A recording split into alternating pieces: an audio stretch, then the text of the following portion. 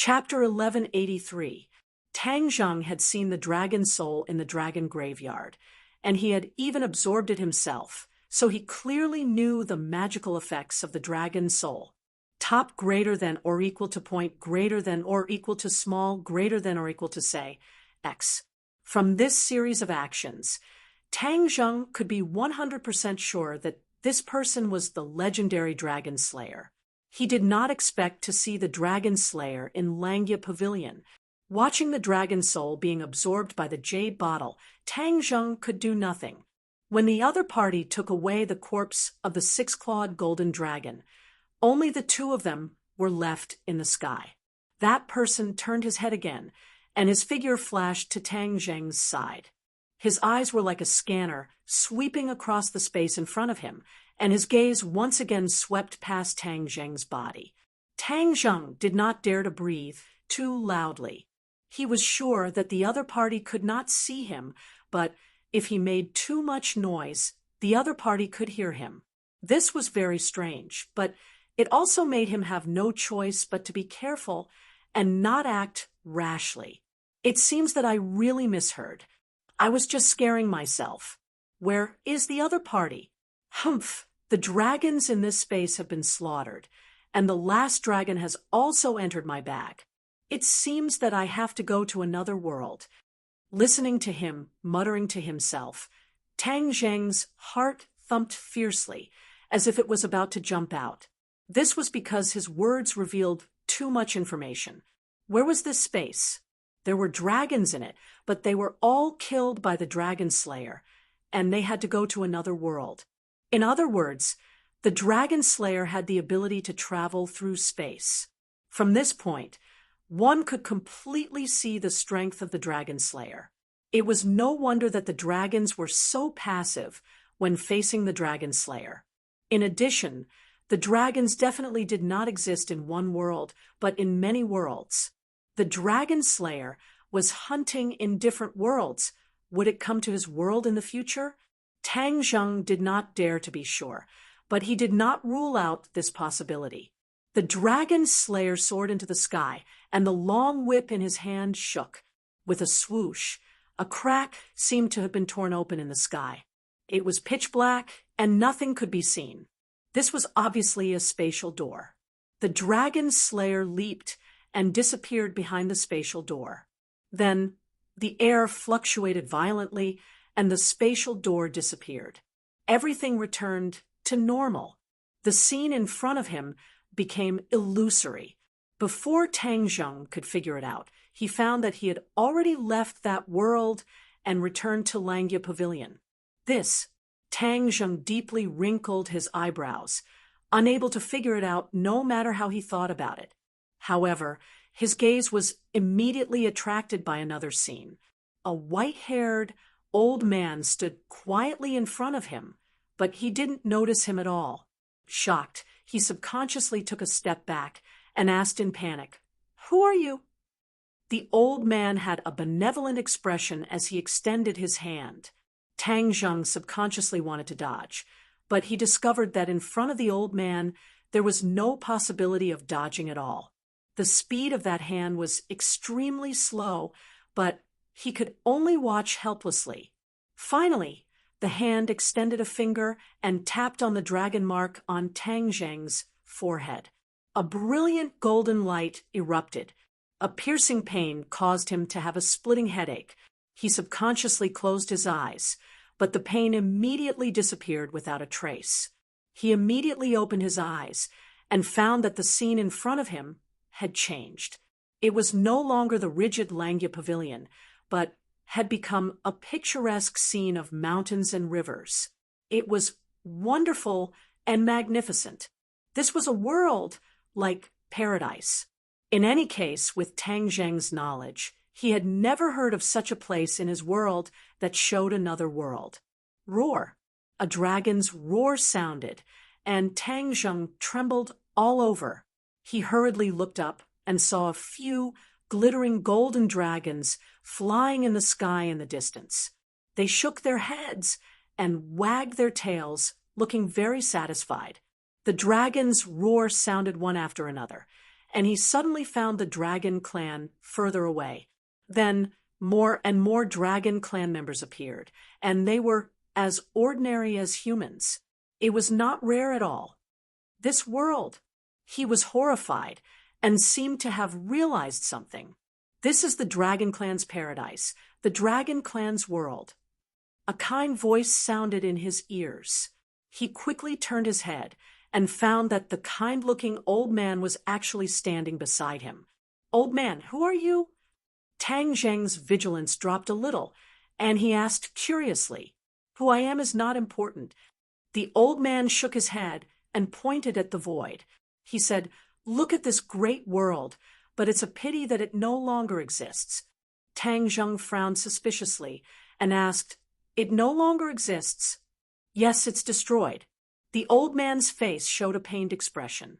Just as he finished speaking, the scene in front of him suddenly changed. The peace and quiet no longer existed, and it became a battlefield with blood flowing like a river. There were many Dragon Clan corpses on the ground. In addition, the Dragon Clan was fighting with a group of people in the sky. The sound of killing shook the sky, and the dragon's roar reverberated through the earth, making people tremble in fear. This is... Tang Zheng was dumbstruck. A thought flashed through his mind, and he stared at the battlefield. He said, "Is this the invasion of the Dragon Slayers?" The old man said painfully, "Yes, the cruel and cunning Dragon Slayers began to slaughter the Dragon Clan for the Dragon Soul. Our beautiful home was destroyed, and the Dragon Clan had no choice but to step on the path to find a new home." The scene flashed, and a group of Dragon Clan opened a spatial door and left their homeland. The remaining Dragon Clan fought a bloody battle, delaying the Dragon Slayers' footsteps. This battle was very tragic, and in the end, the ground was covered with Dragon Clan corpses. The Dragon Slayers shuttled back and forth, absorbing the Dragon's soul. Tang Zheng trembled with fear. This scene clearly happened a long time ago, and it was just a fantasy. It was completely different from what he saw before. This was because when he was talking to the old man, the Dragon Slayers passed by them without them noticing. Tang Zheng suppressed the surging emotions in his heart and asked, "Now you know the Dragon Clan's tears of blood, right?" Tang Zheng nodded heavily and said with a heavy expression, "Old man, what is the purpose of letting me see all of this? You are a member of the Dragon Clan, and this is the history of the Dragon Clan. As a member of the Dragon Clan, you have the responsibility and obligation to understand all of this." The old man said sincerely, "I am a human, not a Dragon Clan." Tang Zheng quickly shook his head and denied. The old man's face revealed a profound and mysterious smile and said, "You cultivated the Dragon God technique, so you are a Dragon Clan. Everyone can cultivate the Dragon God technique, so why am I the only one from the Dragon Clan?" Tang Zheng asked curiously. Back then, he had imparted the Dragon God technique to Lu Qingmei on a whim. It was just that Lu Qingmei's talent in the Dragon God technique was not that good, so there was no progress. In the end, Tang Zheng found another technique to replace the Dragon God technique. The old man looked at Tang Zheng with a smile and said, "Then have you seen anyone successfully cultivate the Dragon God technique?" Tang Zheng shook his head. He had indeed never seen it before. The Dragon God technique is the foundation of all the Dragon Clan's sacred arts. Humans can indeed cultivate it, but they can usually only cultivate to the first 5 stages, and then it is difficult to progress further. Because the Dragon God technique was originally created for the Dragon Clan, other clans can only learn the surface of it, unable to learn the essence. Do you understand? Tang Zheng was at a loss. This was new information. The 5-clawed golden dragon had never mentioned it to him. When the 5-clawed golden dragon taught him the Dragon God technique, he had bragged about how powerful the Dragon God technique was. It turned out that he knew that Tang Zheng would not be able to cultivate to a high level and would not have any great achievements. F***CK. Tang Zheng cursed in his heart. The five-clawed golden dragon was not easy to deal with. He actually secretly tripped him up, but he was completely unaware. If not for this old man's explanation, he would never have known for his entire life. Moreover, the five-clawed golden dragon saw that his dragon god technique was getting more and more powerful, so he probably had many questions in his heart, but he did not dare to voice them out. Humph! Wait until I get out of here. I will definitely find him to settle this debt. Tang Zheng clenched his teeth. The old man did not know what Tang Zheng was thinking, and continued to say, "You can cultivate to the 7th stage of the dragon god technique. Do you still think you are a human?" "Should be," Tang Zheng said hesitantly. The old man revealed a smile and said, "Let me tell you one thing. Since the beginning of time, other than the dragon clan, no other clans have cultivated to the 6th stage of the dragon god technique. Do you still not understand?" Tang Zheng secretly sighed and said, "You just want to convince me that I am not a human, right?" This sentence had been repeated many times by Tian Chanzi and the five-clawed golden dragon, bringing up old matters again. Tang Zheng speechlessly rolled his eyes. He had lived for almost 20 years. If he was not a human, then what was he? Wasn't this nonsense? If it was anyone else who had lived for dozens of years but was said to not be a human, their feelings would be similar. The old man looked like a child who could be taught, and patted Tang Zheng's shoulder and said, "I am speaking the truth. In fact, being a dragon is something that many clans dream of. Flood dragon transforming into a dragon, carp leaping over the dragon gate. Don't these all prove this point? Carp leaping over the dragon gate can really transform into a dragon." Tang Zheng's curiosity was piqued, and he asked nosily. The old man nodded seriously. Of course, carp leaping over the dragon gate, transforming into a dragon, and soaring into the sky. This is a real situation, but it requires a great opportunity to do so, and this is something that only happens once every 1,000 years. Tang Zheng said that it was difficult to win the lottery, and that it was a coincidence. If I am not a human, then what?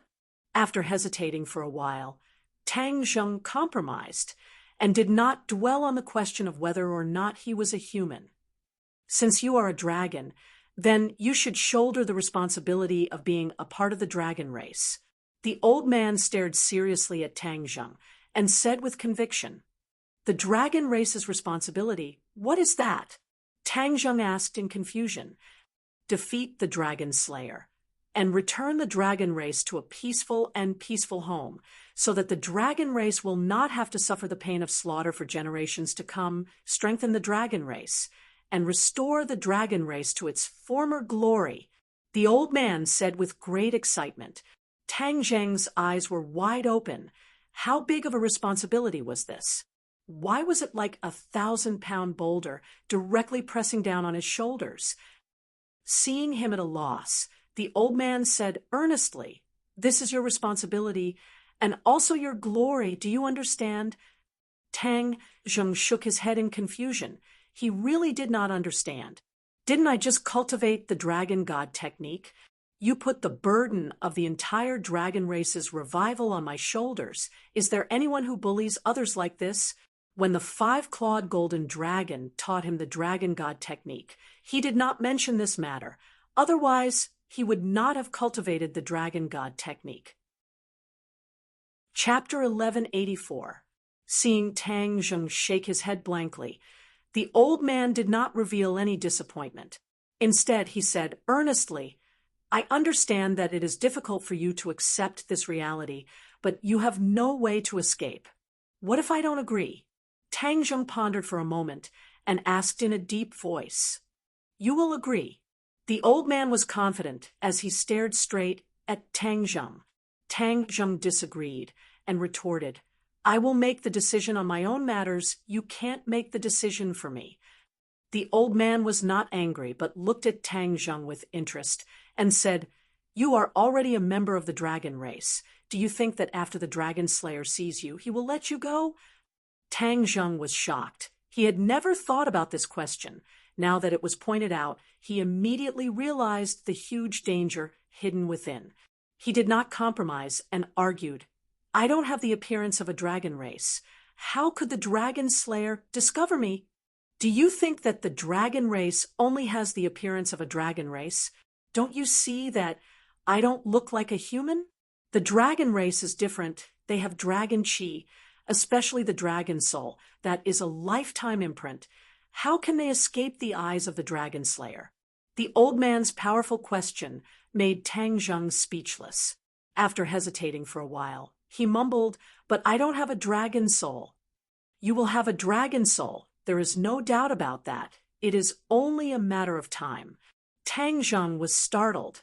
He understood that if he continued to cultivate the dragon god method, then he would cultivate a dragon soul in the future and become a target for the dragon slayer to recognize. Could it be that he had to give up on the dragon god method? The old man seemed to have seen through Tang Zheng's thoughts and asked, "You want to give up on the dragon god method?" Tang Zheng was shocked. The other party was like a roundworm in his stomach. Nothing could be hidden from him. The old man shook his head. "It's too late. You have already cultivated to the 7th stage. Condensing a dragon soul is only a matter of time. Actually, even without a dragon soul, you are still a dragon race, and you still can't escape the eyes of the dragon slayer. Why don't you work hard to cultivate and increase your cultivation? In the future, you can fight against the dragon slayers and defeat them. That's the way of the king."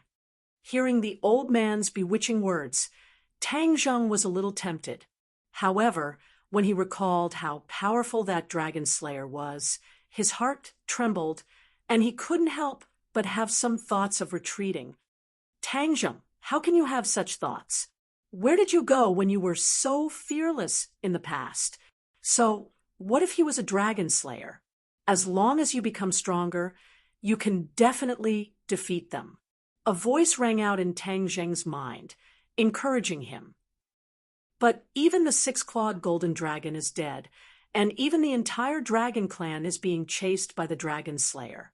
How can you possibly be a match for the dragon slayer?" Another voice retorted. These words put Tang Zheng in a dilemma. The strength of the dragon slayers was beyond doubt, and they were far stronger than Tang Zheng. However, the unyielding will in his heart was restless, and he was unwilling to admit defeat just like that. Although the 5-clawed golden dragon had tricked him, he had also gained a lot of benefits from the Langya Pavilion. Just this friendship alone made it impossible for him to stay out of it. The old man looked at Tang Zheng, whose expression was constantly changing, but he was not in a hurry to force him. He only looked at him expectantly. Tang Zheng finally raised his head and said, "If I agree to you, how can I defeat the dragon slayer?" The old man's lips curled into a smile with an expression that said, "I knew you would agree." He said, "As long as you cultivate the dragon soul, then you will have the qualifications to fight against the dragon slayer." "Dragon soul? It has such a big effect?" Tang Zheng asked in surprise. He had seen a dragon soul before, and it was just like a human soul. There was nothing magical about it. Humans are called humans when they have a soul. Otherwise, they are just walking corpses. The dragon clan is the same. Without a dragon soul, they will always be weak. Only by cultivating a dragon soul can they truly open the path to becoming strong. The old man explained. Tang Zheng nodded thoughtfully. This sentence was not without reason. But how do I cultivate a dragon soul? Or, what level of the dragon god technique must be cultivated to in order to cultivate a dragon soul? There is no specific number. It depends on one's luck. The old man said. Tang Zheng made an sound and was a little disappointed. In other words, the dragon soul was ethereal. If he wanted to cultivate a dragon soul and fight against the dragon slayer, it would not be something that could be done overnight. But on second thought, the dragon slayer did not come to this world, so there was no need to be so anxious. Once you cultivate a dragon soul, You will be able to sense the existence of the dragon clan in the boundless world. You will be able to find the other dragon clan scattered in various worlds. You will be able to organize these dragon clan and fight against the dragon slayers slaughtered together. The old man continued. The dragon soul has such a use. Telepathy? Tang Zheng was greatly surprised. Yes, this is the power of the dragon soul. After the dragon slayer absorbs the dragon soul, they will also vaguely sense the existence of other dragon clan. However, they are from another race after all. Even if they can sense it, it is very weak. They cannot sense the existence of their own kind, like us dragon clan. If that is not the case, why would we scatter the dragon clan in different worlds? How would we contact them and gather them together? The old man's question enlightened Tang Zheng.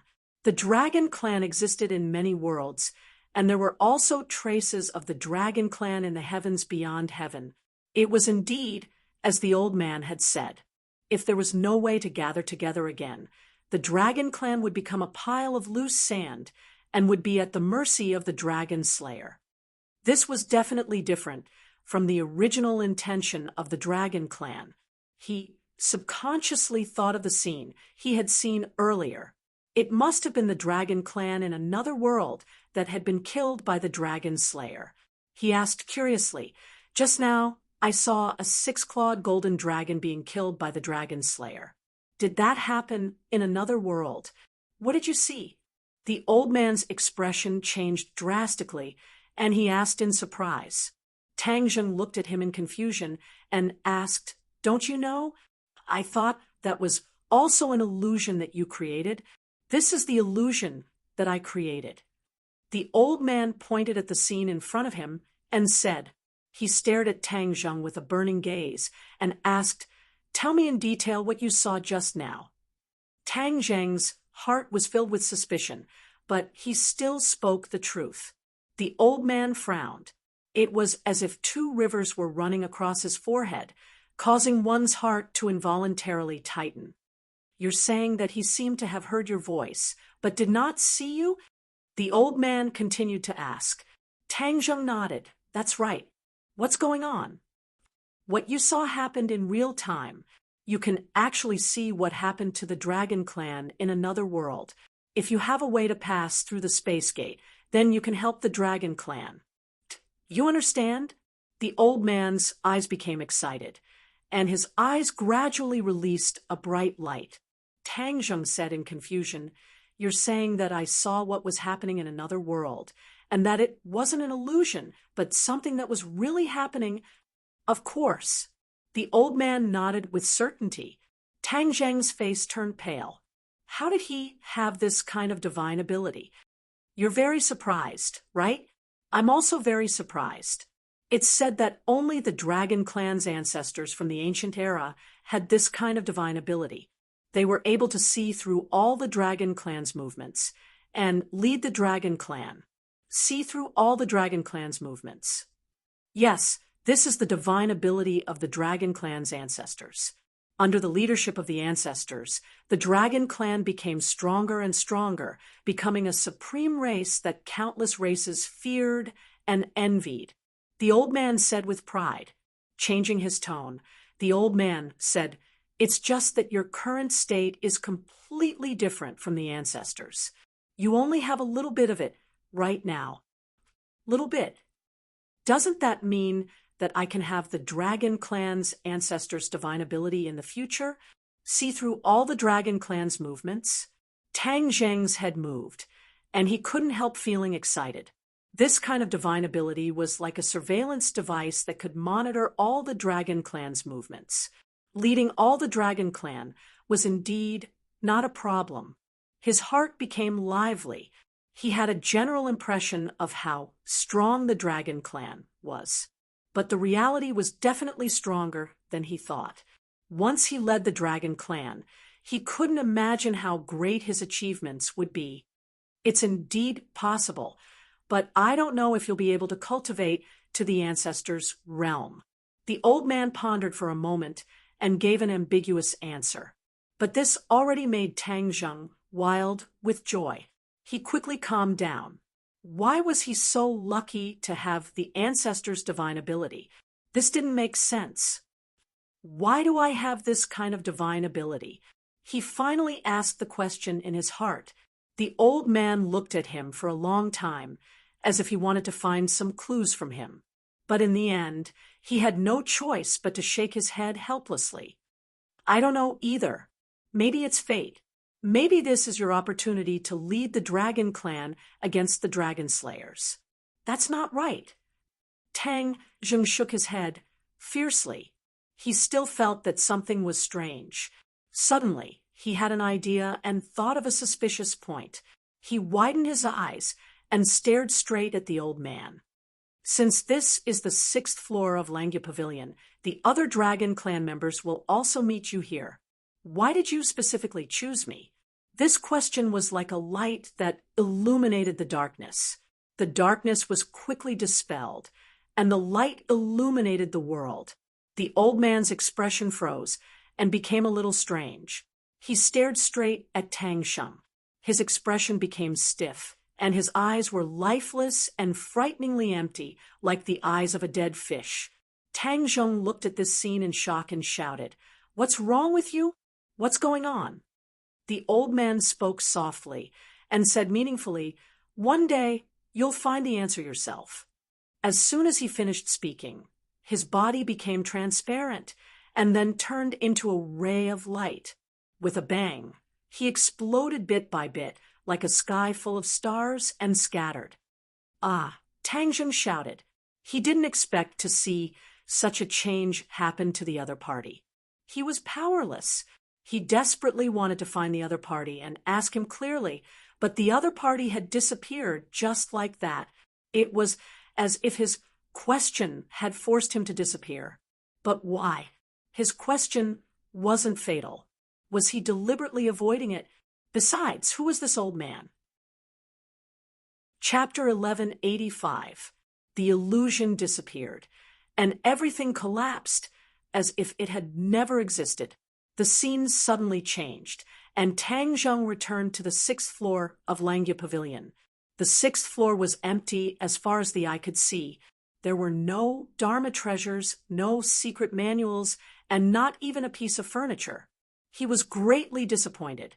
Could it be that the illusion and the old man were everything on the 6th floor? What was the meaning of the 6th floor? And it had to be set up on the 6th floor. What would happen if other people met the old man? Would the old man also explain the history of the dragon clan's rise and fall? Would he also instill great responsibility in the people who came? Tang Zheng shook his head. He did not know the answer. Perhaps only the 5-clawed golden dragon knew the answer. Since there was no answer on the 6th floor, he would go to the 7th floor. Tang Zheng walked to the 7th floor, but found that the scene in front of him changed drastically when he reached the stairs. Langya Pavilion disappeared, and he returned to the real world. What's going on? It shouldn't be time yet, right? There was a time limit for entering Langya Pavilion every time, but Tang Zheng felt that not much time had passed this time. Why was he forced to leave? You've been in Langya Pavilion for a long time. How could it not be time yet? The 5-clawed golden dragon's voice sounded, and said with some ridicule, "You should be going to the 6th floor of Langya Pavilion this time." How do you know? You can't sense the passage of time. Only the 6th floor has this illusion. Why? Because you're wandering in the illusion of space, so naturally you can't clearly feel the passage of time. Hearing this, Tang Zheng came to a realization. It seemed that the 5-clawed golden dragon was very clear about the situation on the 6th floor. He could not help but ask indignantly, "Since you knew earlier, why didn't you tell me? Didn't the Dizong of Goguryeo say that life depends on experience? The most important thing in life is experience. If I tell you everything, what do you have to look forward to? Only by experiencing it will your life be more complete." Hearing his righteous answer, Tang Zheng was speechless. His heart moved, and he said, "But you lied to me When did I lie to you? The five-clawed golden dragon's voice was a little strange. He asked even though he already knew the answer. Tang Zheng coldly snorted and said, "You hit it very well. If I hadn't met that old man when I entered the sixth floor, and if he hadn't answered my questions, then I definitely wouldn't have known that you actually dug a hole for me and almost got me killed." "I don't know what you're talking about." The five-clawed golden dragon's tone was obviously a little panicked. Tang Zheng had already confirmed this point, so he didn't give him the slightest chance to quibble. He straightforwardly said, "Tell me, to what realm can a human cultivate the dragon god arts to?" "Ah." The five-clawed golden dragon cried out in alarm, but immediately covered it up and said, "Didn't you just cultivate? Don't you know?" "Humph, of course I know. I'm just asking you. Are you feeling guilty and afraid to answer?" Tang Zheng asked jokingly. "Come out and tell me clearly face to face." Whoosh! With a flash of golden light, the lifelike tattoo on his arm lit up. The five-clawed golden dragon soared into the air in the golden light, turning into a small golden dragon that circled in the air. Tang Zheng looked at the other party with a burning gaze and asked, "Answer me." The five-clawed golden dragon's eyes kept changing, obviously thinking of a response. Under Tang Zheng's blazing gaze, the five-clawed golden dragon was defeated. In the end, he lowered his head and said resentfully, "You already know that other races can only cultivate to the fifth stage of the dragon god arts." "Humph, humph, you finally confessed." Tang Zheng had mixed feelings. "But you're not an ordinary person at all. You've already cultivated to the seventh stage, which is a situation that has never happened before. It's equivalent to me teaching you the dragon god arts is correct. It's of great help to you, isn't it?" The five-clawed golden dragon tried his best to fight for credit for himself. "You clearly have bad intentions, yet you're still looking for excuses for yourself. I've already seen through you. Don't you find this kind of sophistry boring?" Tang Zheng did not retreat in the slightest and argued back. The five-clawed golden dragon's eyes revealed a look of disappointment. He never thought that his little trick would bring about such a big, hidden danger. If he had known earlier, he would not have played this kind of trick. The most important thing was that he never thought that he would fall into Tang Zheng's hands. He even had his soul branded by him, so he was unable to resist at all. The five-clawed golden dragon was speechless. After a long silence, he asked resentfully, "Then what do you want? Do you want to use your soul brand to make me suffer again?" A cold light flashed in Tang Zheng's eyes, but it gradually disappeared as he stared hatefully at the five-clawed golden dragon. He took a deep breath and said, "If I had known before, I definitely would not have let you go. Now that you've pledged allegiance to me, we're one. So, I'll forgive you this time. But if you persist in going about things the wrong way, and let me see you play tricks again in the future, humph, you've experienced the taste of the soul brand, so you should be very clear about what it feels like." Tang Zheng's words were very deterrent, causing the five-clawed golden dragon's heartstrings to tremble. The fearless five-clawed golden dragon actually grew more and more in awe of Tang Zheng and did not dare to go against him again. Tang Zheng was almost tricked by the five-clawed golden dragon. Of course, he was angry, but he did not lose his mind.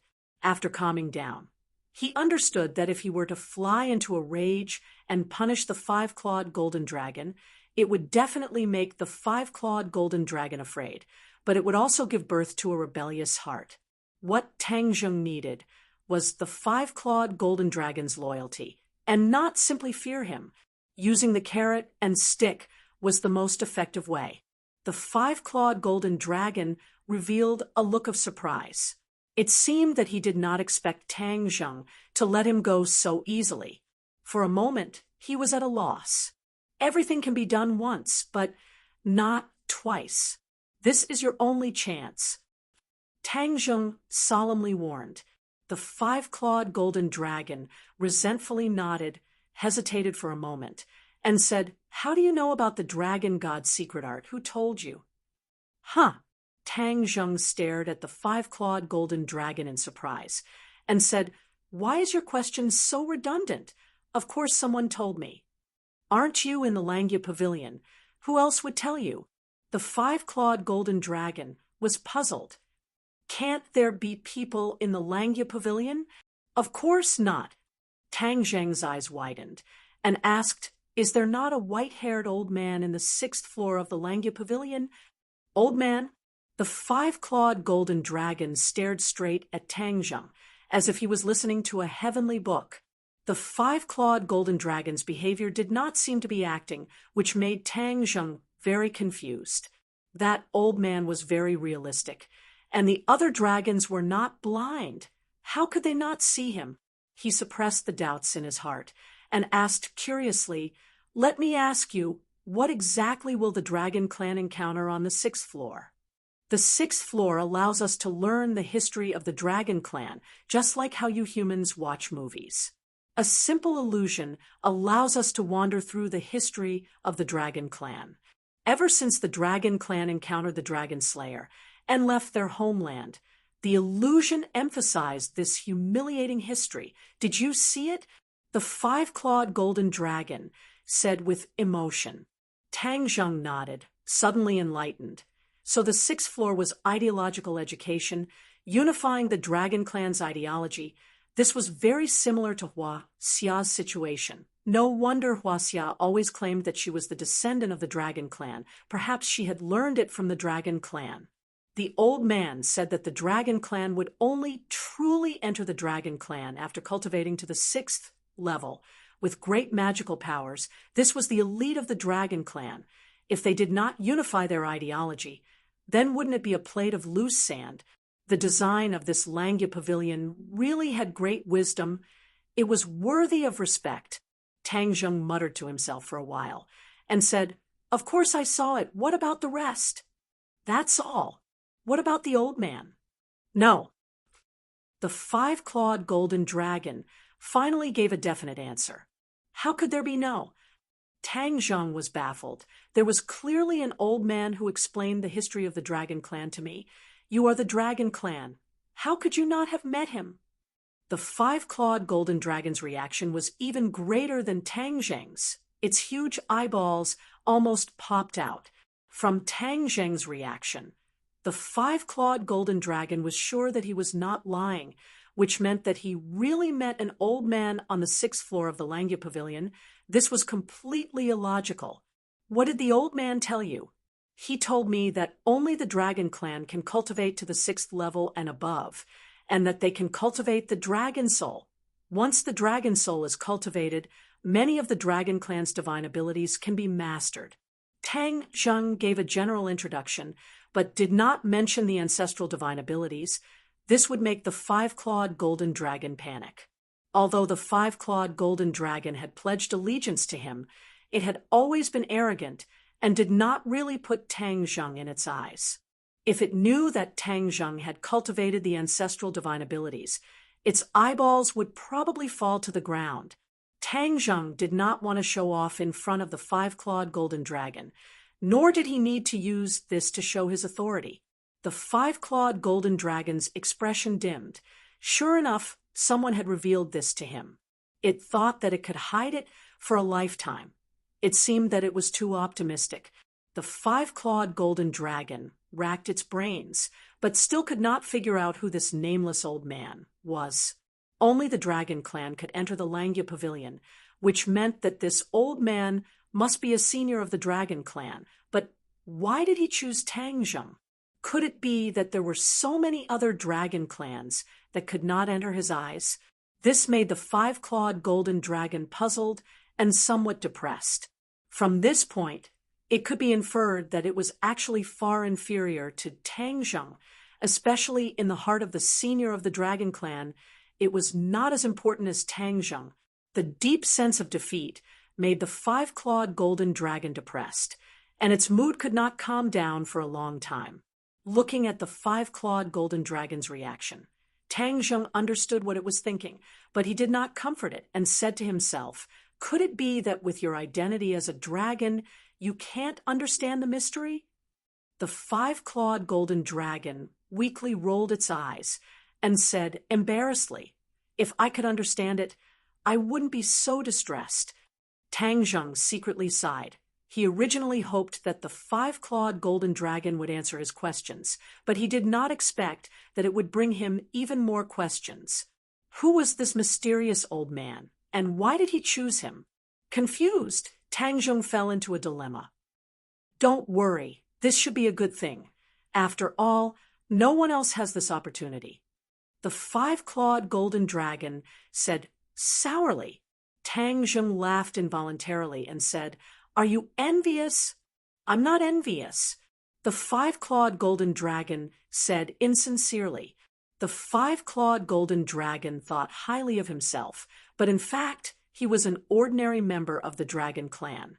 This time, seeing that Tang Zheng was so valued, there was no doubt that he was envious and jealous, but he was unwilling to show it. Otherwise, its pride would completely crumble. Chapter 1186. But you have to wait until next month to go.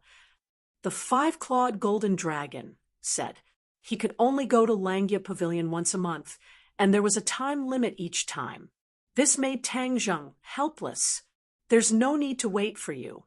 I'll go to the 6th floor of Langia Pavilion to find out." The five-clawed golden dragon volunteered, trying to save a good impression. Tang Zheng was overjoyed and said, "Then go quickly and come back quickly." He also wanted to find out if the dragon clan could see the old man. The five-clawed golden dragon closed his eyes, and his consciousness entered the dragon seal. The room instantly quieted down. Tang Zheng looked at him expectantly, and time passed by little. Finally, the five-clawed golden dragon opened his eyes.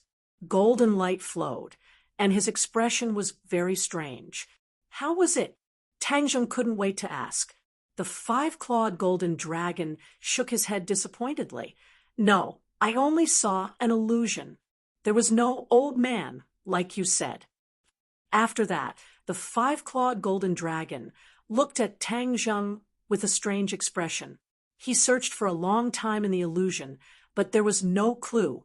He only saw the history of the dragon clan's rise and fall, and the cruel slaughter of the dragon slayer.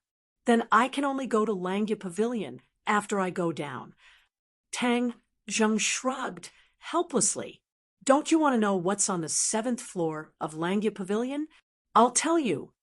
The five-clawed golden dragon said, "No need." Tang Zheng hesitated and shook his head to refuse. Previously, he was still very eager to know what the 7th level was, but after experiencing this incident, his desire had faded a lot.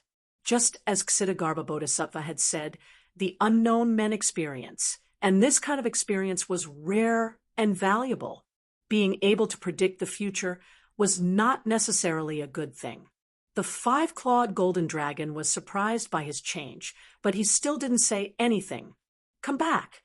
Tang Zheng stretched out his arm. The five-clawed golden dragon shook his head and wagged his tail. With a flash of light, he disappeared from Tang Zheng's arm. At the same time, above the 9th heaven, a ripple spread out. The air was quickly torn apart, and a dark space door appeared. A person walked out of the crack and squinted his eyes, curiously looking at the land under the 9 heavens. If Tang Zheng saw this person, he would definitely shout out in surprise. This person was actually the dragon slayer that he saw in the illusion of Langia Pavilion, who had killed the 6-clawed golden dragon. The dragon slayer had actually passed through the spatial gate and arrived in this world. Tang Zheng had thought that it was impossible for the other party to come to this world so quickly. It seemed that his wishful thinking had completely failed. This world is interesting. It's so different from the other worlds. He stood proudly as the wind blew against his face, causing his clothes to flutter. He looked down at the ground beneath his feet. especially the tall buildings above him. He couldn't help but frown. This world was completely different from the world he had seen before. It seemed to have a different aura, especially those tall buildings that he had never seen before. He was not afraid. Instead, his interest was piqued. He had been chasing after the dragon clan for who knew how many years, and there was nothing to write home about.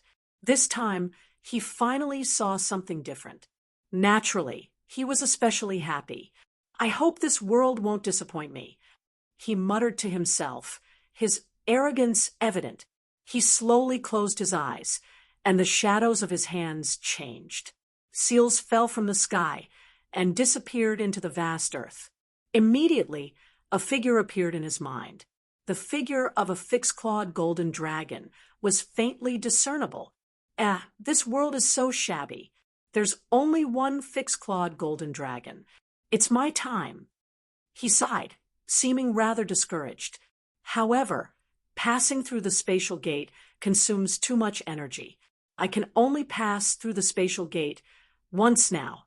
I have to absorb a dragon soul to go to other worlds, so I can only continue to stay in this world. He seemed to be very reluctant, looking at the faintly discernible fixed-clawed golden dragon in his mind. He frowned as if he was very disgusted. This fixed-clawed golden dragon's appearance was no different from the one on Tang Zheng's arm. It was just that its figure was more blurred. Where is this fixed-clawed golden dragon? Little golden dragon, stop hiding. You can't escape my fiery golden eyes. He continued to cast spells, trying to track the whereabouts of the fixed-clawed golden dragon. Although I can sense its existence, there seems to be some kind of power blocking the connection between me and it. Strange. I've never encountered such a situation before. I've absorbed a dragon soul. Although my sensing power is weaker than that of the dragon clan, it shouldn't be so blurred. His brows furrowed even tighter, like two scimitars hanging on his forehead. It made people shudder.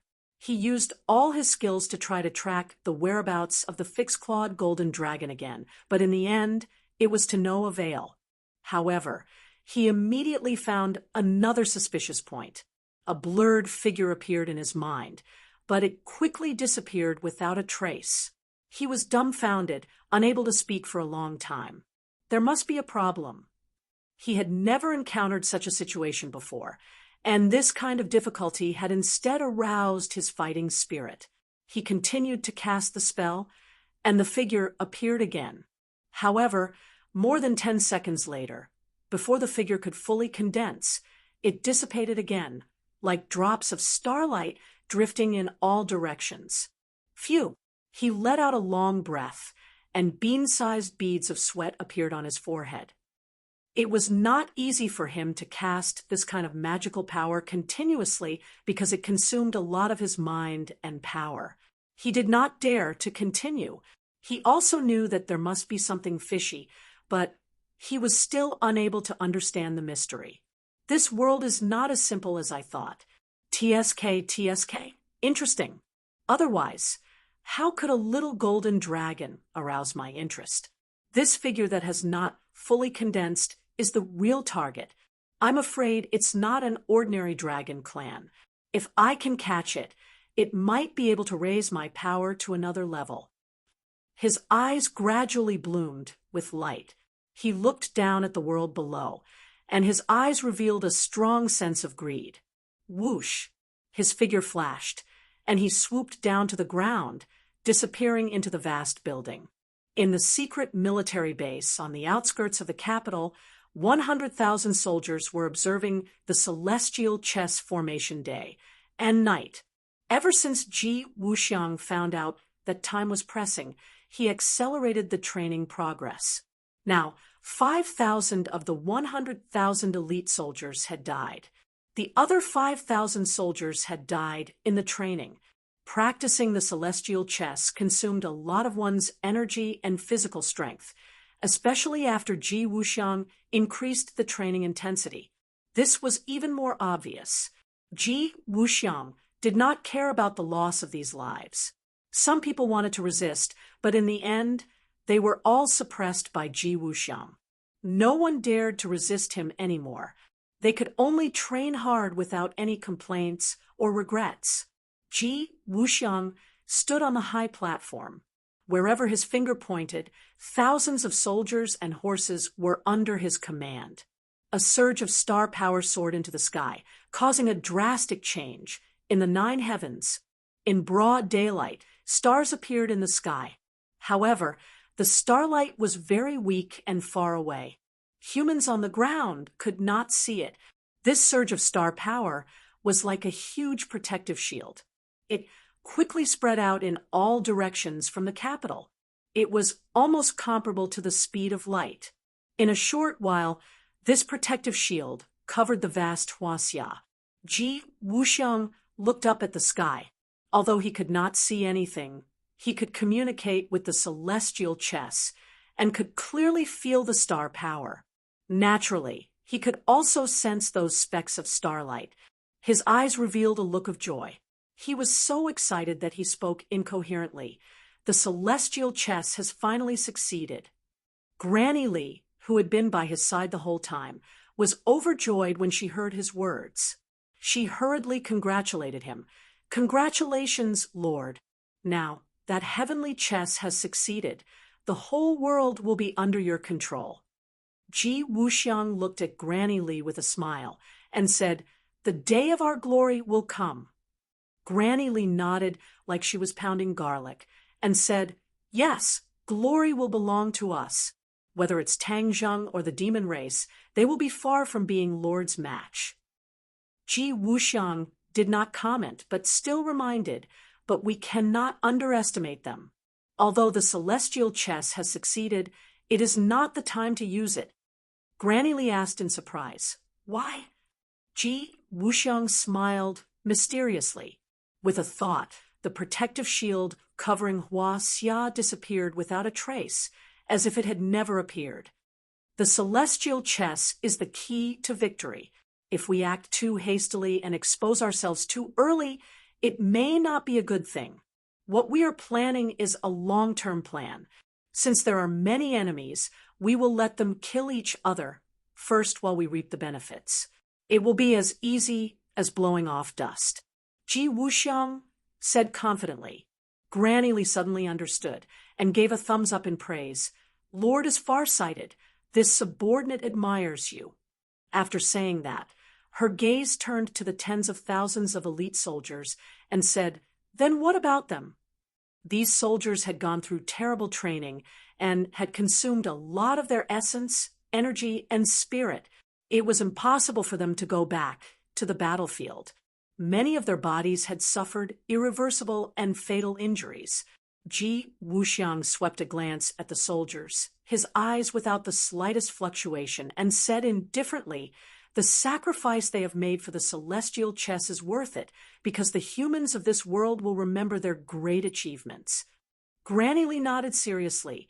"Yes, Lord's words are reasonable. The celestial chess has been integrated into every inch of Huaxia's land. As long as I have a thought, I can activate the celestial chess. There is no need for these soldiers to practice, so they have completed their historical mission." Ji Wuxiang said, without stopping. This was a plan that Ji Wuxiang had long planned. After the successful practice of the celestial chess, when he activated the celestial chess, the traces of the celestial chess would be integrated into every inch of land, every blade of grass, and every tree. Ji Wuxiang had shut down the celestial chess in time, so much so that it did not cause much of a reaction in the world. It could almost escape the eyes of most people. Once the celestial chess was successfully activated, it did not need the soldiers to practice it again. It only needed a thought from Ji Wuxiang. This was the extraordinary part of the celestial chess. Even Tang Zheng did not know this, so Ji Wuxiang thought that he could easily hide it from Tang Zheng's eyes. In this world, other than him, only Tang Zheng understood the celestial chess the most. As long as he could guard against Tang Zheng, it was equivalent to guarding against everyone else. "Let's go. There is no longer any value in this place. Ji Wuxiang turned and left, abandoning the tens of thousands of soldiers.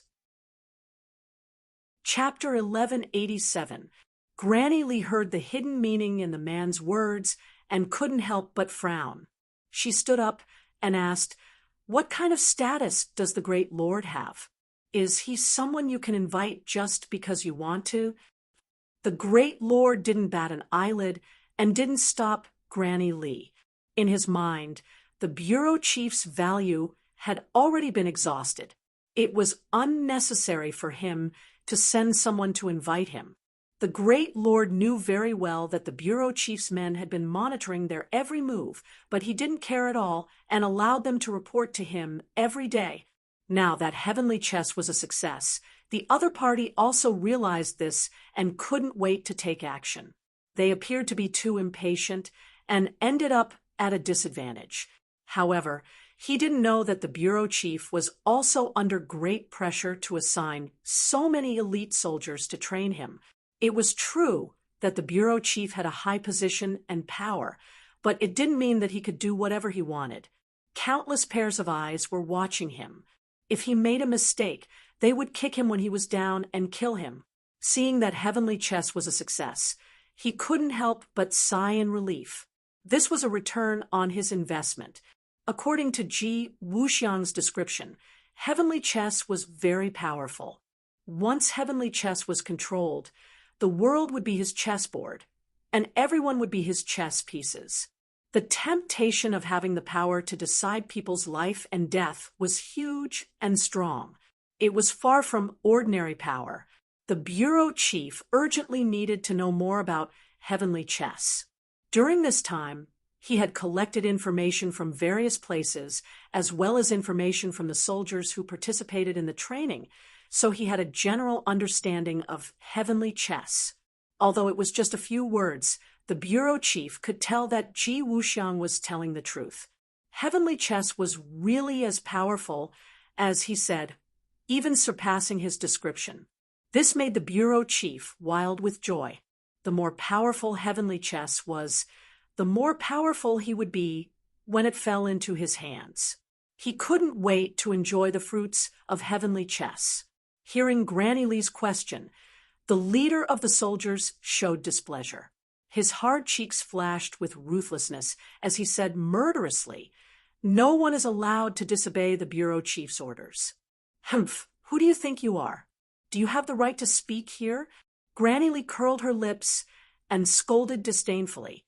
The leader of the soldiers coldly glanced at the other soldiers and ordered, "Pass down the bureau chief's orders. Capture them and bring them to the bureau chief." Yes, the soldiers saluted in unison, their faces expressionless, as if they didn't put Granny Lee and Ji Wuxiang in their eyes. Ha ha ha. Granny Lee was stunned for a moment before she burst into laughter. This world was getting more and more interesting. A few soldiers actually dared to clamor with her. This was a blatant provocation. Were they tired of living? Since that's the case, I'll fulfill your wish. Ji Wuxiang did not laugh. Instead, he observed the soldiers thoughtfully. No one knew what he was thinking. Granny Lee had always only trusted Ji Wuxiang, so she didn't put these soldiers in her eyes at all. She stepped forward and shouted with a murderous look, "Then you can all go to hell." He didn't use a weapon at all. He reached out his hand and grabbed the soldier closest to him. The soldier didn't retreat at all. Instead, he stomped on the ground and rushed forward as fast as lightning. Boom! With a muffled sound, the soldier's hand collided with Granny Lee's. The huge force made Granny Lee take 3 steps back before stopping, as if she had hit an iron wall. The soldier also retreated, and his arm broke, revealing a shiny object. A metallic luster. Ji Wuxiang and Granny Lee's eyes narrowed at the same time. They stared at the metallic luster and finally saw what it was. The soldier's arm was not muscles, but a metal skeleton. The soldier was not a human, but a mechanical warrior. When did the chief cultivate so many mechanical warriors? The two were shocked and finally realized that they had underestimated the chief. They thought that he was not worth mentioning at all and had no trump cards in his hand, so they could only slaughter him. Now, it seemed that they were wrong. However, Ji Wuxiang still didn't take it to heart. He didn't think that a few mechanical warriors could compete with them. Granny Li, and the battle quickly, Ji Wuxiang urged. Granny Li nodded heavily and accepted the order. Yes, Lord. Whoosh. Granny Li rushed out again, and this time she didn't take it lightly. She pointed the crutch in her hand, and a strong wind tore through the air and arrived at the soldier's chest in an instant. Bang! A big hole immediately appeared in the soldier's chest. Electric sparks flew in all directions, and a burst of smoke rose. Then, the soldier fell to the ground with a loud bang. Granny Li used her killing move and took care of a soldier at lightning speed. The other soldiers were expressionless as they rushed forward without any regard for their own safety. Whoosh, whoosh, whoosh. The crutch swept through the air and hit the soldiers one after another. This time, the soldiers didn't fall. Although they were mechanical warriors, they also had intelligence and knew how to avoid harm. They were better at fighting and naturally avoided Granny Li's attack. They were mechanical warriors, and their brain was a sophisticated computer. Their eyes were like cameras, quickly analyzing Granny Li's attack, and then responding accordingly. This happened in an instant. The two sides fought in a chaotic battle, and for a while, it was difficult to determine the winner. Granny Li's eyes were completely different. They became incomparably gloomy, and her heart sank to the bottom. She thought that victory was in her hands, but after this battle, she realized that the mechanical warriors were far more powerful than she had imagined. Now, it seemed that she had been too whimsical. Ji Wuxiang stared at the soldiers with burning eyes. Finally, his eyes lit up, and he said with sudden realization, "I understand. These are the products of the combination of super soldiers and King Kong." Super soldiers and King Kong were the results of the Dragon Group's research. Super soldiers were based on humans, and through various medicines and other methods, they quickly grew stronger. In the end, they became the 4 heavenly kings at their peak. There were also several versions of King Kong, which were completely made by machines and used demonic beast cores to drive their powerful bodies. However, both super soldiers and King Kong had played a huge role in the previous battles. Later, they disappeared with the disbandment of the Dragon Group. No one would have thought that there would be an upgraded version of super soldiers and King Kong. The new version was a combination of these two powerful existences and had more powerful abilities. Their appearance was no different from a real person, but they weren't living beings. Ji Wuxiang couldn't help but look at the bureau chief in a new light. He was indeed a dragon among men. It wasn't a coincidence that he had come to this point. His strategizing and shrewdness were difficult for ordinary people to reach. He had actually created such a powerful killing machine without batting an eyelid. Immediately, Ji Wuxiang's interest in the bureau chief was piqued. He originally didn't want to have any further contact with him, but it seemed that he had to change his plans. Granny Li knocked down 3 mechanical warriors, but the mechanical warriors weren't pushovers either. They left wounds on Granny Li's body. It seemed that the two sides wouldn't give up until a victor was decided. Suddenly, Ji Wuxiang roared, "Stop! Don't you want us to go see your bureau chief? I'll go with you. I'm interested in meeting him." When the leader of the soldiers heard this, he immediately raised his hand. It was as if someone had pressed a switch on the soldiers. Their bodies stiffened, and they immediately stopped attacking. Granny Li lowered her head and looked at the wounds on her body. She was very unwilling and wanted to take this opportunity to kill these soldiers. However, she didn't dare to disobey Ji Wuxiang's orders.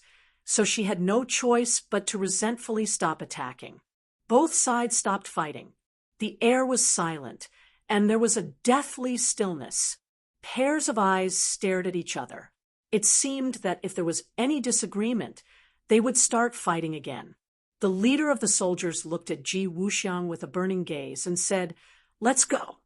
Ji Wuxiang looked at the other party with a meaningful gaze. This person didn't make a move just now, so he didn't know his depth. These mechanical warriors weren't like martial artists or cultivators. There was no way to distinguish their cultivation and strength with the naked eye. Only when they fought with each other would they be able to tell. "Lead the way." Ji Wuxiang wasn't afraid. He followed the soldiers and strode away. As for the tens of thousands of elite soldiers, they were still standing there in a daze, as if they had lost their souls. Granny Li caught up with Ji Wuxiang and angrily asked in a low voice, "My lord, why did you agree to their request?"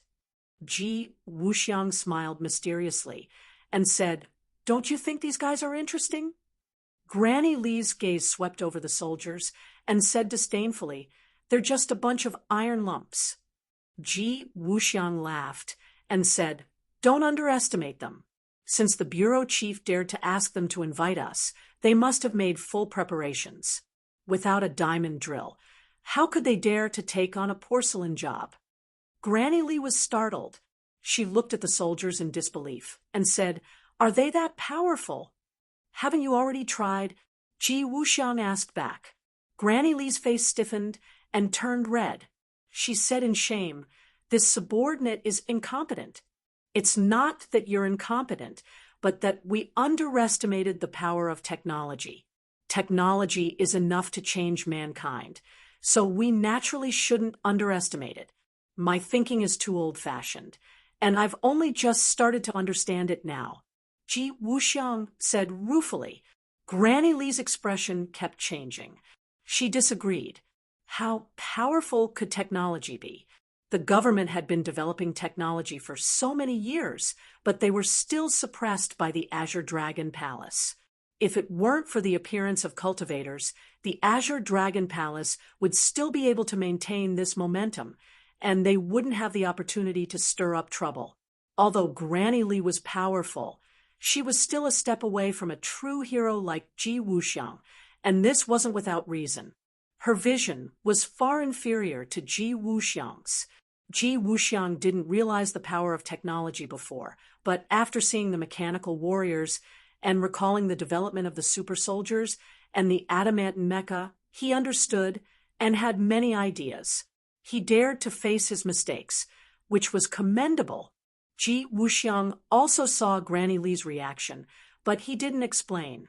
The corner of his mouth hooked up in a faint smile. The group arrived at a very secret place in the capital. After passing through layers of security, they arrived at a place similar to an underground fortress. A large electronic screen hung in the hall, showing the surveillance footage of various places in the capital. The focus was on the periphery of Tang Zheng's villa, with different images showing every angle. Chapter 1188. A familiar figure stood in the center of the fortress, calmly looking at Ji Wuxiang and Granny Li coming out of the elevator. His eyes were firm, as if he was very sure that Ji Wuxiang would come. Top Little said, "X," separated by a few meters. The two people's eyes met in midair. Ji Wuxiang's eyes were slightly cold, and he was surprised. Of course, he knew that the bureau chief was hiding, and even his intelligence couldn't detect his whereabouts. A crafty rabbit has 3 burrows. There was nothing strange about this.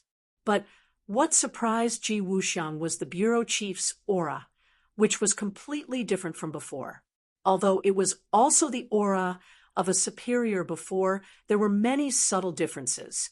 The bureau chief was more confident this time, and his superior aura was much more restrained, but the confidence that came from his bones couldn't be completely concealed.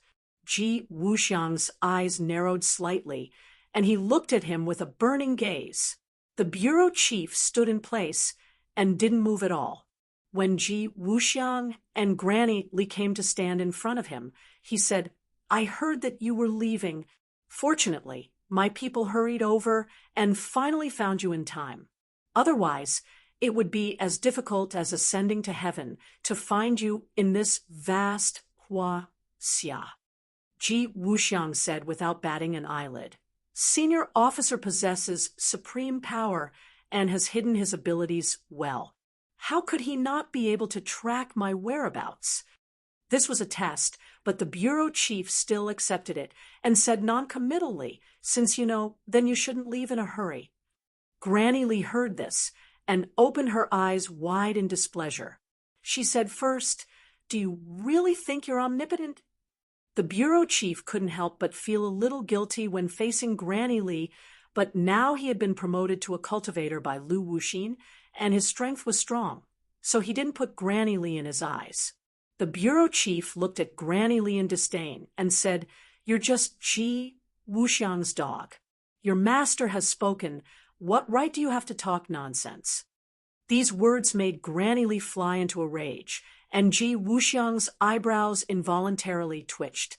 He was very displeased. However, the bureau chief didn't seem to care about their feelings at all. He added, "In this world, unless it's the king's territory, there's nothing that can escape my eyes."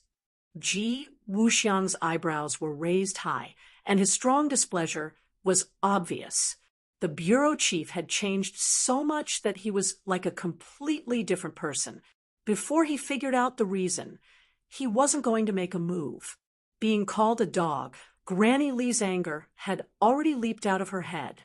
It was difficult for her to suppress it, and she was ready to take action. The bureau chief could tell what she was thinking. He nonchalantly pointed at the surroundings of the underground fortress and said, "Do you want to make a move? Then do you have the confidence to walk out of here?" As soon as he finished speaking, everyone's movements subconsciously stopped. They were extremely uniform, as if they were all made by the same person. The underground fortress fell into a terrifying silence. It was very unsettling and depressing. Ji Wuxiang and Granny Li looked at these people at the same time.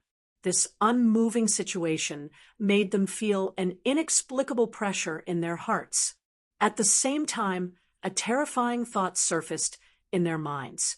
Could it be that these busy people are all mechanical warriors? There are at least a few hundred of them. When did mechanical warriors become mass-produced? How did they create so many people? No one could answer this question, but reality had already given them the best answer. These people didn't move at all. Their puppet-like reactions showed that they were mechanical warriors. This was the source of the bureau chief's confidence. In this enclosed underground fortress, Ji Wuxiang was very powerful, but he was also like an elephant. He could also be eaten by ants. There were enough mechanical warriors. Taking turns to fight Ji Wuxiang could also exhaust his strength. This was because machines didn't know fatigue. As long as they weren't fatally injured, they were like killing machines.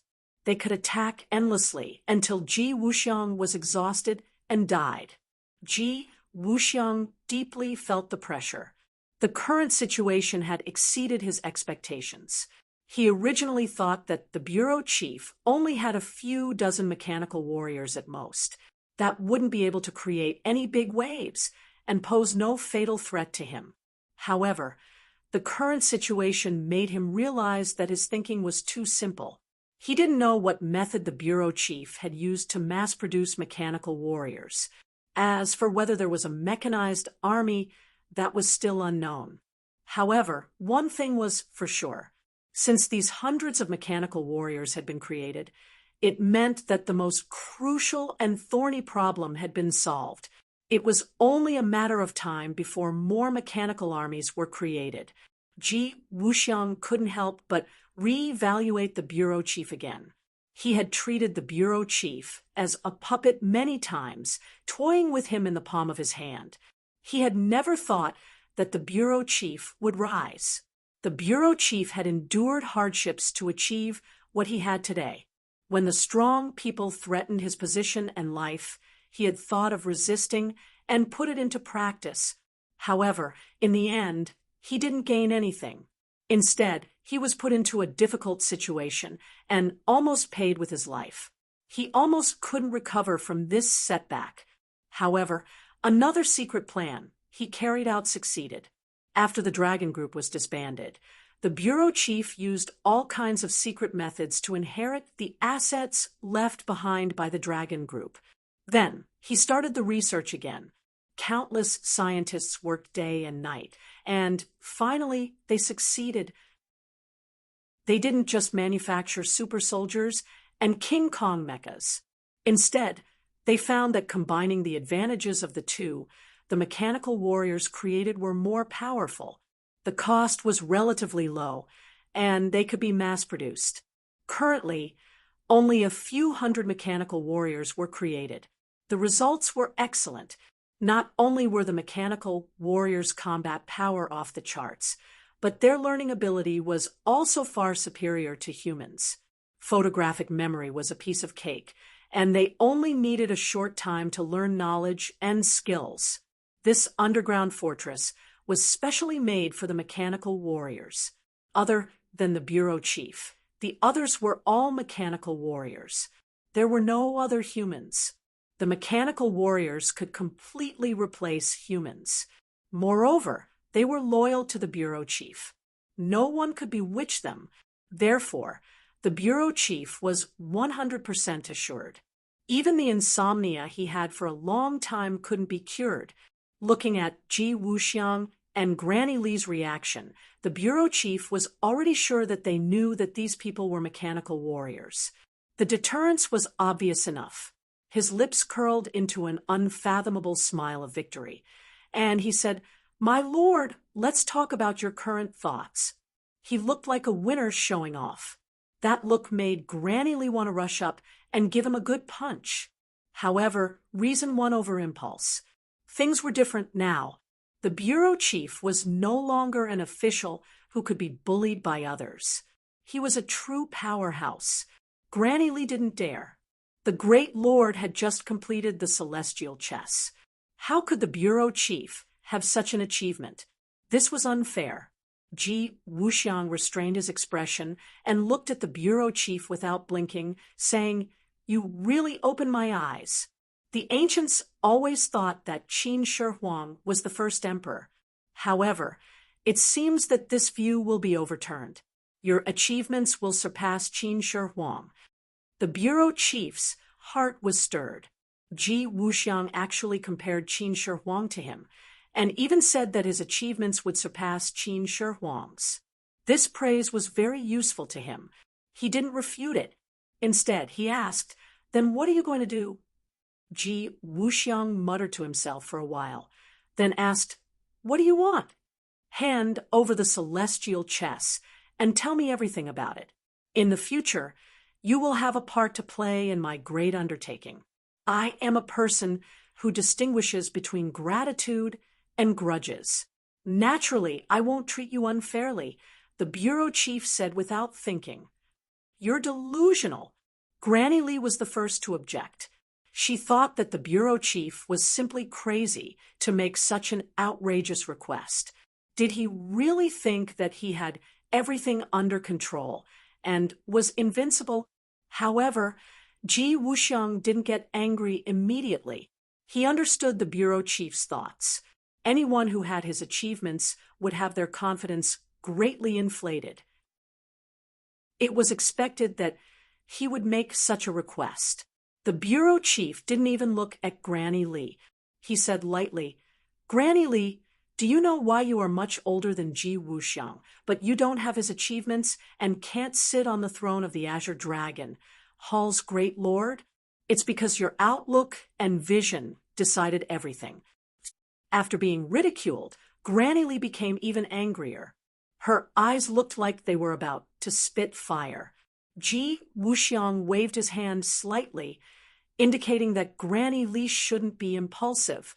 He looked at the bureau chief and couldn't help but pat him, praising, "Brilliant, brilliant! This trip really wasn't in vain. I've seen another side of you. A side of you that's strong. These words exposed that Ji Wuxiang didn't see the bureau chief as a strong person in the past. Although he had a high position and power, he still couldn't enter Ji Wuxiang's eyes. The bureau chief also understood the deeper meaning of these words. He felt slightly bitter in his heart. In the past, he thought that he was the most powerful person in the world. It turned out that the other party didn't think highly of him at all. How laughable. That was already in the past. Now that he had become strong, that was enough. Then what do you think? The bureau chief asked. Ji Wuxiang's eyes changed. He looked straight at the bureau chief and said, "You really think you can defeat me? Then, do you think there will be any changes?" The bureau chief looked around. The threat in his eyes couldn't be more intense. Ji Wuxiang's lips curled into a smile as he said meaningfully, "There are no absolutes in this world, especially when it comes to the unknown. You only know a little about the heavenly chess, yet you dare to have designs on it. Ha! I have to say that your arrogance is a little foolish." The word foolish irritated the bureau chief. His eyes turned cold, and he ordered loudly, "Take them down." Swoosh, swoosh, swoosh, many figures moved as fast as lightning. Many of the mechanical warriors who were still working put down their work and attacked Ji Wuxiang and Granny Li without any regard for their own safety. The bureau chief quietly took a few steps back and left the encirclement. He looked at this scene with a smile in his eyes. "Ji Wuxiang, did I really sacrifice so many elite soldiers to help you? You think too much of me. Don't you know what it means to be the mantis stalking the cicada, unaware of the oriole behind?" The bureau chief's words pierced Ji Wuxiang's ears. Chapter 1189. The mechanical warriors charged forward as fast as lightning. Granny Li was about to step forward again, but she was stopped by Ji Wuxiang. With a shift of his mind, the grand matrix of celestial chess was abruptly activated without warning. No one was even aware of it. The chi activity in the bunker had undergone an earth-shattering change. The mechanical warriors couldn't sense the change in aura and didn't react at all. The bureau chief was a cultivator. He frowned and seemed to have sensed something. However, he didn't take it to heart and looked at Ji Wuxiang with determination. Bang, bang, bang. A series of muffled sounds rang out, and the mechanical warriors at the very front seemed to have come into contact with an invisible barrier.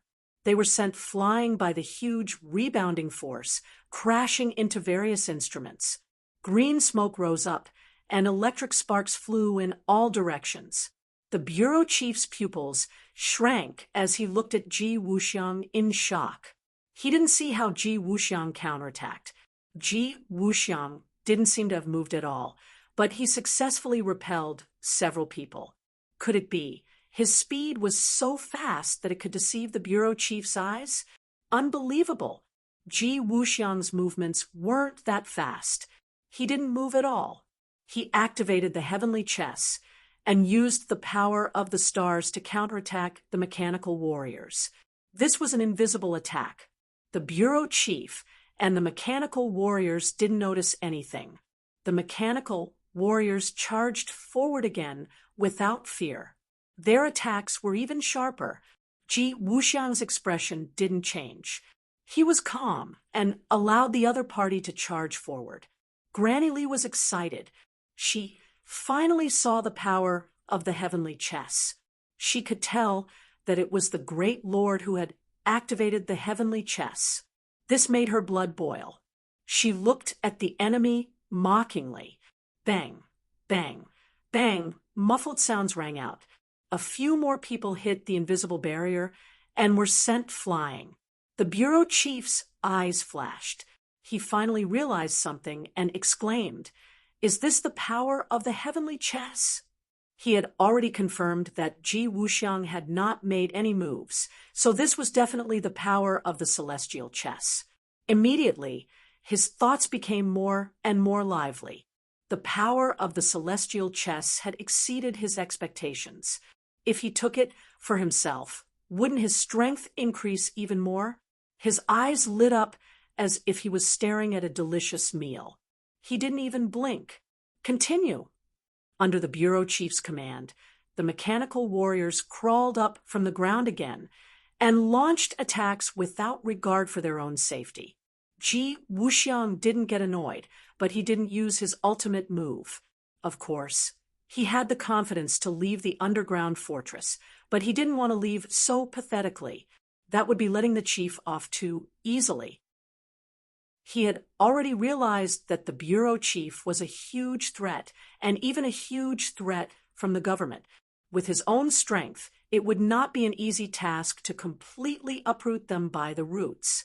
That was because the technology to create these mechanical warriors was already fully developed. Even if he killed the bureau chief, this technology might not necessarily not be leaked out.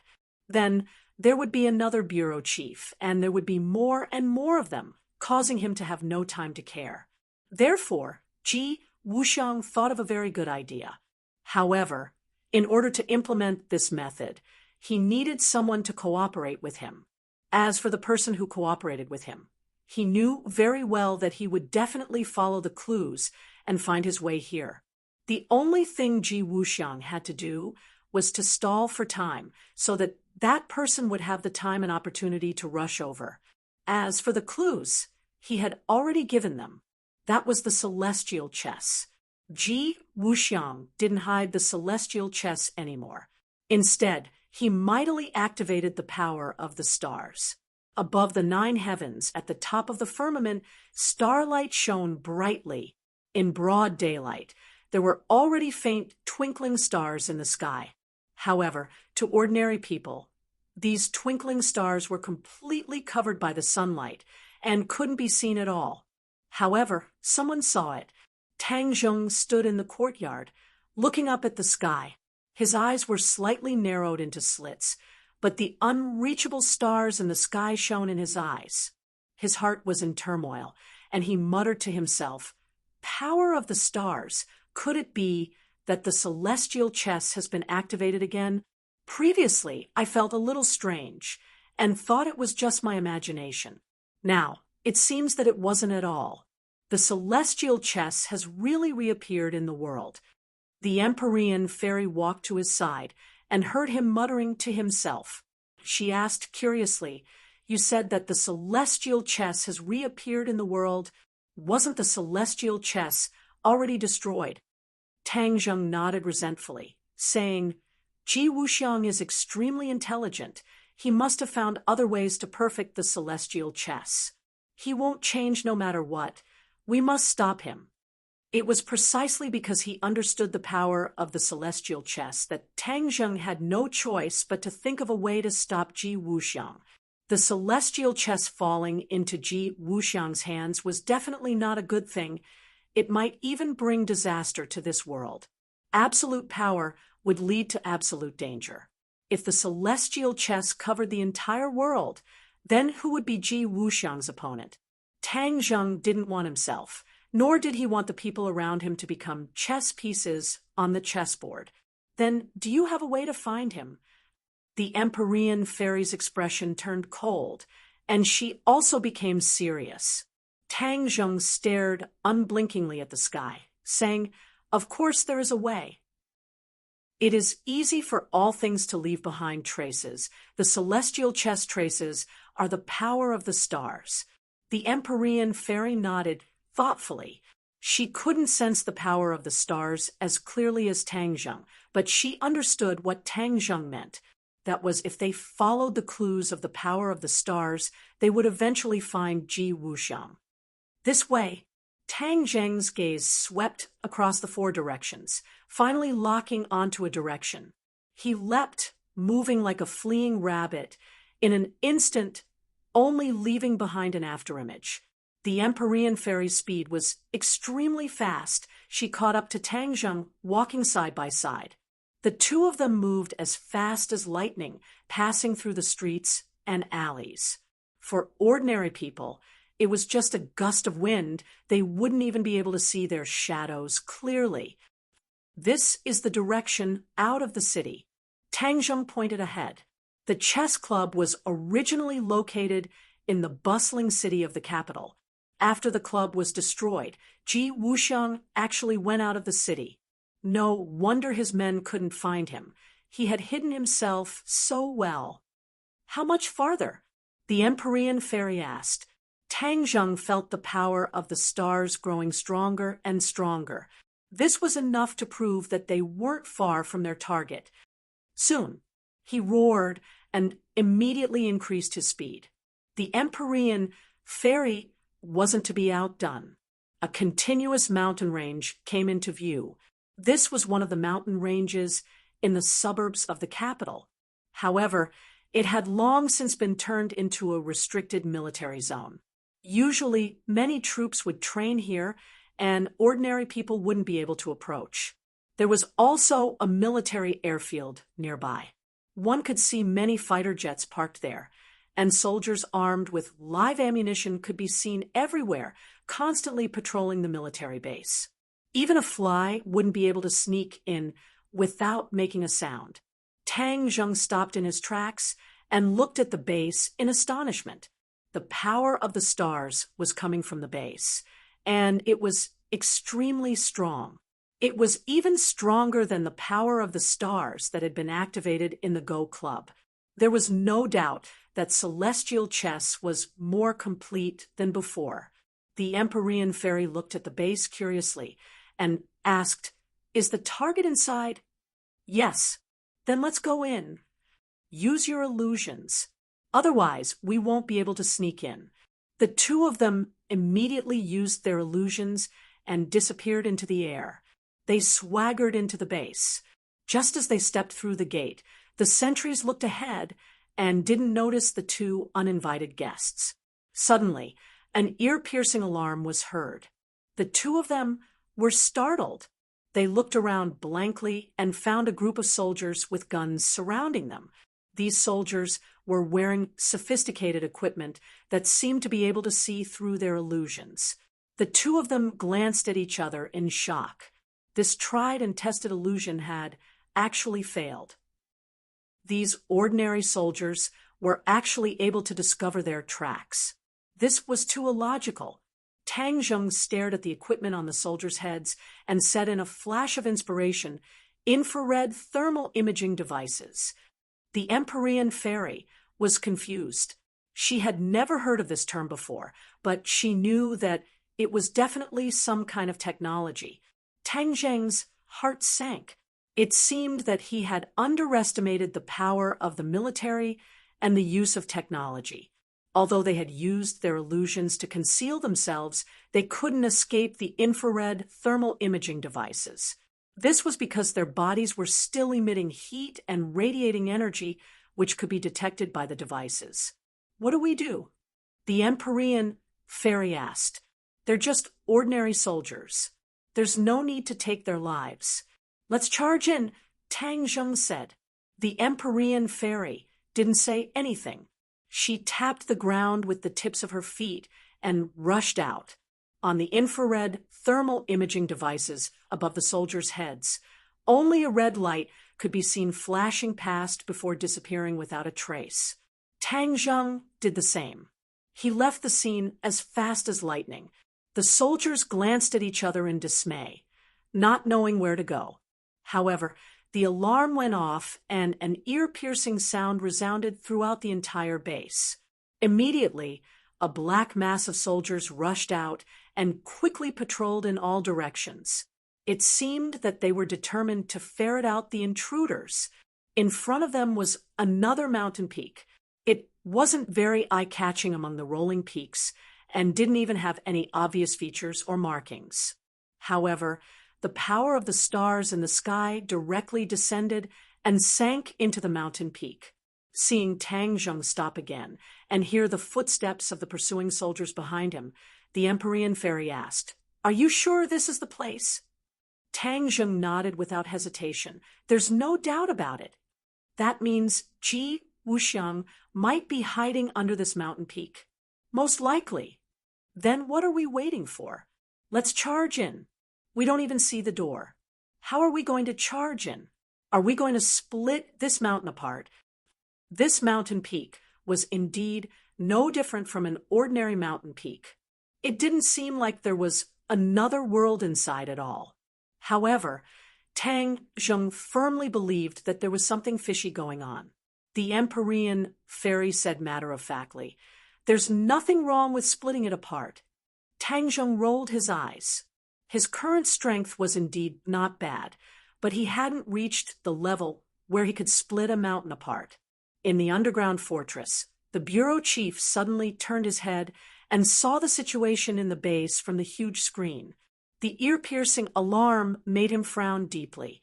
However, from the surveillance screen, he couldn't see who the enemy was. There wasn't even a shadow. It was precisely because of this that he felt like he was facing a great enemy. Ji Wuxiang and the bureau chief's gazes were attracted to Azura. They couldn't leave Azura's figure. "An expert!" the bureau chief exclaimed. Ji Wuxiang's expression changed. He didn't know what Azura was. It was an unfamiliar face. Although he was only an Azura, he could feel his power. Where did Tang Zheng find such a powerful helper? Ji Wuxiang faintly sighed. A scholar who has not seen each other for 3 days was a good example of this saying. Once you haven't seen Tang Zheng for a period of time, he would give you a big surprise, or a shock. Ji Wuxiang and the bureau chief looked at Azura. They didn't know what he was going to do. Suddenly, the sword flashed. A Azura sword appeared in Azura's hand. It emitted a threatening cold air. What is he going to do? The bureau chief had a bad feeling and asked. Ji Wuxiang's expression changed slightly. He opened his mouth and said, "He is going to split this mountain with the sword." What split the mountain? The bureau chief was shocked. This was a scene that only existed in myths and legends. Could it be realized now? He was incredulous. He felt more and more nervous. Whoosh! A sword light flew out from the Azura sword. This was the sword spirit. It fell from the sky and turned into a ray of light, splitting the mountain. Boom! With an earth-shattering boom, the mountain shook, sand and stones flew, and a crack appeared on the mountain peak. It grew bigger and bigger until it became like a chasm. It quickly penetrated the mountain peak and spread to the bottom of the mountain peak. Tang Zheng was shocked. Only now did he realize how big the gap between him and Azura was. If he didn't have the Ksitigarbha Sutra, Azura would have killed him. The Empyrean fairy was not surprised.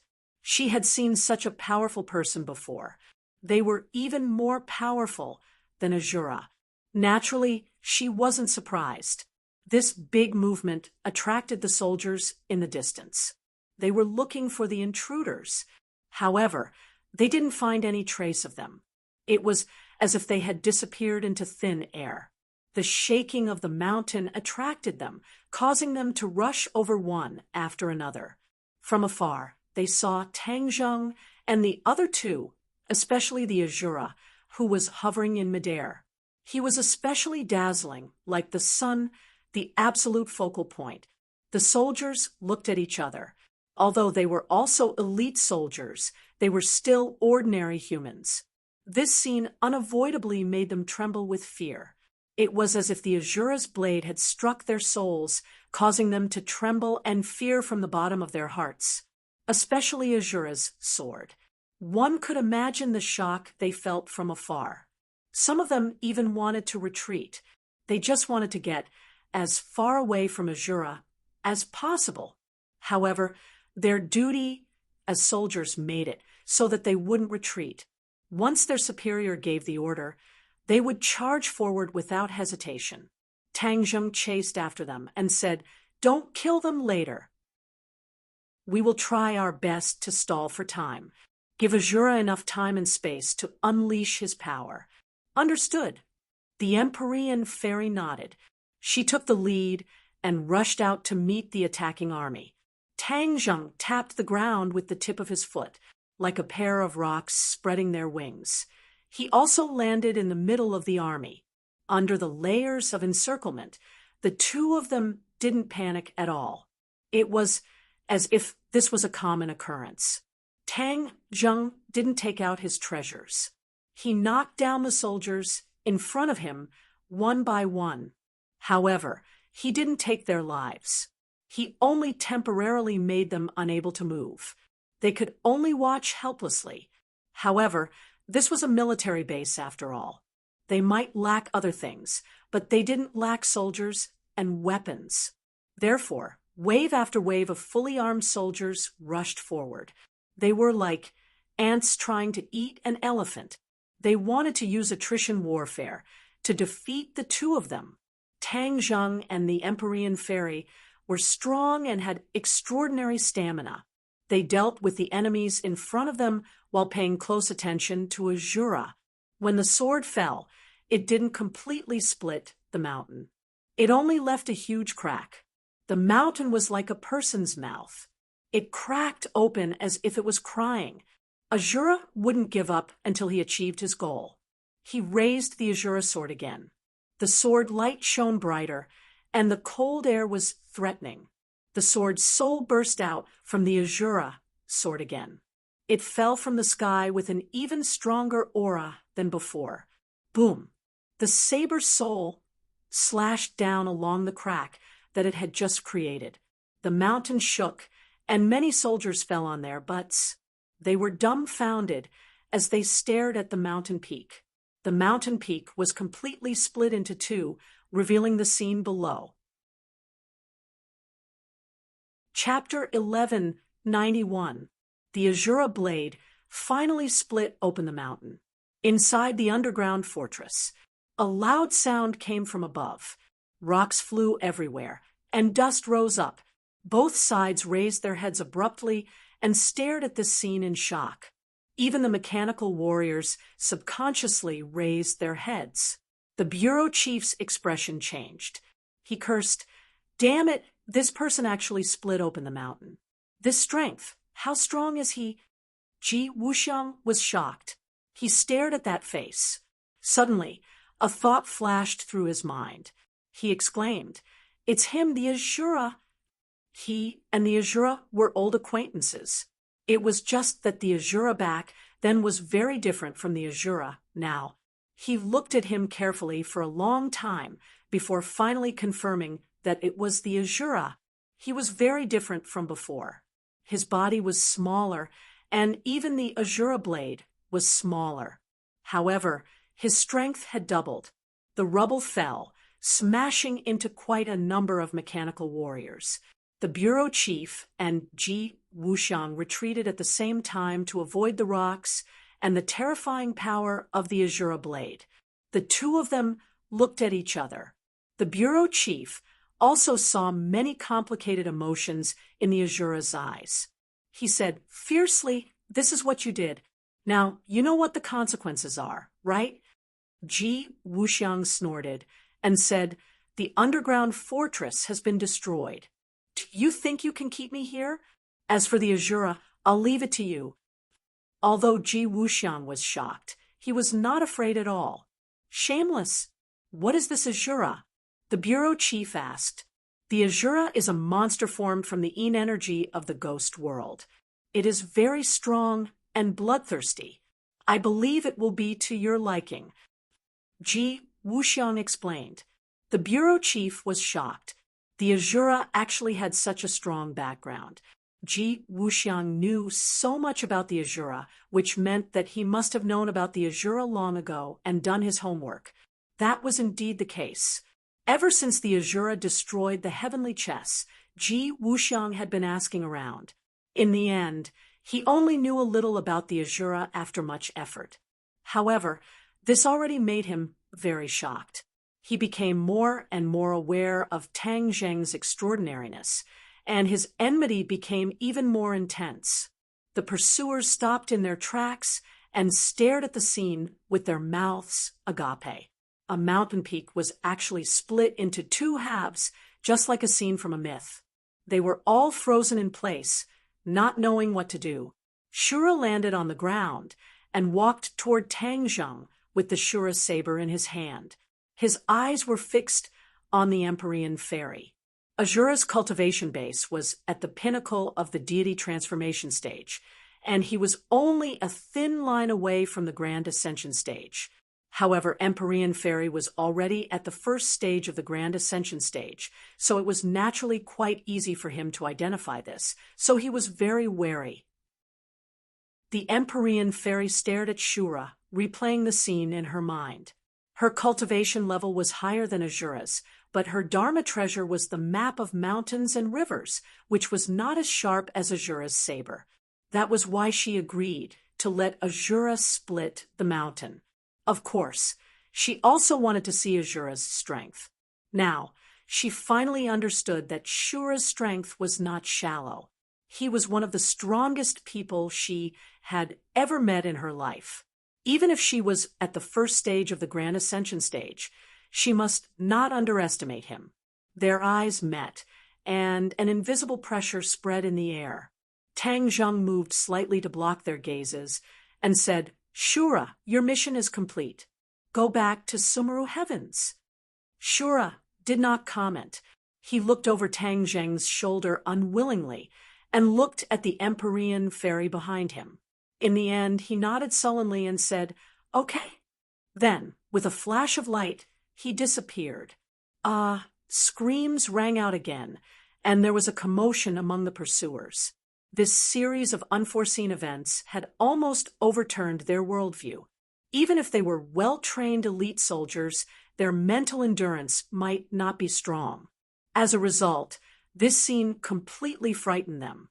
There were some who cried out miserably, running backwards. Even some people with strong mental fortitude felt their legs go weak and did not have the courage to rush forward. Tang Zheng ignored the pursuers and strode toward the split mountain peak. The Empyrean Fairy followed by his side, like a shadow. They could not wait to see what was hidden in the mountain peak. Rising into the air, the two of them floated in midair and looked down at the mountain peak below. They could clearly see the situation inside. Hundreds of mechanical warriors were also looking up, looking at them expressionlessly, looking at their eyes. Tang Zheng and the Empyrean Fairy had the same thought. These people were like walking corpses. Their eyes were calm, and there was a very strange feeling. Their knowledge was not ordinary. Although they did not find the fluctuations of inner strength and magical power from the mechanical warriors, they unanimously judged that their strength was not simple. Their attention was quickly attracted by the others. Ji Wuxiang and the Prime Minister looked at each other from a distance, facing each other. This caused Tang Zheng's pupils to shrink as he was incomparably astonished. Why are these two walking together? That's not right. They seem to be in a hostile state. Ji Wuxiang, Granny Li, and Ji Wuxiang also saw the two people in the sky at the same time. They had already removed the illusion and appeared clearly in midair. Looking down, they stood proudly, exuding a powerful aura. "Ji Wuxiang, sir, I've been looking for you for a long time." "So, you were hiding here," Tang Zheng said in a deep voice. Ji Wuxiang looked at Tang Zheng with a complicated expression. Then he laughed and said, "Now that you found me, what are you going to do?" "Has Celestial Chess succeeded?" Tang Zheng asked impatiently. "I knew that with your intelligence and insight, it wouldn't be difficult for you to discover this. Celestial Chess has succeeded. What do you think? You also contributed to this. If it weren't for your help back then, Celestial Chess definitely wouldn't have succeeded so quickly, right?" Ji Wuxiang said jokingly. Tang Zheng had helped to perfect Celestial Chess back then. Although he later destroyed Celestial Chess and even got rid of some of the players, in the end, he made Celestial Chess take a big step forward and solved many of Ji Wuxiang's doubts. This was very important for him to perfect Celestial Chess in the future. However, Ji Wuxiang's words were obviously sarcastic, causing Tang Zheng to frown. He said unhappily, "Ji Wuxiang, you don't have to say such sarcastic words. Now that celestial chess has succeeded, as long as I'm here, I definitely won't watch you carry out your scheme." The Prime Minister's heart skipped a beat. He asked, "What scheme does he have?" "You don't know?" The Prime Minister looked confused. It was obvious that he didn't know. Tang Zheng hurriedly said, "Celestial chess uses the world as a chessboard, and you and I are on the chessboard. Naturally, we are chess pieces that are at the mercy of Ji Wuxiang. Are you willing to accept this?" The Prime Minister raised his thick eyebrows and stared at Ji Wuxiang with a burning gaze. He said hatefully, "Your wild ambition is extraordinarily big. You actually dare to have such wishful thinking." Ji Wuxiang looked indifferent. He said, "Don't tell me you didn't have such thoughts when you wanted to take celestial chess for yourself. You don't have the right to criticize me." The Prime Minister's thoughts were exposed, and his face turned red. He only knew a little about celestial chess, but he had already guessed how powerful it was. Now that he heard Tang Zheng's words, he was even more certain of this point and had a deeper understanding of it. While he was scolding Ji Wuxiang, he was indeed even more tempted by celestial chess. Seeing his reaction, Ji Wuxiang's lips curled up in a disdainful smile. He said to Tang Zheng, "See, these politicians are so hypocritical. They clearly want it, but they say the opposite in a righteous manner." "You're talking nonsense." The Prime Minister rebuked in exasperation. Ji Wuxiang, however, was not afraid at all. He continued, "The angrier you are, the more it shows that you have a guilty conscience. Tang Zheng, let me tell you something else. Do you still remember the Dragon Group's super warriors and the King Kong mecha?" Tang Zheng's head trembled, and he nodded subconsciously. These two things allowed him to see the power of technology. "Look at these." "What are they?" Ji Wuxiang pointed at the mechanical warriors and asked. Tang Zheng narrowed his eyes slightly and stared straight at the mechanical warriors, as if he wanted to see through them. Suddenly, his heart skipped a beat, and a look of shock flashed past his eyes. He actually did not see any signs of life in these soldiers. Although they were alive, there was no sign of life. They were just like wooden puppets. Seeing Tang Zheng's reaction, Ji Wuxiang said meaningfully, "Did you see anything?" "What are they?"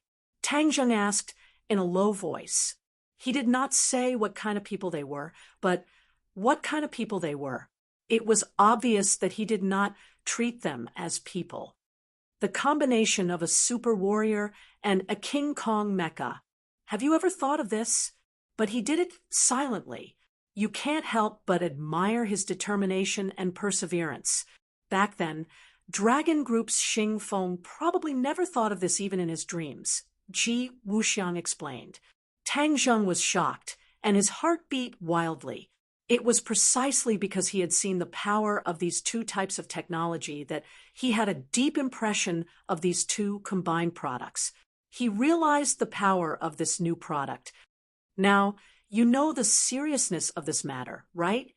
Ji Wuxiang continued to fan the flames.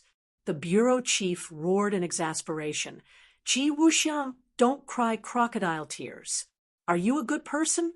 You want to treat the entire world as your chess pieces. You are the one who is crazy. Why did the government develop technology?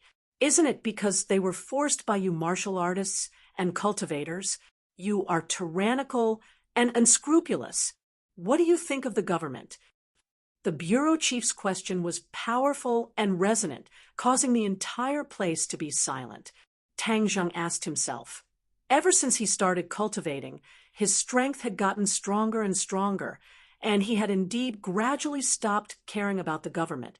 It was no wonder that the bureau chief had such a big reaction. He had to endure hardships to come up with something like the mechanical warriors. But thinking about it from another perspective, Tang Zheng was not arrogant because of his abilities, and he did not cause trouble for the common people. On the contrary, he had continuously used his own abilities to prevent danger time and time again. On the other hand, the bureau chief's righteous words and actions were mixed with a lot of private goods. Chapter 1192. The bureau chief was rendered speechless by Tang Zheng's words. He glared at Tang Zheng in shame, but there was nothing he could do about it. Ji Wuxiang laughed and clapped. Brilliant! Your words are powerful and resonant. Who knows how many people are thinking about it?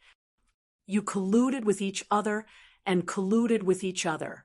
One day, I will make you pay a painful price. The bureau chief's face was red as he threatened fiercely.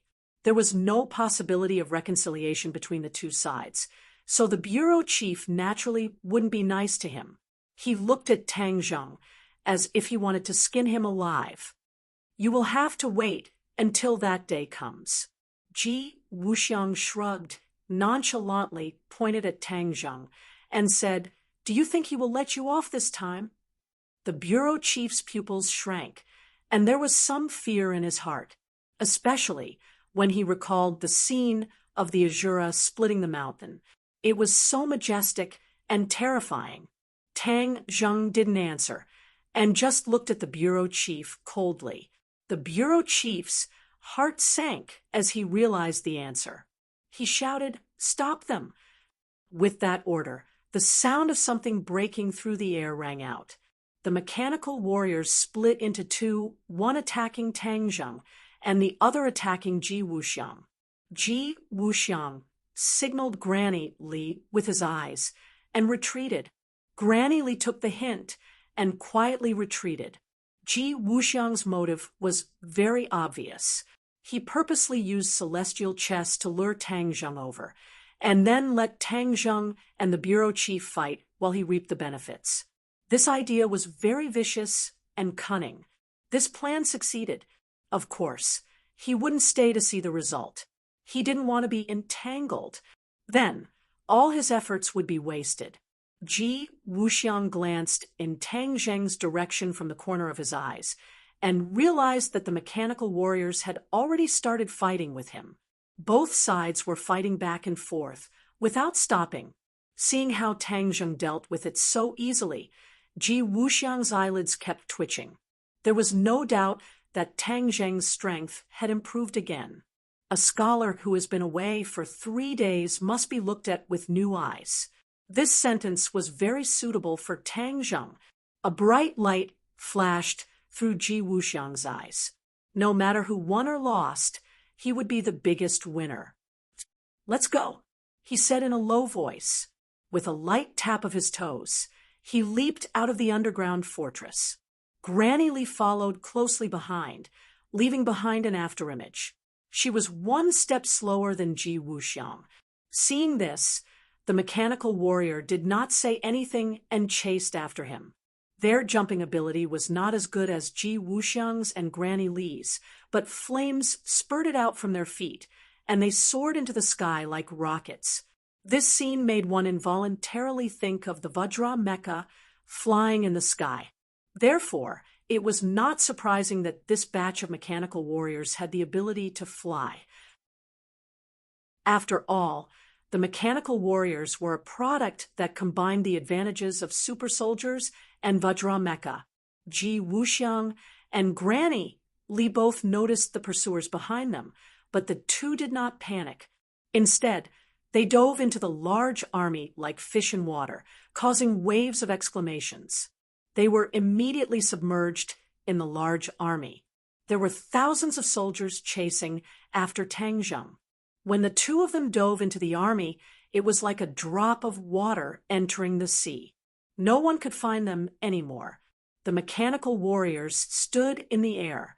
Their eyes swept through the crowd like a scanner, but they did not find any trace of their target. The soldiers on the ground raised their heads to look at the mechanical warriors in the sky, and their gazes underwent a complete change. They had been stationed here day and night to train day and night without stopping. However, they had not realized that this seemingly ordinary mountain peak actually had a completely different world, and that there were so many powerful fellows hidden here. Although they did not have as much information as Tang Zheng and the others, they could guess that the people flying above them were not ordinary people, although both sides were dressed similarly with uniform military uniforms. Come back and annihilate them. The bureau chief saw the scene outside the underground fortress from the big screen and secretly scolded Ji Wuxiang for being cunning. He actually let him slip away. There were priorities. Ji Wuxiang had left and did not pose a threat for the time being. Therefore, they had to use all means to deal with Tang Zheng and the Empyrean Fairy. Tang Zheng had already exchanged more than 10 moves with the mechanical warriors and gradually understood their strength and routines. The standard of these mechanical warriors was really extraordinary. Ordinary people were not their match at all. Even many martial artists and practitioners might not be able to defeat them.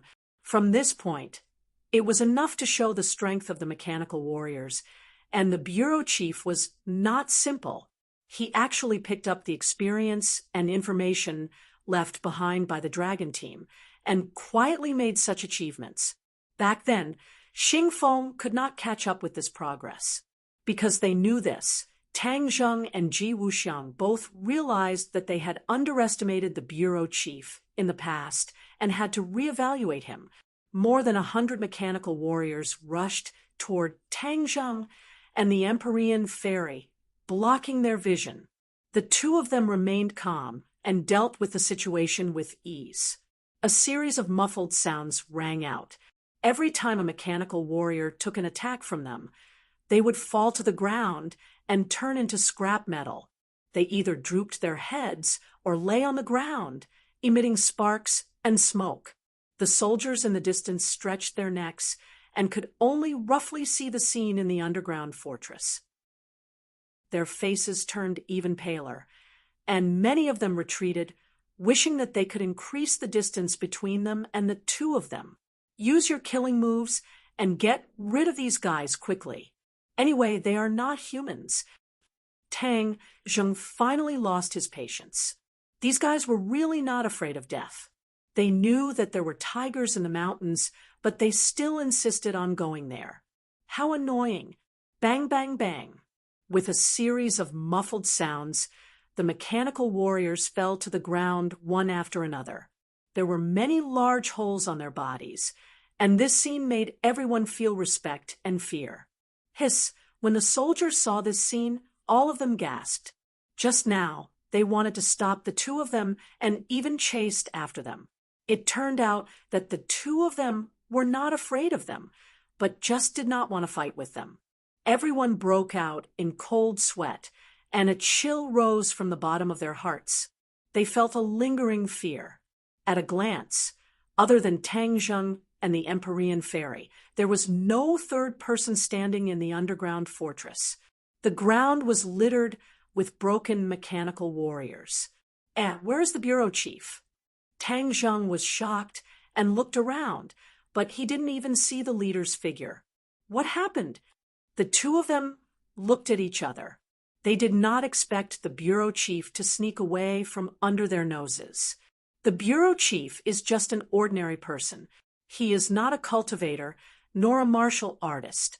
This fortress is so high up. Is there a third way to go? Tang Zheng was confused and started to mutter.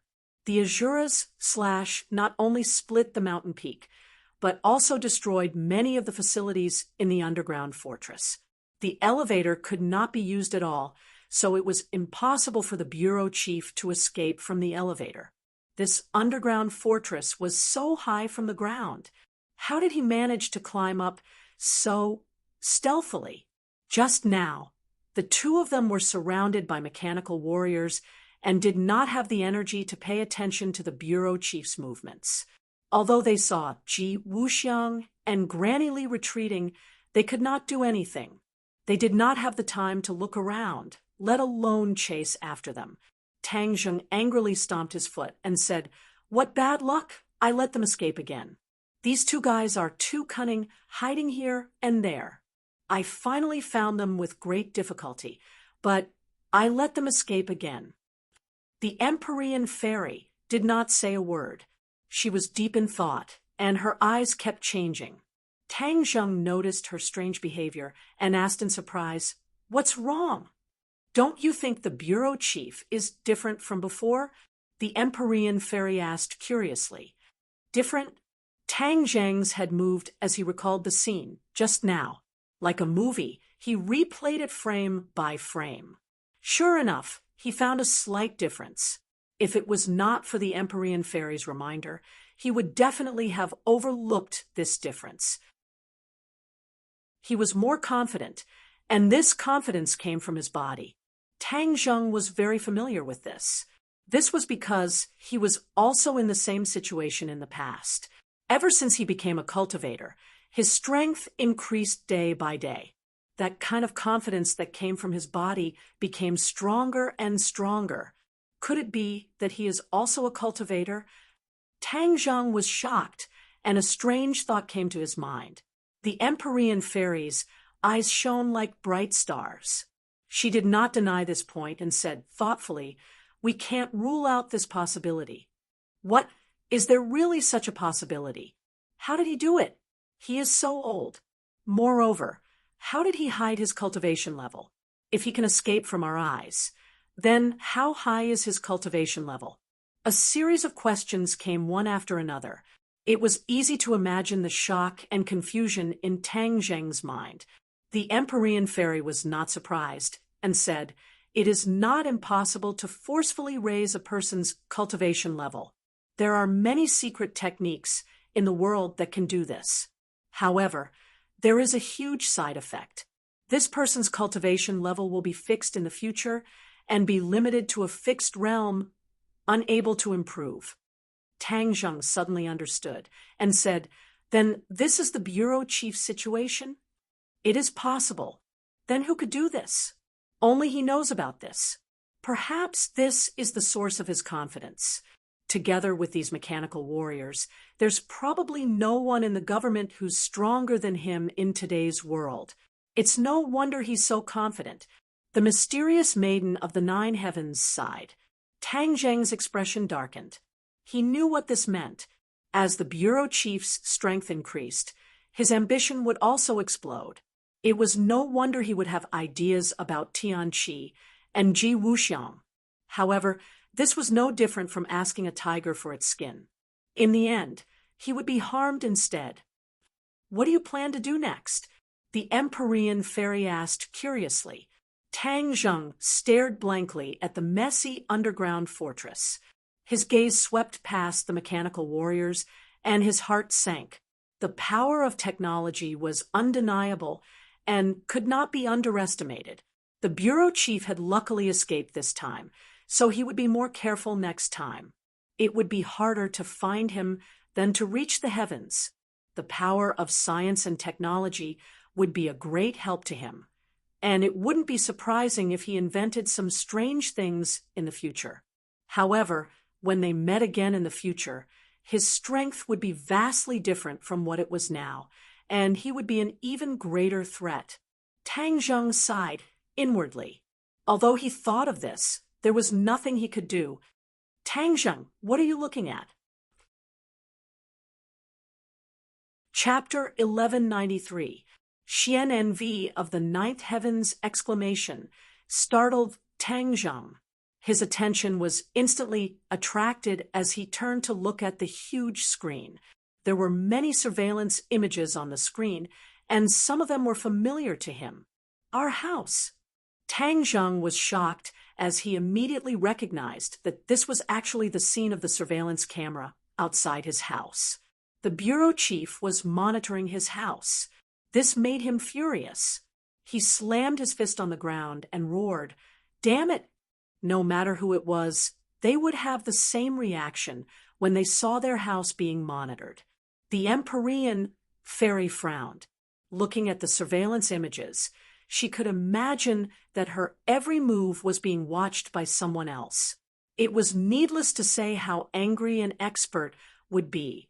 when he found out about this cruel reality. The bureau chief's actions not only provoked Tang Zheng, but also deeply provoked the Empyrean fairy. Her murderous aura surged. Tang Zheng glanced at the Empyrean fairy and said, "Looks like he has been planning this for a long time. He was already dissatisfied with us and even wanted to kill us. However, we didn't take him seriously at all. This kind of underestimation will definitely lead to a disaster. It's just that we haven't reached that stage yet." The Empyrean fairy nodded in agreement and said, "This is God's will. We must be wary of him in the future, especially since he has the mechanical warriors."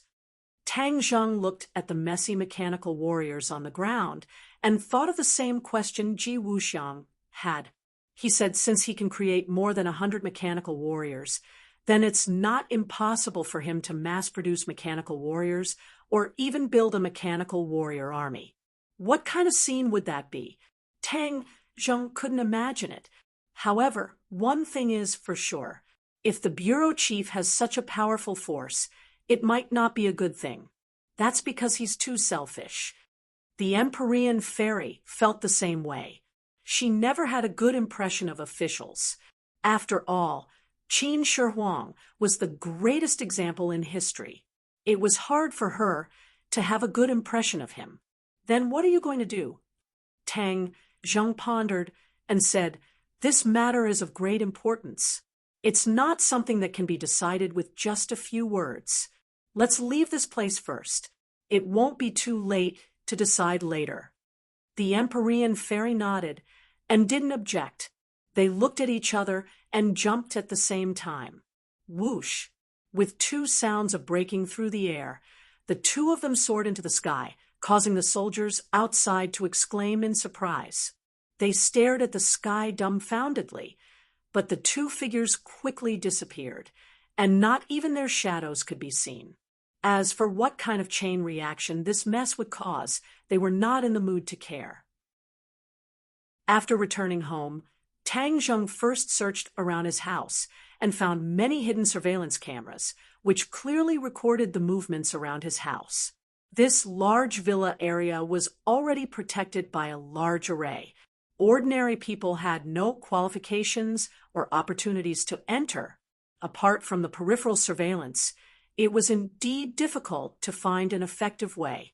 This kind of surveillance could only give a general understanding of what was going on inside the array and couldn't touch the core. However, it was enough to know a lot of secrets. Among them was the backyard of Tang Zheng's villa, where a transmission array was set up.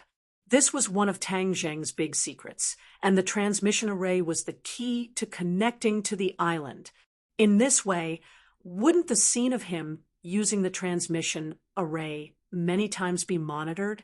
A feeling of uneasiness instantly enveloped Tang Zheng. His eyes flashed with a cold light, and he took down all the cameras. This movement attracted the attention of others, who gathered around and looked at the cameras in his hands. Their faces were filled with confusion. "What is this?" Yi Dingdang asked curiously. "Why are there so many cameras around our house? Did you send someone to install them?" "How could it be me?" Tang Zheng said coldly. "Some bad people deliberately installed these to monitor us." "Ah, monitoring?" Yi Dingdang covered her mouth as her eyes widened. Her mind raced as she immediately thought of how she had climbed into Tang Zheng's room through the window in the middle of the night. Didn't this mean that all of this was recorded by the surveillance cameras? Yeah. So embarrassing. Although she was carefree, this matter was too private and should not be made public. Therefore, she was extremely angry. Her almond eyes were wide open as she said with a fiendish expression, "Who did this? We must not let him off." Although the others did not have as much information as Yi Dingdang, they still felt uncomfortable all over. They said indignantly, "This person is scheming and actually wants to deal with our family. We must not let our guard down." "Lord Envoy!" Suddenly, the witch clan disciples all knelt down in front of Tang Zheng and said with incomparable shame, please punish us, Lord Envoy. It's all because of our incompetence that we didn't discover the enemy's vicious intentions. We almost caused a disaster. Everyone was shocked by the actions of the witch clan disciples. Tang Zheng immediately went to help them up, but they did not get up at all. They insisted on kneeling on the ground, as if this was the only way to dispel a portion of the guilt in their hearts. Tang Zheng looked at them helplessly and said earnestly, "I order you all to get up. All of this is not your fault at all. Everyone has moments of carelessness. Moreover, all of this is because the enemy is too cunning. It's not your dereliction of duty. Understand." The witch clan disciples looked at each other in dismay. Seeing that Tang Zheng was furious, they did not dare to disobey his orders and stood up resentfully. Tang Zheng swept his gaze across the witch clan disciples. Of course, he understood the thoughts of the witch clan disciples.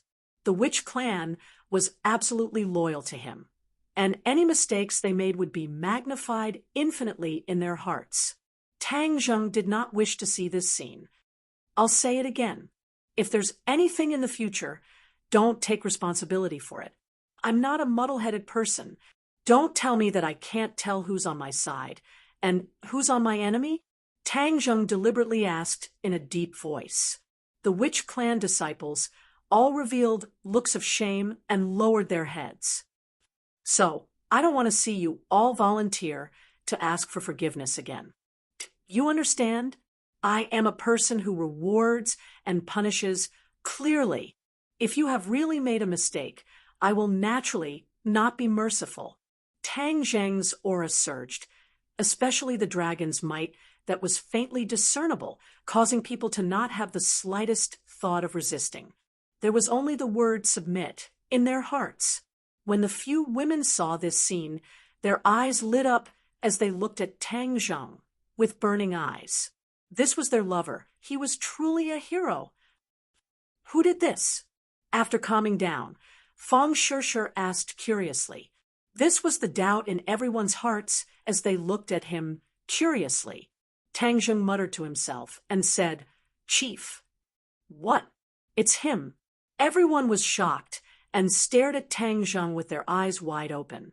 Obviously, they were the same as Tang Zheng and had neglected this important mission, although his identity was illustrious. In their hearts, cultivators and warriors were superior. Chapter 1194. Everyone suppressed the shock in their hearts and fell into deep thought. The chief was not just anyone. He was the central figure of the country's power and had great power and influence. They had completely fallen into a hostile relationship with him. Moreover, after listening to Tang Zheng's introduction of the mechanical warriors, they were even more moved. Everyone understood that if the mechanical warriors formed an army, it would not be any weaker than the army of cultivators. Since ancient times, there had been sects formed by cultivators in every dynasty, but almost none of them were tied together to form an army. The mechanical warriors were different. They could form an army and use the power of technology to arm themselves. It went without saying how terrifying their combat strength would be. Everyone sat together in silence. This situation was unexpected. If they continued to let it develop, it might develop into the third most powerful force in addition to the demons and the Yellow Emperor's former subordinates. It might even overshadow them. Tian Chanzi was silent for a long time before he finally said, "This is the worst-case scenario, but there is one thing that you did not notice. This mechanical warrior army is indeed extraordinary, but in terms of experts, they are often inferior to the demons and the Yellow Emperor's former subordinates. In war, experts often play a decisive role, even to the point of influencing the overall situation. In the Battle of Zhuolu, experts played a decisive role. Therefore, Tian Chanzi's words were not false. But the Empyrean fairy, and I feel that the chief is no longer an ordinary person, but a cultivator." Tang Zheng said in a low voice. This was the consensus between him and the Empyrean fairy, although he did not understand how he did it or how he hid his cultivation. But there was no doubt that this was an indisputable fact. Cultivator. Everyone was shocked. A cultivator's lifespan and combat strength would be greatly increased. If this was true, then the chief's strength would rise to another level, especially with the help of the mechanical warrior army. The explosive combat strength would be unimaginable. So, if we need to defeat him, we must first restrict his power. This is the key to his mechanical warrior army. Without power and resources, the mechanical warrior army is just a castle in the air. Li Xiaotian finally spoke. She racked her brains, and a mature and bold idea gradually formed in her mind. Hearing this, everyone turned their heads at the same time and looked at Li Xiaotian with burning eyes. Tang Zheng's heart stirred. "What brilliant plan do you have?" he asked. He knew that Li Xiaotian had always been resourceful, especially when it came to scheming. After all, she had once been the holy maiden of the Li Palace. Although she had lost her memories, her talent had not been affected in the slightest. Li Xiaotian's lips curled into a smile. Her seduction skills were maturing day by day. Every frown and smile of hers was full of flirtatiousness, causing one's heartstrings to tremble. "Remove the firewood from under the cauldron." Li Xiaotian bit her white teeth and softly spat out 4 words. Everyone began to mutter in their hearts, not understanding the meaning of these words. Li Xiaotian no longer kept him in suspense and said with a smile, "Where does his power and resources come from?" "Of course it's his identity." "Yes, so as long as we expose his identity and remove that outer layer, he will be an ordinary cultivator. After all of his resources have disappeared, how could he possibly threaten us?" A feeling of suddenly seeing the light, as if the clouds had parted to see the bright moon, gradually filled his heart. Tang Zheng turned pale with fright as he looked at Li Xiaotian. This plan of removing the firewood from under the cauldron was indeed very powerful, but it also had to be said that it was extremely daring. This was because, after all, the chief was at the pinnacle of power. Although he was not the head of the country, he was still one of the top people. Shaking him was extremely difficult. Li Xiaotian did not seem to care at all. She continued, "He has many opponents. They are all hoping for him to make a mistake. They are even secretly collecting information on him. As long as we reveal the matter of the mecha warriors to them, then we don't need to do anything. They will be impatient to deal with him, because once he truly creates the mecha warriors, then there will be no one else in this country who can do anything. Everything they have now will go down the drain. For their own benefits, they will definitely stop at nothing to attack him." Many people who had not yet understood heard this and finally understood the brilliance of removing the firewood from under the cauldron. Only someone as daring as Li Xiaotian, who had never placed any importance on being an official, would come up with this kind of plan. Tian Chanzi looked deeply at Li Xiaotian and could not help but say that he was impressed. He had always prided himself on being smart, but he had never thought of this kind of plan. "I agree. When the sandpiper and the clam fight, the fisherman benefits. This is the most beneficial method for us." Tian Chanzi said in agreement. Empyrean fairy thought for a while and also nodded. "I agree." The others all looked at Tang Zheng. This matter was of great importance, and the final decision rested in Tang Zheng's hands. Tang Zheng's eyes kept changing. This decision was of great significance and had far-reaching effects. He had no choice but to be cautious. In the end, he fiercely gritted his teeth and said, "Fine. Now that we've been forced into this situation, he can't wait to put me to death time and time again. If I continue to think about it, then wouldn't I be letting him ride on my head? So, what if he has a high position? He doesn't have the final say in this country, and he's not an ancient emperor. Even an emperor can be pulled down from his horse if he's willing to be cut into pieces, let alone a mere high official. After saying this, the thoughts in his heart suddenly became clear, and he felt a lot more relaxed. After listening to his impassioned speech, everyone's eyes were different, and they all bloomed with excitement. Although Princess and was a member of the royal family, there was also a deep-rooted rebellious spirit in her bones. Otherwise, how could she have done so many extraordinary things? What she yearned for the most was to fight for freedom and be a hero who could break free from the shackles and shackles.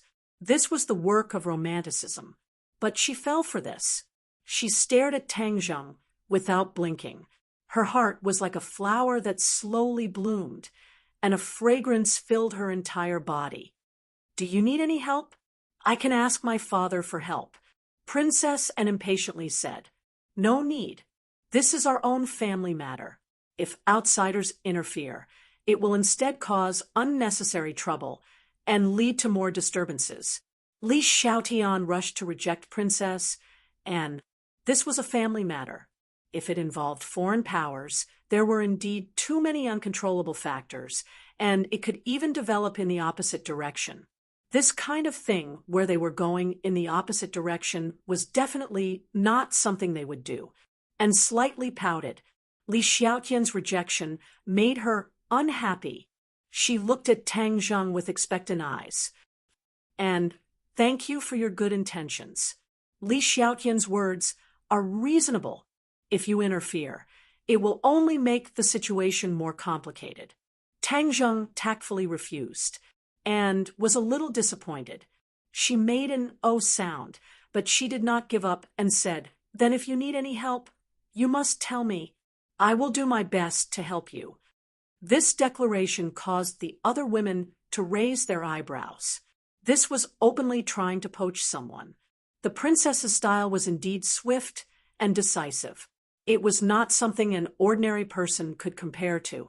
Tang Zheng accepted her good intentions and then said to Li Xiaotian, "Since you proposed this plan, then you must have a detailed plan. I would like to hear the details." Li Xiaotian faintly smiled. She thought that he really did understand her. This feeling was very good. She suppressed the distracting thoughts in her heart and organized her thoughts. She said, "Do you still remember the pillow talk plan I told you about?" Tang Zheng nodded. The others raised their eyebrows and curiously looked at the two. How come they did not know about this pillow talk plan? Could it be that there was a secret between the two of them? In reality, Tang Zheng did not place this pillow talk plan in his heart. This was Li Xiaotian's full operation, so he simply acted as a hands-off shopkeeper. Seeing his family's suspicious and curious faces, Tang Zheng simply explained the pillow talk plan. When everyone heard this, they could not help but be secretly shocked. So, the Li Palace still had such a hidden power. This seemed insignificant, but in many critical moments, it could play a pivotal role. The pillow talk plan was very successful. Many of the higher-ups have a good impression of you, but they have never had the opportunity to meet you. They are rivals with the chief and have long been incompatible. As long as we do not reveal the chief's strength and plan, they will definitely not be able to sit still and attack. The plan to take drastic measures will succeed. Li Xiaotian said confidently, "Hi, truly hi." Tian Chanzi could not help but give a thumbs up as he praised from the bottom of his heart. Women could hold up half the sky. This Li Xiaotian truly had the ability to laugh at the world. Although his personal strength was not ridiculously high, the key point was that his scheming and strategizing skills were rarely matched by others. This was the group of people at the top of the hierarchy who were included in the calculations. Of course, this was for their own good. If the chief really succeeded, then their positions would be in jeopardy. Presumably, they would also be very happy to know this news. Marshall looked at Li Xiaotian with a complicated expression. Her cultivation was higher than Li Xiaoyan's, but in terms of scheming, she was lacking by a level. Back then, she and Li Xiaotian were listed as the candidates for the next sect master and palace master of the martial organization, and Li Palace. This was not without reason. One person's martial strength was off the charts, while the other was unparalleled in scheming. They were both heroes among women. Fang Shishir and Yi Dingdang looked at each other at the same time. Both of them felt the pressure. Li Xiaotian and Princess, and both had Sima Zhao's heart. Everyone knew this, but they had no way to stop each other. Especially this time, Li Xiaotian was able to think of such an ingenious plan, but they were completely helpless. This was the gap between them. Without a doubt, after this matter, Tang Zheng and Li Xiaotian would be closer in the future. Li Xiaotian would also take this opportunity to get closer to Tang Zheng. As for what would happen in the future, no one knew. Suddenly, a sense of crisis arose in his heart. Other than being the first to get to know Tang Zheng, they were completely inferior in all other aspects. The two of them frowned and sank into deep worry. They had to find another way to realize their value. No one else noticed the abnormality of the two of them. Li Xiaotian continued, "If you agree, then I will send someone to carry it out. Before long, there will be results." Chapter 1195. Li Xiaotian obeyed Tang Zheng's orders, and for the next 10 days or so he did not return home, and his whereabouts were unknown. The capital was calm, but in reality there were undercurrents. The Yen family sent out some news, and the things that happened in the military base in the suburbs of the capital were still spread out a little, but it was very different from the truth. The mountain peak was split in half, described as the result of some kind of advanced weapon test, which attracted the attention of many countries' militaries. When Yen Patian mentioned this matter, he shook his head and sneered. He clearly said that this was a smokescreen released by the officials, and the actual situation was definitely not like that. Tang Zheng secretly praised, as expected. The older the ginger, the spicier it was. Although Yen Patian did not personally witness it, he was not deceived. Since the Yen family had taken the initiative to inform him, Tang Zheng did not hide anything and explained the whole story in a few words. Yen Patian turned pale with fright and was unable to shut his mouth for a long time. After a long while, Yen Patian finally regained his senses and said with a serious expression, "Young Master Tang, it's not that this old man is timid, but the chief is definitely not an ordinary person. You and him are already like fire and water. I'm afraid you have to be fully prepared." Back then, the few great clans had secretly fought against the officials, causing the officials to be in a very passive situation. As the person in the middle, Yen Patian knew more inside information than the others. For more than 100 years, the few great clans had been suppressing the officials. No matter what era it was always the same, because their clan's development was too deeply rooted. However, ever since the chief took power, this situation had quietly changed, especially since the relationship between the few great clans had deteriorated day by day, and the open and hidden battles had become more and more intense. Yen Patian was extremely observant, and in the end placed all of this on the head of the chief. He was the one who had secretly manipulated all of this, but it was extremely secretive and did not leave behind many clues. By the time Yen Patian truly discovered it, the situation in Huaxia had already undergone an earth-shattering change. Cultivators had appeared out of nowhere, and it would be useless to bring up this old debt. This time, after hearing the chief's magnificent feat, Yen Patian revealed this inside information. Tang Zheng's expression changed slightly, and he felt deep respect for her. One could not judge a book by its cover. The chief had actually unknowingly done so many magnificent deeds. If there were no cultivators involved, perhaps the power of the officials would become stronger and stronger, and the few great clans would be in imminent danger.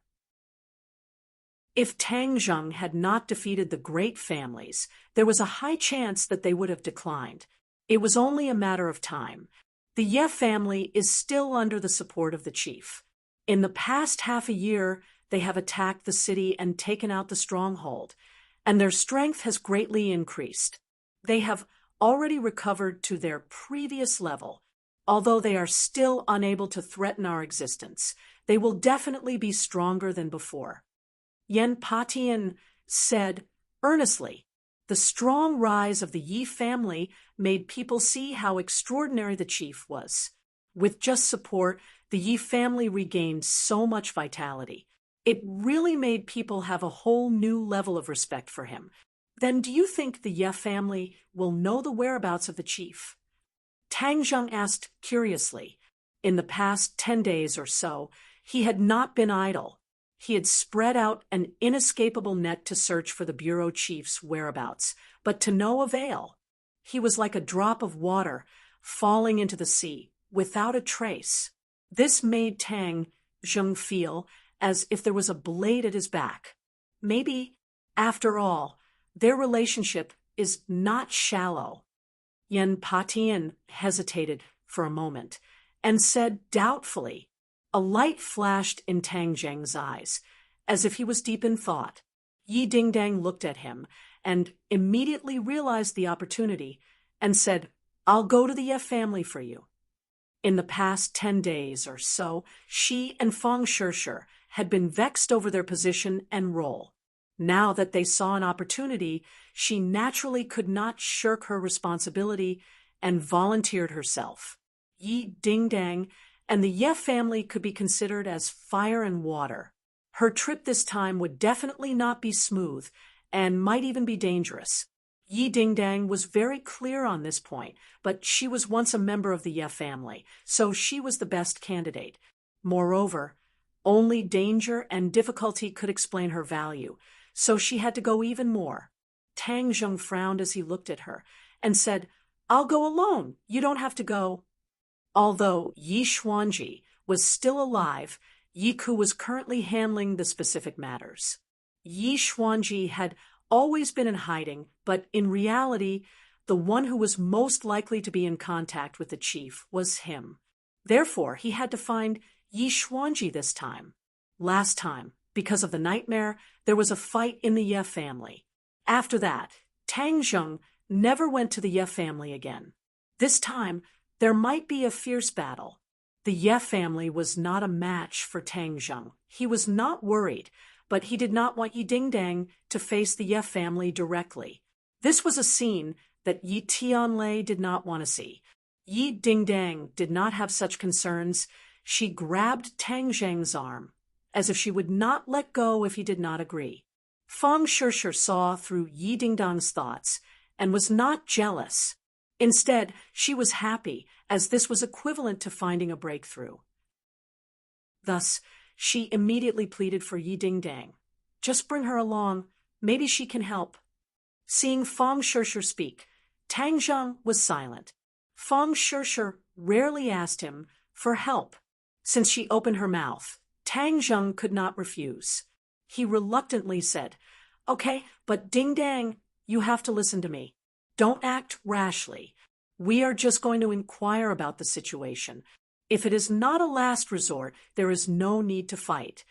Yi Dingdang smiled and nodded. "Don't worry, I am very obedient." Outside the Ye family, Yi Dingdang had not been here for a long time. Looking at this familiar and strange scene, her face changed subtly, and she sighed faintly. "If you don't want to face them, it's not too late to go back now." Tang Zheng advised. Yi Dingdang stuck out her chest, causing it to slightly tremble. She was as proud as a beautiful peacock, as she heroically said, "Do you think I would be afraid of them? Humph, it's not like I have a guilty conscience. They should be the ones who have a guilty conscience." Seeing her high fighting spirit, Tang Zheng smiled and said, "We don't need to force our way in and cause too much trouble. We just need to find Yi Xuanji. I have lived here before, so I know where he is. In order to prove her worth, Yi Dingdang impatiently said, normally when he has nothing to do, he will definitely stay in his own training ground to cultivate. That is a small black room where normal people would not be able to get close to. There are many loyal and devoted people of the Yi clan hidden in the surroundings to protect him from being disturbed while he is cultivating. Tang Zheng said, "Oh, then show me the way. I will take you in." Yi Dingdang was beaming with joy. Her heart was filled with anticipation and excitement. She was not a girl who knew her place, and there was a rebellious feeling in her bones. Tang Zheng conveniently hugged Yi Dingdang's willow waist, causing her to tremble slightly before taking advantage of the situation to lean into his embrace. The warm embrace nearly caused her to become intoxicated. She and Tang Zheng were already very familiar with each other's bodies. Leaning into his embrace, she still had a strange feeling, as if she had been electrocuted. "This way," Yi Dingdang pointed in a direction far away. Chapter 1196. In the Ye family's huge courtyard house, there were countless people lying on the ground. Tang Zheng and Yi Dingdang were both stunned by this scene. The two of them silently landed in the courtyard and looked at each other in dismay as they looked at the crowd around them. "What's going on?" Yi Dingdang asked in a low voice. Tang Zheng shook his head and frowned. He raised his head and looked at the sky. The sun was shining brightly, but there were so many people lying in the courtyard. Their breathing was steady, and their vitality was normal, as if they were sleeping soundly. This scene was extremely strange. It was extremely quiet, and under the scorching sun, it made people feel as if they had fallen into an ice cave.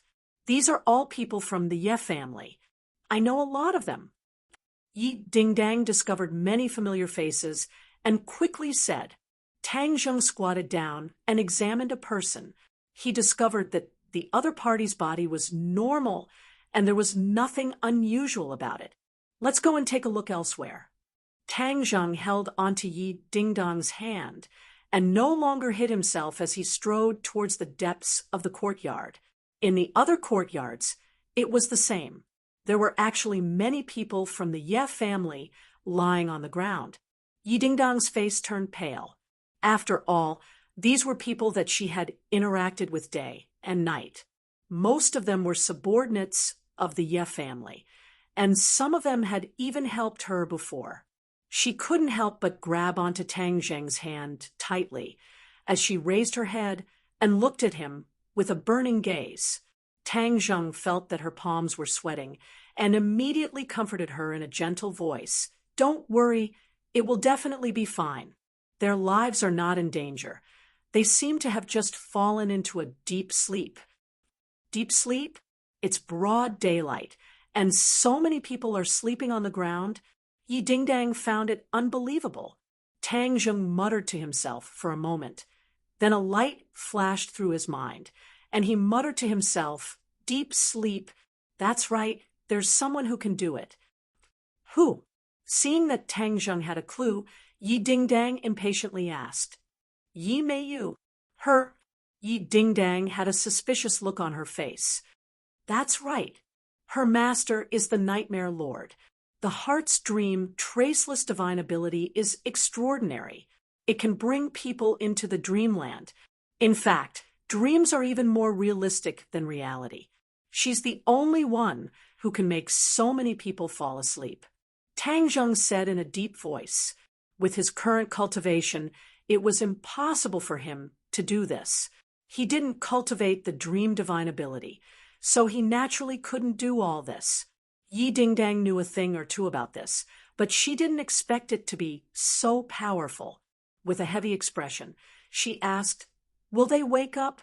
Yi Meiyu didn't kill them directly, so she must have some ideas. Therefore, their lives aren't in danger for the time being, but ordinary methods won't be able to wake them up. Tang Zheng said regretfully, "You can't wake him up?" Yi Meiyu's expression changed slightly. She was very disappointed. Cough, cough. A wave of coughing broke the silence, and it was like a stone that was thrown into the surface of a lake. It immediately caused a chain reaction, and the sound rose and fell like circle after circle of ripples that surged out. "What's wrong?" The two of them were shocked and immediately looked over. They actually saw people standing up straight, as if they had just woken up from their sleep.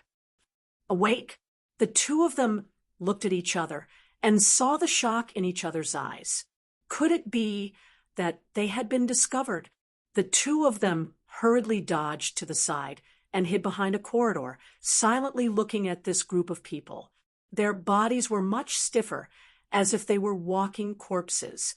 Their faces were expressionless, and their eyes were lifeless as they moved. It was as if a machine had been pressed on a button, and it started to operate with a clanging sound. Why is it so strange? It makes me shudder. Yi Dingdang shrank back and said in shock. Tang Zheng also felt a chill rise from the soles of his feet. This scene was extremely strange and inconceivable. "I'll go catch one and find out what's going on." After Tang Zheng finished speaking, his figure flashed and stopped a person. Before the other party could even react, Tang Zheng had already controlled him and dragged him to the back of the corridor. "What are you doing?" the other party sternly asked. Yi Dingdang looked at the person with concern and asked, "Don't you recognize me? I am Yi Dingdang." She recognized this person and had interacted with him many times before. But the other party did not recognize her at all. It was as if he was looking at a stranger. He bared his teeth and roared, "I don't recognize you. I have to report to the master. Master, someone has broken in." He hysterically roared, and his voice resounded throughout the large courtyard. Hua! This voice caused a huge uproar. Countless pairs of eyes looked over at the same time, and the sound of footsteps quickly approached. Tang Zheng did not expect the other party to shout and not give him any chance. Yi Dingdang's expression changed slightly. This person was like a stranger, and was not the person she knew before. How did he become like this? Yi Dingdang asked blankly. He has already been controlled by Yi Dingdang and lost himself. Tang Zheng said in a deep voice, pulling Yi Dingdang out of the corridor, only to see a large group of people rushing over. Many of the Ye family members were warriors, servants, and guards. When they saw Tang Zheng and Yi Dingdang, their eyes turned blood red, as if they were ferocious beasts that had seen their prey. "Don't hurt them." Yi Dingdang could not bear it, and reminded him. Tang Zheng nodded and said, "Since we've been exposed, then we might as well not hide anymore, and lure Yi Meiyu out." Seeing the crowd charging at him, Tang Zheng stomped his foot on the ground. Pung! A loud sound rang out as the ground cracked inch by inch. An invisible force quickly spread out in all directions from the point of impact. Bang, bang, bang. Countless people were sent flying in all directions. "Yi Meiyu, come out!" Tang Zheng growled. His voice was like a large bell, quickly spreading to every courtyard of the Ye family. Crash! A figure soared into the sky from a house, breaking through the roof and bringing with it a large amount of rubble. Finally, he landed on the roof and stared at the two of them from afar. "Yi Xuanji!" Tang Zheng's pupils constricted. He was overjoyed. He actually found the main character so quickly. Yi Meiyu did not appear, but finding Yi Xuanji was also a gain. Yi Xuanji looked at the two of them with a complicated expression and said coldly, "You guys have barged into my Ye family again. Do you really think my Ye family is a public toilet? You think you can come and go as you please?" Yi Xuanji, after 3 days of separation, I have a whole new level of respect for you. To think that your Ye family would actually become like this, It's truly unexpected. Tang Zheng said meaningfully. Yi Xuanji snorted coldly. His gaze once again landing on Yi Dingdang, his expression became extremely complicated, but he could not hide his disgust and anger, and reprimanded. Yi Dingdang, you unfilial descendant, you actually have the face to come back. Yi Dingdang's pale face instantly flushed red. She stared back at Yi Xuanji unyieldingly, her aura completely different from before. Yi Xuanji was not an ordinary girl. If someone bullied her, she would fight back. This was an instinct that went deep into her bones. All of her cowardice and fear would be thrown to the back of her mind. Back then, she even dared to contradict Yi Xuanji, let alone now. What qualifications do you have to judge me like this? What did the Ye family give me? What did I ask for from the Ye family? Yi Dingdang asked indignantly. Nothing. Chapter 1197. You speak rudely. You deserve to be killed. Yi Xuanji's killing intent surged as he stared fiercely at Yi Dingdang and berated. Yi Dingdang straightened her back and stared back at Yi Xuanji without fear. Tang Zheng moved his feet, slightly blocking their line of sight, and said, Yi Xuanji, what kind of hero is it to target a girl? Why did the Ye family become like this? Yi Xuanji froze slightly, his expression fluctuating as he said, What does this have to do with you? It's not good to spread the family's dirty linen, right? Tang Zheng's eyes were like torches. He immediately revealed the mystery behind it. The entire Ye family has fallen into a deep sleep. This can't be your doing. I'm afraid it's Yi Meiyu's doing. This means that your control over the Ye family has been taken away, right? Yi Xuanji's face flushed red. He blew at his beard and glared, and refuted, Nonsense, the Ye family is mine. How can it be taken away by others? Tang Zheng stared straight at him, pointed around, and laughed mockingly. Is that so? Then, explain all of this. The surrounding guards stared at Tang Zheng and Yi Dingdang like tigers eyeing their prey. Yi Xuanji looked at these people. His gaze became unnatural. He snorted angrily and said, This is my Ye family's family matter. Why should I say anything to you? Ha ha ha. What a joke. This is just an excuse for you to deceive yourself. The Ye family has completely lost control. It's just that you insist on wearing a fig leaf. Actually, no matter how your Ye family changes, it has nothing to do with me. I'm just here to ask you a question. Tang Zheng shook his head, disdainful of Yi Xuanji's ability to be stubborn, and directly stated his purpose for coming here. Yi Xuanji was startled. He had also been guessing Tang Zheng's purpose. After hearing this question, he looked at him suspiciously and asked, What question? Where is the leader? What? Seeing that Yi Xuanji seemed to have misheard, Tang Zheng repeated, You didn't mishear. I asked you where the chief is. Don't tell me you don't know the answer? Yi Xuanji's eyes flickered, and he said without hesitation, Of course I don't. Humph, you're really funny. You actually came to me to ask about his whereabouts. Shouldn't you ask the officials? You're really good at being stubborn. It's useless even if you deny it. Your reaction has already told me that you definitely know the answer. Tang Zheng pressed on. Nonsense. I advise you to leave this place quickly. Otherwise, I won't be polite anymore. Yi Xuanji knew very well that he was no match for Tang Zheng. Although he was arrogant, he didn't dare to act rashly. What if I don't leave? Tang Zheng crossed his arms and looked at Yi Xuanji lazily. Yi Xuanji couldn't sit still. With a whoosh, he flew down from the roof and looked at Tang Zheng from afar. For a moment, he couldn't find any words to refute. Yi Dingdang looked at this scene, and her gaze finally fell on Tang Zheng. Although he looked lazy and didn't care, the strong confidence he exuded was intoxicating. Yi Xuanji, you don't dare to speak? Then obediently tell me the answer. Tang Zheng forced. Pung, pung, pung. Suddenly, A series of uniformed footsteps sounded. Tang Zheng's pupils shrank.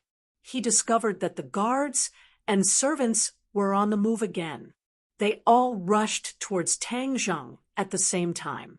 Each and every one of them had a crazed expression. Their eyes were filled with killing intent and hatred. It was as if they wanted to skin Tang Zheng alive. "Stop!" Before Tang Zheng could react, Yi Xuanji roared and stopped a few people. However, these people acted as if they didn't see Yi Xuanji and directly rushed towards him.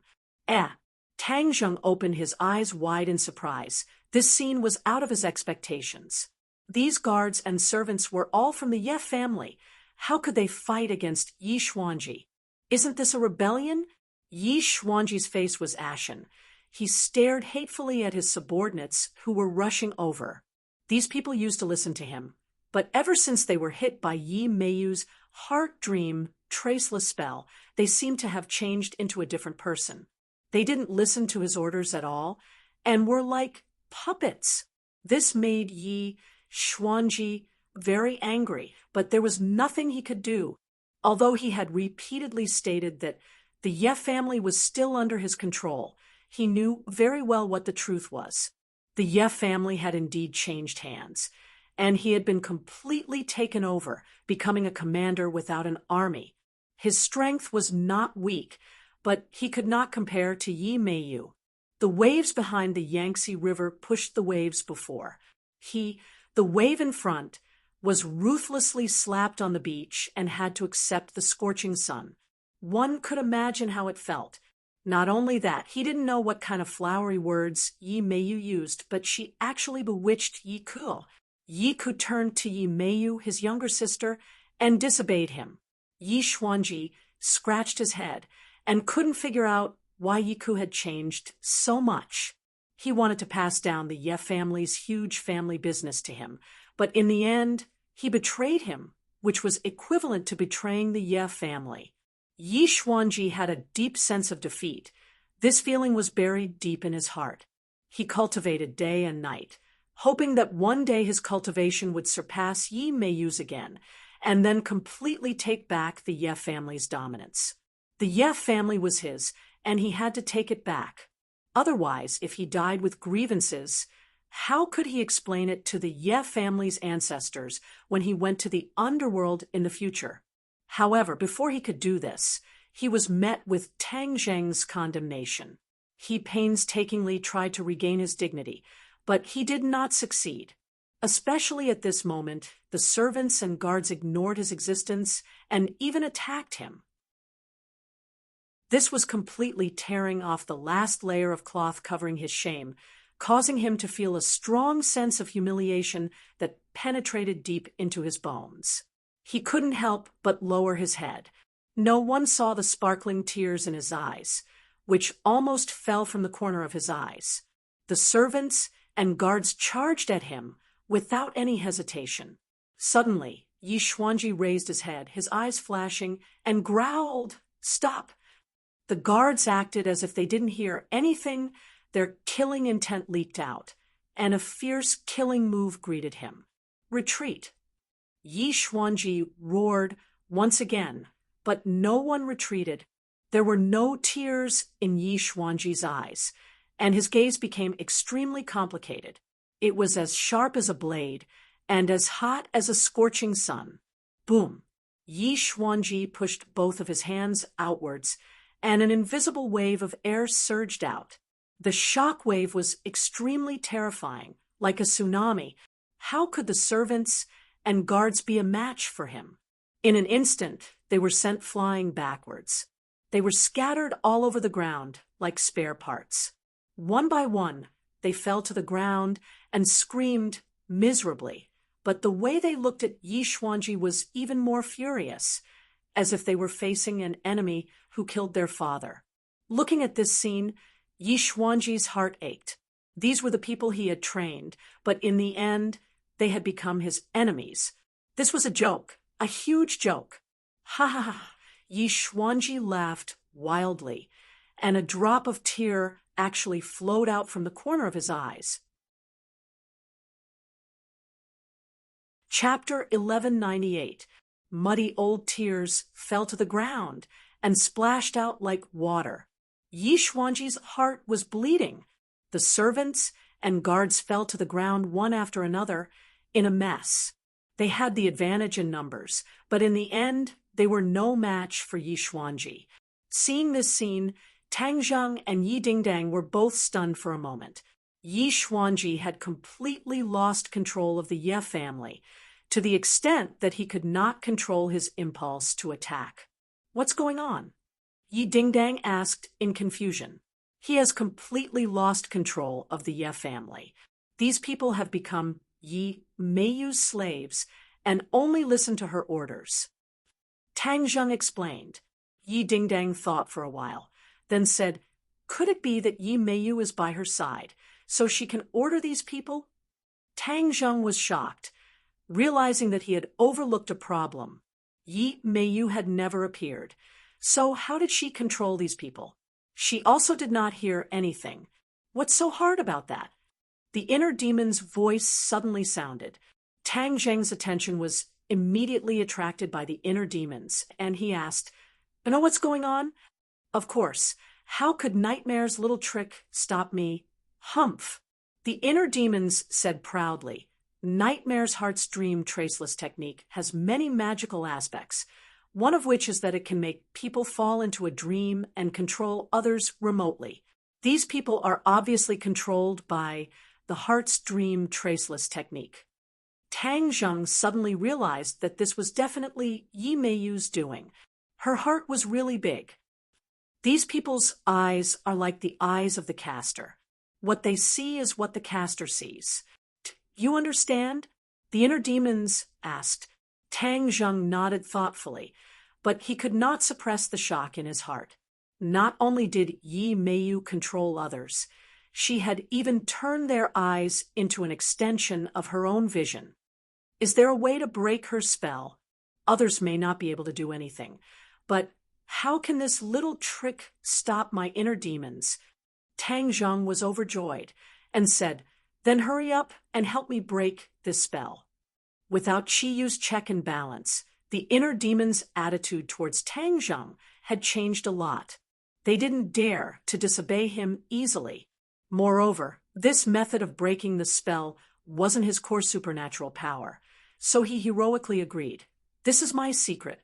If other people want to learn it, humph, that's wishful thinking. But you're different. Since you want to learn it, I'll teach you." Tang Zheng automatically filtered out the inner demons boasting, but his impression of the inner demons had improved. He said, "Thank you. This set of spells is called the Heartbreak spell. With your intelligence, it shouldn't be difficult to learn," the inner demon explained. This set of spells was just a drop in the bucket of his spells, so it wasn't difficult to learn. Heartbreak? Yes, shatter other people's minds. Aren't these people's minds falling into a dream and being controlled? Shatter their minds, and they'll naturally be free. Then wouldn't they be dead? Tang Zheng asked curiously. The inner demons snorted and said, "Do you think my inner demon spells are so simple? If I want to kill someone, I have thousands of ways. Why would I need to use heartbreak? Heartbreak is to shatter other people's minds. It's not fatal, but it can make the person lose their mind for a period of time. What kind of threat can a person without a mind be?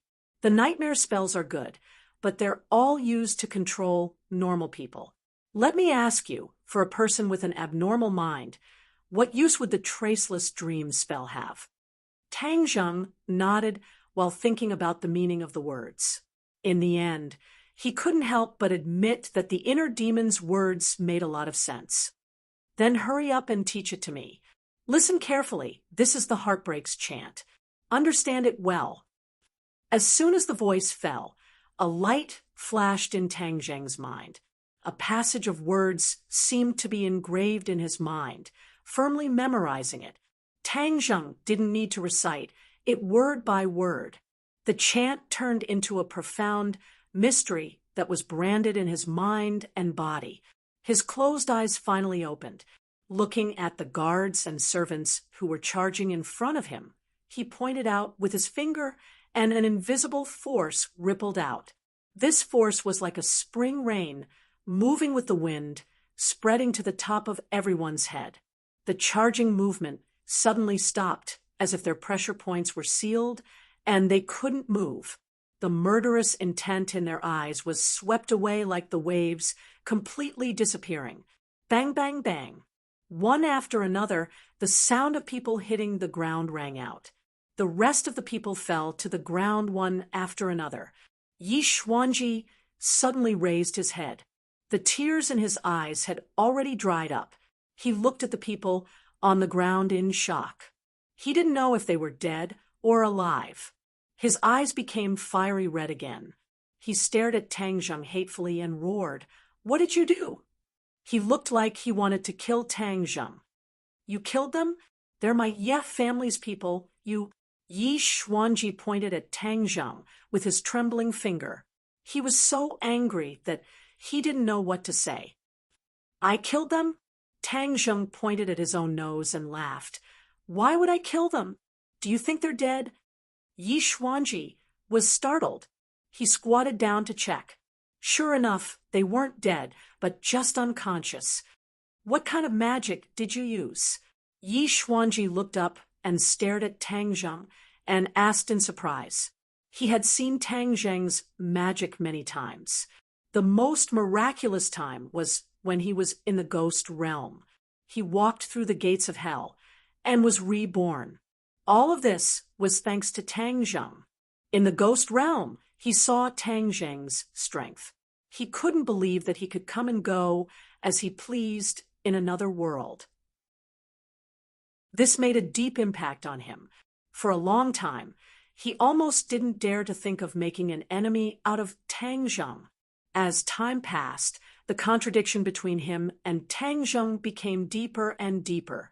All kinds of interests led to hatred overshadowing fear. He tried his best to suppress the fear in his heart. At this moment, seeing this scene, that kind of fear once again surged out from the depths of his heart, causing his heart to turn cold. The way he looked at Tang Zheng also changed a lot. He suddenly felt a sense of melancholy. The days of martial artists seemed to have come to an end. Whether it was Tang Zheng or his granddaughter, Yi Meiyu, they were all young and had risen up in a very short period of time. They had completely left these old fellows behind.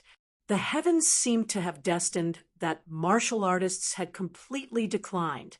Tang Zheng sneered, but did not say the 3 words heartbreak technique.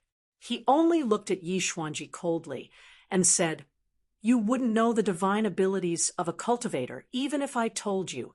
How do you feel seeing the Ye family reach this point?" Yi Xuanji's expression changed. His gaze wandered around the people on the ground, as if he had lost his soul. The huge family business he had created had completely changed hands, and the Ye family no longer had anything to do with him. Chapter 1199. Didn't you want to know where the leader is? Yi Xuanji's words shocked Tang Zheng. He stared at Yi Xuanji with a burning gaze and asked, "You're finally willing to tell me the truth." The change in the Ye family had touched Yi Xuanji's heart, which was why he compromised. Looking at Yi Xuanji's dazed expression, Tang Zheng suddenly had a feeling of enlightenment, as if he could understand his thoughts. However, he would not pity him, because a pitiful person must have something to hate. Yi Xuanji could have walked on a broad path, but he was too selfish. What he wanted was too different from his own strength, which led to the current situation. All of this was his own fault. Yi Xuanji looked at Tang Zheng coldly and said, "I don't know where the leader is, but someone does." "Who?" "Yi Meiyu." Yi Xuanji clenched his teeth and said this name with mixed feelings. In the past 20 years or so, this name was like a child to him, unable to cause many ripples. Even though Yi Meiyu was dissolute and lived a chaotic life, causing the Ye family to be humiliated, he did not feel too strongly about it. After Yi Meiyu became strong and forcefully entered the Ye family, Yi Xuanji's position was in danger, and his feelings became extremely complicated. He looked forward to the descendants of the Ye family becoming stronger, but he did not wish for it to be like this. Completely ignoring him and playing by himself, he was like an old man who did not die, extremely unnecessary. Tang Zheng's pupils constricted as he asked in astonishment, "You really don't know anything? You, the patriarch?" He. He didn't finish his sentence, but the word he was enough to reveal too much. The corner of Yi Xuanji's mouth twitched. His expression seemed calm, but in reality, there were too many emotions that no one knew about. "Where is Yi Meiyu?" Yi Xuanji shook his head. "These people are all his spies. If they see you, it is equivalent to her seeing you. If she knows that you want to find her, she will definitely hide. It will be extremely difficult for you to find her." Tang Zheng frowned. If that was the case, wouldn't all his efforts have been for naught? Yi Xuanji looked at Tang Zheng with a gaze full of ridicule. Seeing Tang Zheng in trouble, he felt a sense of satisfaction in his heart. "You have already successfully used the heart-shattering technique. Searching for the source, how difficult is it for you to find Yi Meiyu?" The inner demons said to Tang Zheng lazily. Tang Zheng's head trembled. He knew that the inner demons had a way, and his heart calmed down. He looked at Yi Xuanji with ridicule and said, "Do you think this is enough to stop me? Just watch." "Inner demon, tell me the solution." The inner demons said, "Not only can the heart-shattering technique shatter a person's mind, it can also follow the trace of thought left in the bottom of their hearts and search for the source. Yi Meiyu can use their eyes to see you, and you can also track Yi Meiyu from their hearts." Tang Zheng's eyes lit up. The heart-shattering technique actually had such a miraculous effect. Although he had learned the technique, if he did not have the guidance of the inner demons, he would not have been able to completely comprehend it in a short period of time.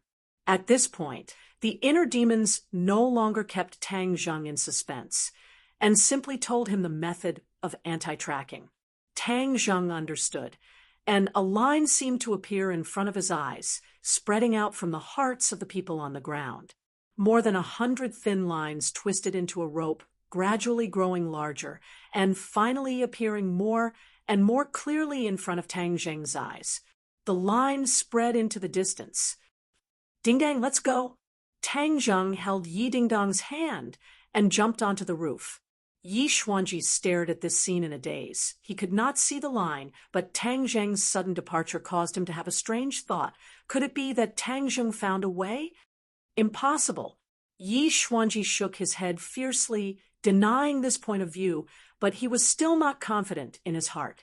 It was as if every time he concluded that it was impossible for Tang Zheng, the final result would cause him to be taken aback, as if he had been slapped in the face. "Nothing is impossible," a voice quietly sounded in his ears. Yi Xuanji's entire body trembled like an unsheathed treasure sword. He suddenly turned around and stared at the direction of the voice with a torch-like gaze.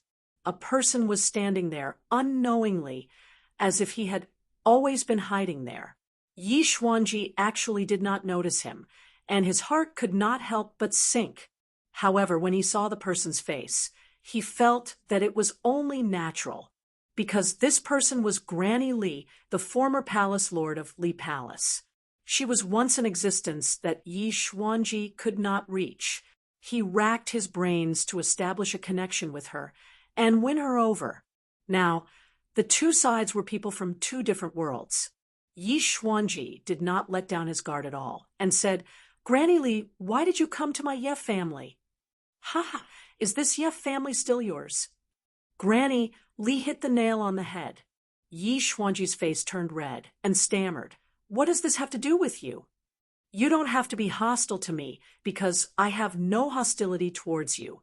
On the contrary, I am here to help you," Granny Li said with a smile, just like a wolf grandmother. Yi Xuanji was not so easily fooled. He sneered and said, "I advise you not to waste your breath and saliva." Granny Lee shook her head and sighed. "You have been deceived by your own grandchildren, so you don't believe in anyone. I can understand, but what path do you have now? You are the only one left, and you are powerless to change this situation. As for the Ye family, do you think you can still take it back with your own strength?" This question made Yi Xuanji speechless. His heart was filled with sorrow, and his face became unnatural. Granny Lee knew that she had to take the right medicine, and it had to be strong medicine. So, she continued to mercilessly attack. "If you don't have anyone to help you, then you are a complete failure. Could it be that the dignified Yi Xuanji is willing to be a failure?" Yi Xuanji raised his head and stared hatefully at Granny Lee. Although he did not answer, his meaning was self-evident. He was not willing. Granny Lee's lips curled into a smile, and the wrinkles on her face became even more strange and thought-provoking. "If you sincerely submit to the High Lord, then you can take back everything you've lost. This is your chance, and it's also a chance for all martial artists. This world has completely changed. If you stubbornly stick to the old ways, then you will definitely be eliminated by history. The High Lord is at the forefront of history, an existence that creates history. Submitting to the High Lord is the general trend." Granny Lee talked nonstop, and Yi Xuanji's eyes slightly fluctuated. His heart was obviously fluctuating, but no one could guess his true thoughts. "Not only you, but other cultivators will also submit to the High Lord, because this is a chance for us cultivators. Haven't you always wanted to increase your strength? Aren't you getting more and more powerless now? Because this society has already been promoted to a great world, and the world's spiritual energy has undergone earth-shaking changes. It is the most beneficial for cultivators to cultivate, and the space for cultivators to survive will be rapidly compressed. If you do not resist, then you will die without a doubt." Yi Xuanji looked at Granny Lee in surprise. He did not expect her to say such words. This was completely out of his expectations. Resist? Cultivators are so powerful. How can you resist? I think you are just running out of tricks, just wishful thinking. Yi Xuanji snorted disdainfully. He did not think that Granny Lee's words had any value. They were just words to confuse people. Granny Lee's eyes widened, staring straight at Yi Xuanji. She regretfully shook her head and said, "You are really scared out of your wits. The High Lord is really wrong. Looking for you is even less valuable than looking for an ordinary person. Your fighting spirit has already disappeared. And in the future, when you go to the underworld, you will not have the face to see your Ye family's ancestors." Hearing the words ancestors, Yi Xuanji's face became particularly ugly. His face twisted, and his eyes emitted intense sparks. He hatefully glared at Granny Lee and said, "Do you dare to say that again?" Granny Lee looked at him with disdain and said, "Not to mention once. Even if I say it 1,000 times, 10,000 times, why wouldn't I dare? In the future, you will not have the face to see your Ye family's ancestors. You are an unfilial descendant, and the Ye family will decline in your hands and even disappear from this world. I will kill you." Yi Xuanji went berserk. Like an angry lion, he leaped and attacked Granny Lee. Granny Lee raised her walking stick and quickly pointed it at Yi Xuanji. How could Yi Xuanji be Granny Lee's opponent? He panicked, and the situation immediately changed. After a few moves, Yi Xuanji was immediately held by the walking stick at his throat, unable to move. Yi Xuanji was ashamed and angry at the same time. He hatefully glared at Granny Lee and said, "If you want to kill me, then do as you please. If I even frown, then I am not Yi Xuanji." Humph, you have some courage. That means you are not hopeless, Granny Lee said. Although I think you are useless, but since the High Lord wants me to take you, then I will spare your life for now. Granny Lee said, You are not afraid of death. Are you afraid to see the High Lord? Humph, Yi Xuanji, have nothing to be afraid of. Yi Xuanji raised his head, incomparably proud. Granny Lee looked at him expressionlessly and said, Let's go. The two leaped and left the Ye family's courtyard house. Not long after, the two arrived at a secluded cliff. The mountain wind was biting cold, whistling through the air. A person stood proudly at the edge of the cliff. The mountain wind blew against his body. He was like a small boat in the middle of the waves. No matter how the wind and rain battered him, he remained firm and unwavering. Yi Xuanji's pupils constricted as he stared at the back of this proud and aloof figure. He seemed to be one with the environment, as if the cliff was him and he was the cliff. There was an indescribable and mysterious feeling. High Lord!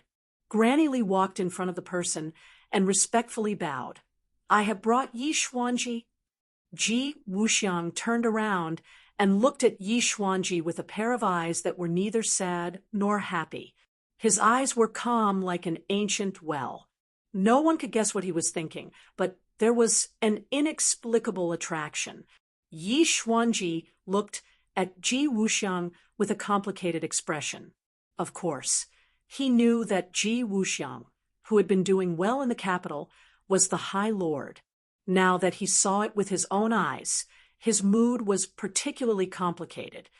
Yi Xuanji, are you curious as to why I am looking for you? Ji Wuxiang asked. Yi Xuanji said, No matter what your goal is, I will not let you succeed. Chapter 1200. Ji Wuxiang calmly looked at Yi Xuanji and said, At least your self-confidence has not been destroyed. Yi Xuanji raised his head like a proud tiger. Even though he was old, his aura did not diminish. You don't believe what Granny Lee said to you, right? You don't believe that I have the ability to fight against cultivators? Before Granny Lee could report, Ji Wuxiang had already exposed Yi Xuanji's thoughts. From this, it could be seen that Ji Wuxiang was extraordinary. Yi Xuanji's expression suddenly changed. He stubbornly snorted and refused to comment. Haven't you always wanted to increase your cultivation? You are still quite a distance away from the Martial King realm. I can help you fulfill your wish. Ji Wuxiang said mysteriously.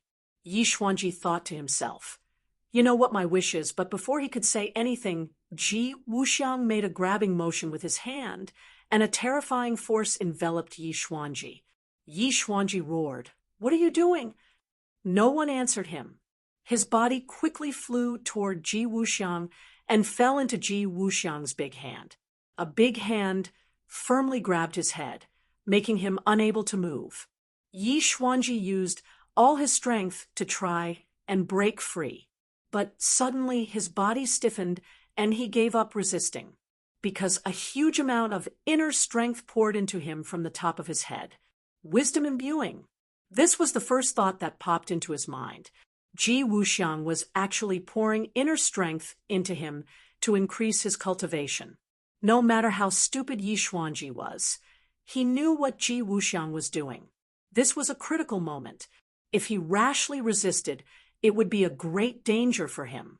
Moreover, this was a rare opportunity. He had a premonition that his strength would increase by leaps and bounds, reaching the realm that he had always dreamed of. Before, he doubted Ji Wuxiang's strength, but at this moment, he did not want to doubt his strength, because he was looking forward to this change. No matter how much he disliked Ji Wuxiang in the past, this disgust and hostility was now slowly disappearing. Boom! A loud sound came from Yi Xuanji's body. It was like a thunderclap, but also like a dam bursting, causing a flood to flow for thousands of miles. It rumbled with great momentum. This was a sign that his inner strength had broken through the layers of shackles and completely connected with Yi Xuanji's body and mind. His eyes suddenly widened and flickered with a bright light. His aura changed greatly and became extremely terrifying. Granny Li's eyes lit up as she looked at Ji Wuxiang. Then, she looked at Yi Xuanji with disdain. Yi Xuanji's face was filled with both shock and joy. She thought to herself, "Weren't you always so arrogant? Now, you know how powerful the High Lord is."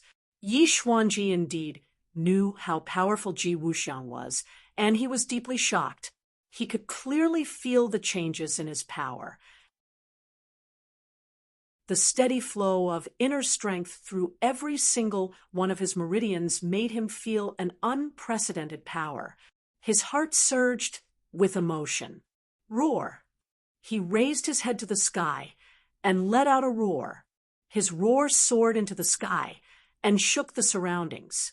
Ji Wuxiang let go of his hand, took a step back, and silently looked at Yi Xuanji. Yi Xuanji's emotions calmed down bit by bit.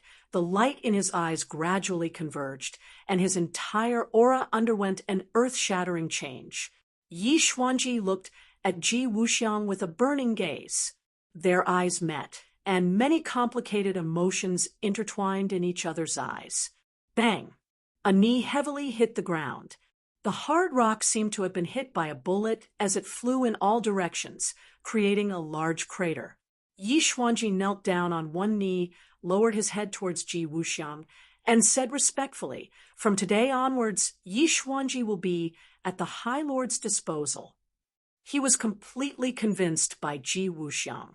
This time, his strength had increased by leaps and bounds, and he had broken through to the Martial King realm in one fell swoop. This was a realm that he had dreamed of, but in the past, he did not even dare to think about it. One must know that back then, it was almost impossible for him to break through to the Great Master realm. It was only because of Tang Zheng's appearance that he had the opportunity to break through. From then on, the progress of his cultivation had been extremely slow. He had racked his brains, but in the end, he had been defeated by Yi Meiyu. This had dealt an even heavier blow to his confidence. This was like a demonic barrier that firmly occupied his heart. He understood very well that with this demonic barrier, his cultivation would stop moving forward, and it would be difficult for him to advance in the slightest. He never thought that Ji Wuxiang would be able to help him break through to the Martial King realm so easily.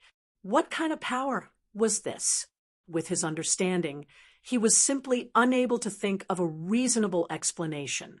This was equivalent to the methods of an immortal and was not the slightest bit weaker than a cultivator. He finally believed Grandma Li's words. The High Lord really had the potential and strength to fight against cultivators. Yi Xuanji's ambition that had been beaten down time and time again awakened, and his unwillingness to accept this had once again sprouted. He wanted to take back everything that belonged to him, clean up the family, and deal with the unfilial descendants of the Ye family. In the future, when he went to the underworld, he could also explain himself to the ancestors of the Ye family. Ji Wuxiang looked at Yi Xuanji with satisfaction and said, "Get up, follow me, and I will not treat you unfairly. What you have lost, I will take back for you." Yi Xuanji nodded his head heavily without the slightest doubt. Grandma Li said, "Now you know what I said was true, right?" Yi Xuanji earnestly said, "It was this Yi who was stupid and had eyes but failed to see. I misunderstood Grandma Li's painstaking efforts. Humph, from now on, you better listen to the High Lord's orders and not let the High Lord's painstaking efforts go to waste." Grandma Li warned. Yi Xuanji nodded, and after pondering for a while, he curiously asked, "High Lord, this Yi has something that I don't understand. How can my cultivation advance by leaps and bounds?" "Of course, it's because the High Lord's cultivation is profound. That's why you can do this." Grandma Li rushed to say. This reason was not enough to convince Yi Xuanji, and it could be seen from his expression. Ji Wuxiang faintly smiled, pointed to the sky, and asked, "What do you see?" Yi Xuanji looked up at the sky. The blue sky stretched as far as the eye could see, and there were only a few clouds and nothing else. He blankly shook his head. Sky? Ji Wuxiang was obviously not satisfied with this answer, and Yi Xuanji also knew this, but he really did not know what answer Ji Wuxiang wanted, so he could only answer what he saw. What else? Clouds. What else? Yi Xuanji pondered for a while, and blankly shook his head. Ji Wuxiang did not find it strange, and said, "You only see the sky and clouds, but what I see is through this boundless sky. I see the stars. The power of the stars is channeled into a person's body, and that's why your cultivation advances by leaps and bounds." Star power? Yi Xuanji asked in astonishment. You know that cultivators need to absorb the spiritual energy of heaven and earth to increase their cultivation, right? Ji Wuxiang asked. Yi Xuanji nodded. This was a well-known fact. We cultivators often rely on cultivating our inner strength to increase our cultivation. One is external, one is internal, so it's not hard to understand why cultivators often suppress cultivators. Cultivators take in external things for their own use, and the speed at which they increase their cultivation is strange. So we cultivators must change this situation. If cultivators can take in external things, why can't we take in external things for our own use? Yi Xuanji was shocked. Could it be the power of the stars? Ji Wuxiang looked at Yi Xuanji with admiration and said, "The power of the stars is of a higher level than the spiritual energy of heaven and earth. When we cultivators absorb the power of the stars for our own use, our cultivation will increase by leaps and bounds." Really? Yi Xuanji opened his eyes wide. He felt that this was inconceivable. There was actually such a good thing in this world.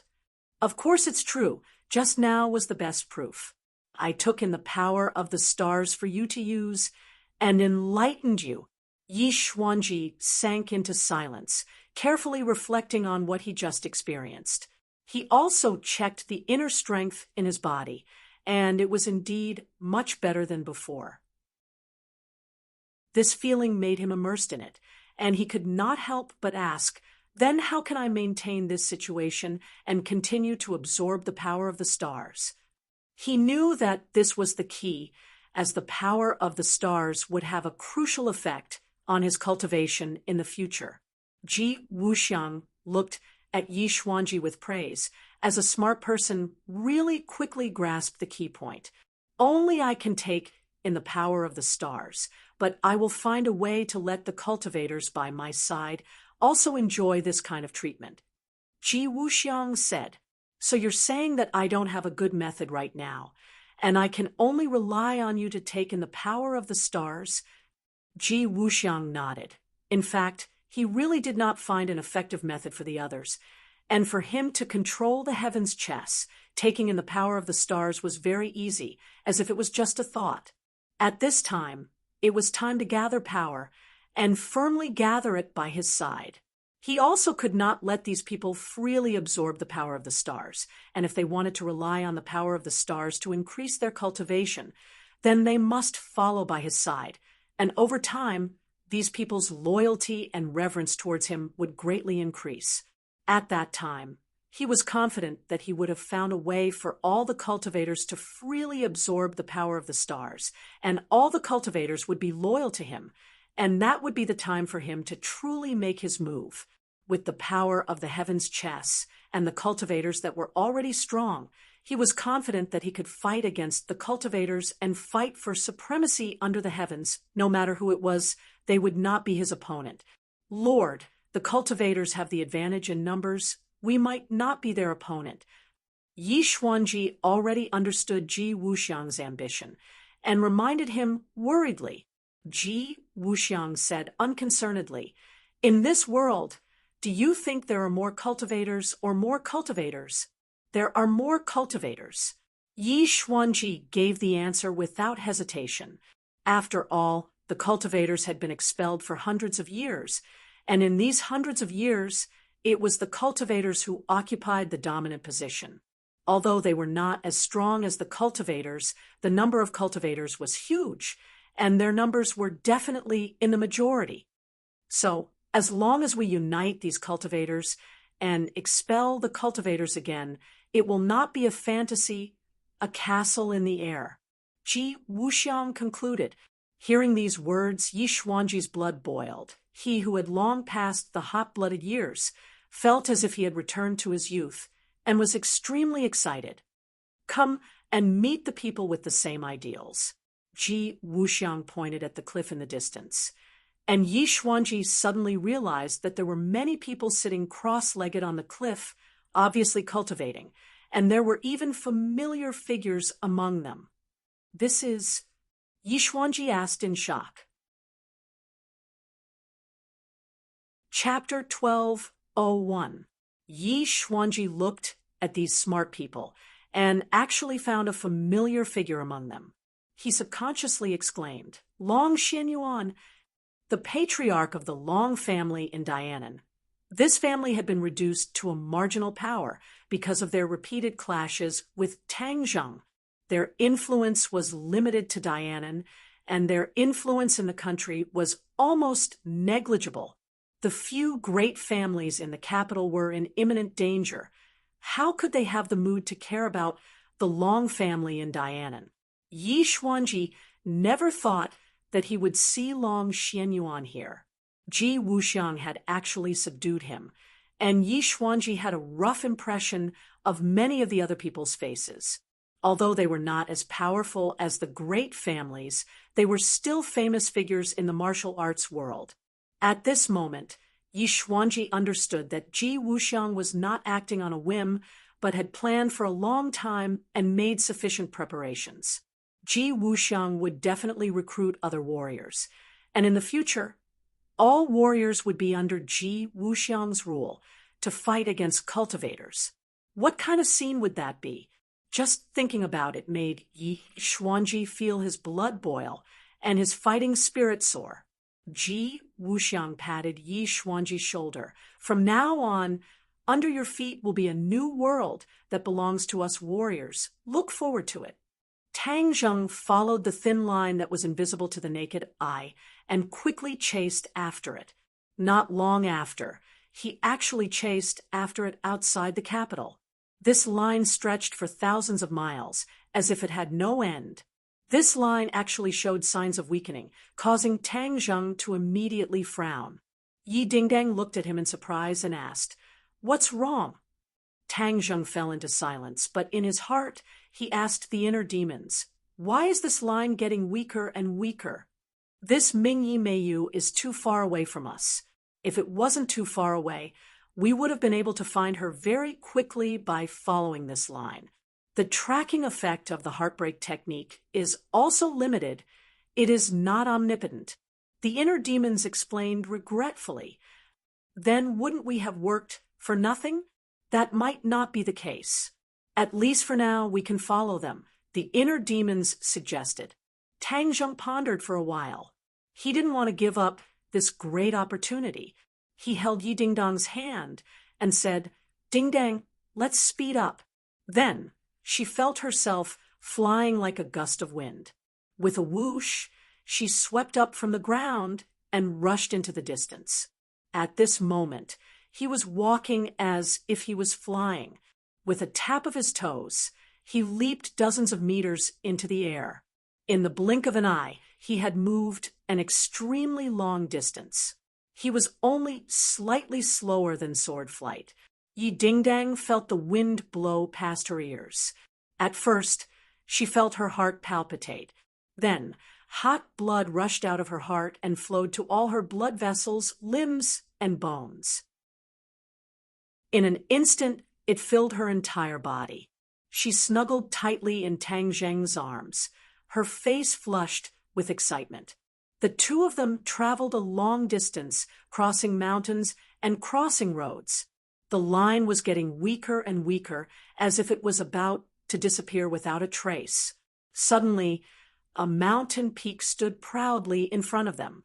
This mountain peak was majestic and magnificent. It made people involuntarily sigh at the uncanny workmanship of nature. Why does this mountain peak feel so strange? Yi Ding-Dang stared at the mountain peak in a daze and muttered to herself, "What's so strange about it?" Tang Zheng did not understand. "Ah, this is actually—" Yi Ding-Dang cried out in surprise. Her beautiful face was flushed red. She covered her cheeks, but her eyes were staring at the mountain peak through the gaps between her fingers. Tang Zheng was attracted by Yi Ding-Dang's reaction. He stared at the mountain peak without blinking.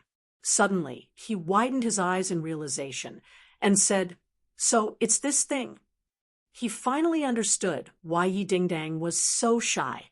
It was because this mountain peak was too similar to a man's little brother. It was just that it was covered by dense trees, so it was not so obvious. But if one looked closely for a few minutes, they would discover the mystery. This is nothing to be surprised about. There are many such mountains all over the country, and many of them were carved by the ancient people. This is a kind of life totem worship which was quite popular in the ancient times. Tang Zheng had seen reports on this before, so he tirelessly explained. Yi Ding-Dang slowly moved her hands away and said the ancient people were really too much. They actually worshipped that. Tang Zheng chuckled and said, "We can't use the eyes of modern people to figure out the thoughts of the ancient people. That was something that happened naturally in the background of that era. There's nothing to be surprised about. Then this mountain peak is also man-made." Yi Ding-Dang suppressed her shyness and asked curiously. "No." The inner demon's voice was the first to answer Tang Zheng. Tang Zheng was slightly stunned and asked, "How do you know?" "Don't forget, I am the ancient people you are talking about. The life totem worship has been around since ancient times. In ancient times, there was a lack of population. Every tribe hoped to have a prosperous population. So, many people are believers of the life totem worship." The inner demons continued to explain. "Many tribes spent a lot of manpower to carve the life totem, just like this mountain peak in front of you. But this is completely different from a naturally formed life totem. A naturally formed life totem is a resource that many tribes would not hesitate to start a war to obtain. For example, this mountain peak in front of you. In ancient times, it was definitely a life totem that many tribes fought over." Tang Zheng looked pensive as he stared at the mountain peak. It was hard to imagine that the ancient people would worship this thing so much that they would even start a war. What's the benefit of this life totem worship? The ancient people couldn't be fools, right? Why would they fight over something useless? Tang Zheng asked curiously. Others might look down on the ancient people, but Tang Zheng had met too many of them.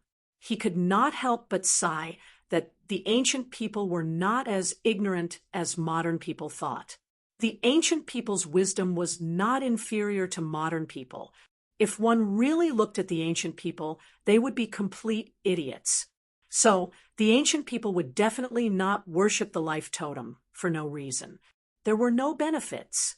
The inner demons were not stingy with their praise and said, "You are much smarter than the others. You immediately found the key. The life totem worship is, of course, useful. It can gather the pure yang energy between heaven and earth and strengthen the tribe's males. This is beneficial to the inheritance of life. The man-made life totem requires a corresponding array to have this effect. The natural life totem is formed by nature. The effect of gathering the pure yang energy between heaven and earth is very different." Tang Zheng was shocked. He was too familiar with the pure yang energy. Ever since Tian Chanzi lived in his body, the term pure yang energy often circled in his mind. He had the 9 yang saint body. His pure yang energy far exceeded that of ordinary people. If he did not have enough pure yin energy to balance it, his life would end when he was 20 years old. The pure yang energy would completely erupt, causing his body to explode and die. Tang Zheng's cultivation grew stronger day by day, and his pure yang energy increased day by day. However, he had many women by his side. For the time being, he had enough pure yin energy to balance the pure yang energy, so he was able to escape disaster time and time again. Now, he was not worried about the pure yang energy. This was because he was confident that he could suppress it. After listening to the inner demon's introduction, his eyes changed slightly as he looked at the mountain peak and said, "Then the pure yang energy on this mountain peak is very strong." Of course, this is a life totem that has gathered pure yang energy for countless years. The pure yang energy contained within it is immeasurable. You can go and investigate. The residents around this mountain peak are definitely flourishing. The inner demons was full of confidence. The inner demon's words were indeed accurate. The residents around this mountain peak had always been flourishing, especially in ancient times where many families gathered. However, in recent years, due to urbanization, they did not want to have children like in ancient times. Therefore, the population gradually decreased. Tang Zheng was deep in thought, looking at the weak line that extended towards the mountain peak. He was almost certain that Yi Meiyu was on this mountain peak. Yi Meiyu had come all the way to this mountain peak. She was definitely not on a sightseeing trip. She definitely had a purpose. He had accidentally discovered this clue, so he had to investigate it. As for the pure yang energy, Tang Zheng frowned and thought for a while, ignoring this problem. Are you worried that this mountain peak will affect your 9-yang saint body? The inner demons immediately saw through Tang Zheng's thoughts and asked straightforwardly, "Yes, you don't have to worry at all. Although the pure yang energy contained within the life totem is extremely powerful, its effects on the human body are accumulated over time. It's not like you're going to live there for a long time, so how much of an impact will it have on you?" The inner demons asked. This question made Tang Zheng's heart completely at ease. He resolutely decided, "All right, let's go up the mountain and investigate." Yi Dingdang looked at him in surprise. "Is there a problem with going up?" Yi Dingdang understood Tang Zheng very well. From his reaction just now, she could tell that there was definitely a problem. Tang Zheng smiled and held her hand tightly. He comforted her. "Don't worry, it's fine. The pure yang energy contained within this mountain peak is extremely strong, but it won't have much of an effect on me." Pure yang energy? Yi Dingdang was shocked. She was especially sensitive to this word because it concerned Tang Zheng's life. Seeing that Tang Zheng wasn't worried, she let out a sigh of relief. She held his hand. "With me here, even if the pure yang energy causes trouble, I can still adjust your pure yang energy." Tang Zheng laughed involuntarily and looked at her gently. "If you want to adjust my pure yang energy, you'll have plenty of opportunities after we return." "Annoying." Yi Dingdang rolled her eyes at him in a flirtatious manner. Tang Zheng's head shook. He quickly suppressed his impulse and said, "Let's go up the mountain." The two of them moved as fast as lightning. They stepped on the towering treetops and flew towards the peak of the mountain, leaving behind only 2 afterimages. Whoosh! The two of them stopped at the same time and hid themselves in a treetop. The dense foliage covered the two of them and prevented them from being discovered. Holding his breath, he looked over. On the peak of the mountain, there were many people gathered. They stood around the peak with serious expressions. Among them, there were 2 familiar figures that immediately attracted Tang Zheng's gaze. Chapter 12:02. Tang Zheng stared fixedly at the 2 familiar faces in the distance. He had expected Yi Meiyu to be at the peak of the mountain, but he did not expect Lu Wuxin to be there as well.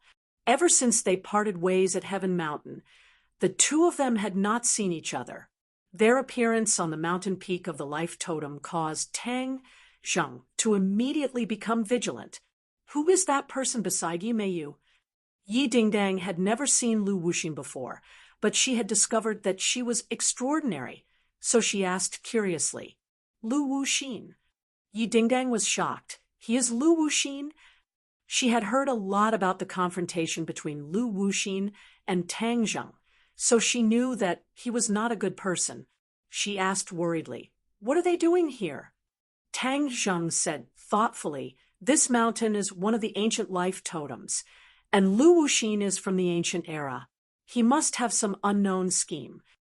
Is the life totem really that magical?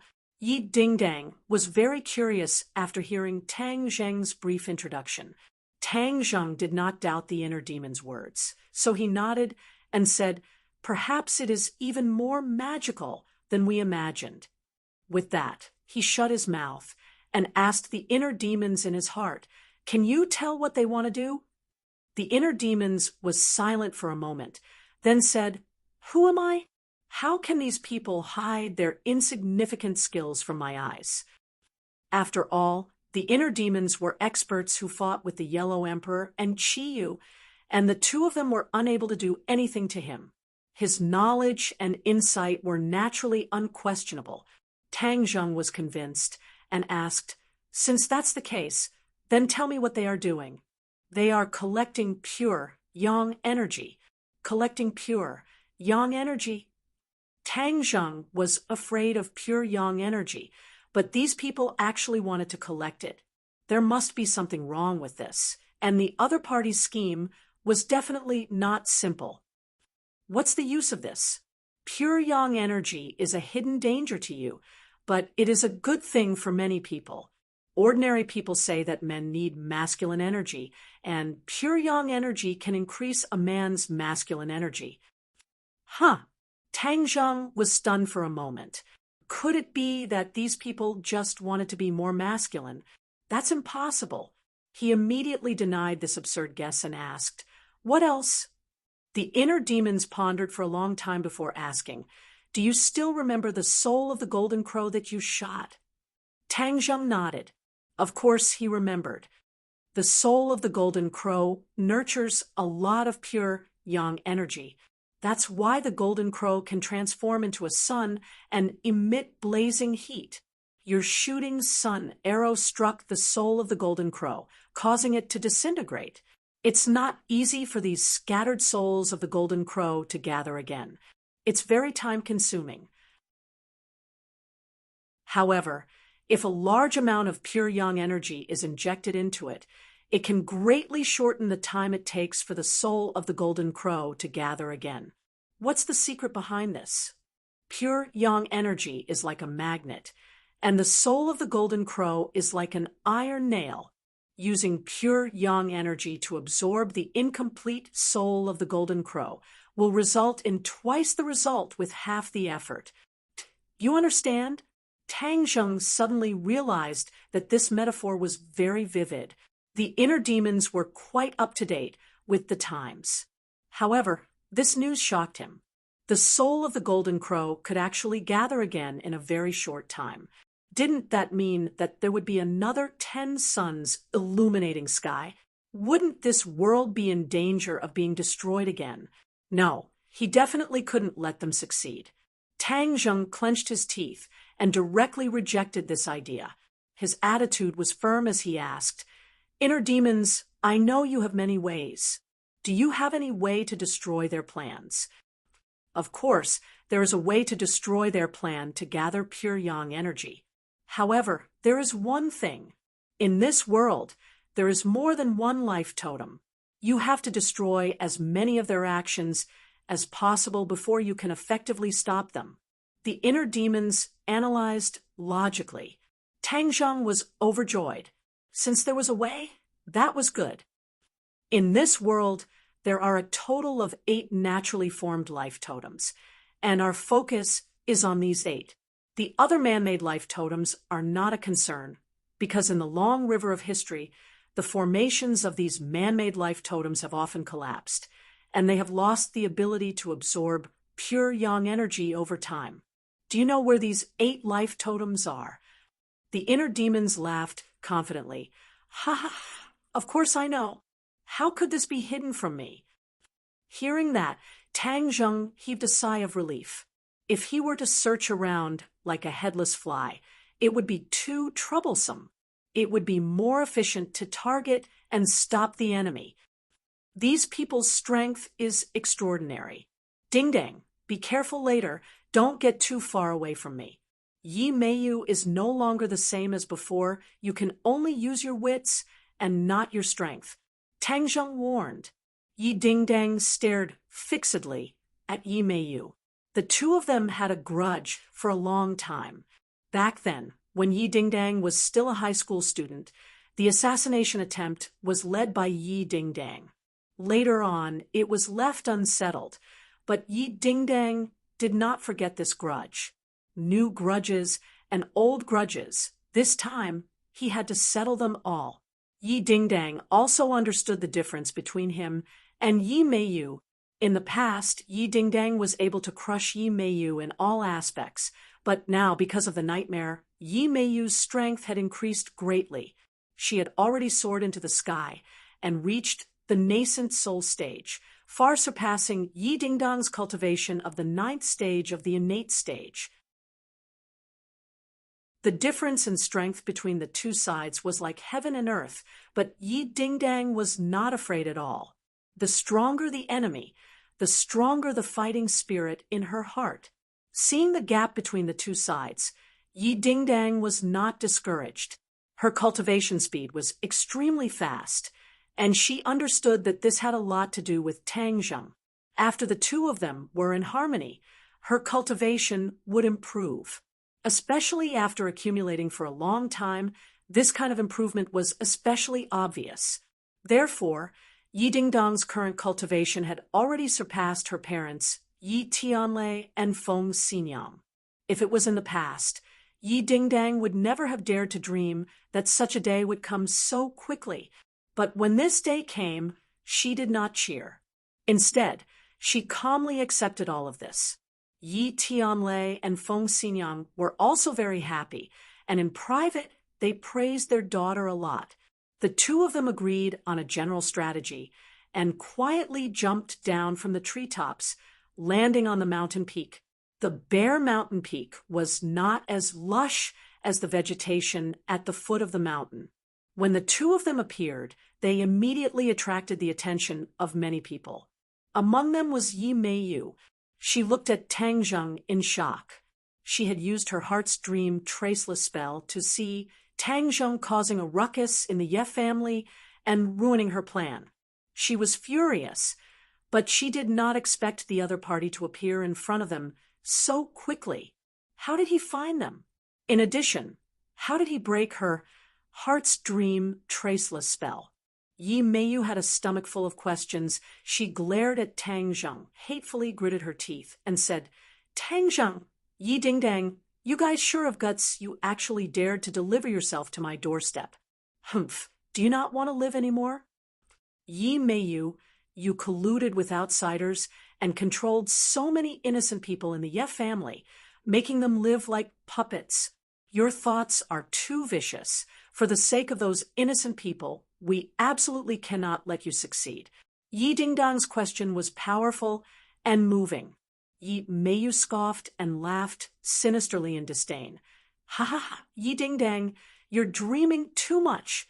Do you still want to be the so-called envoy of justice? You don't have the strength, so you're not worthy."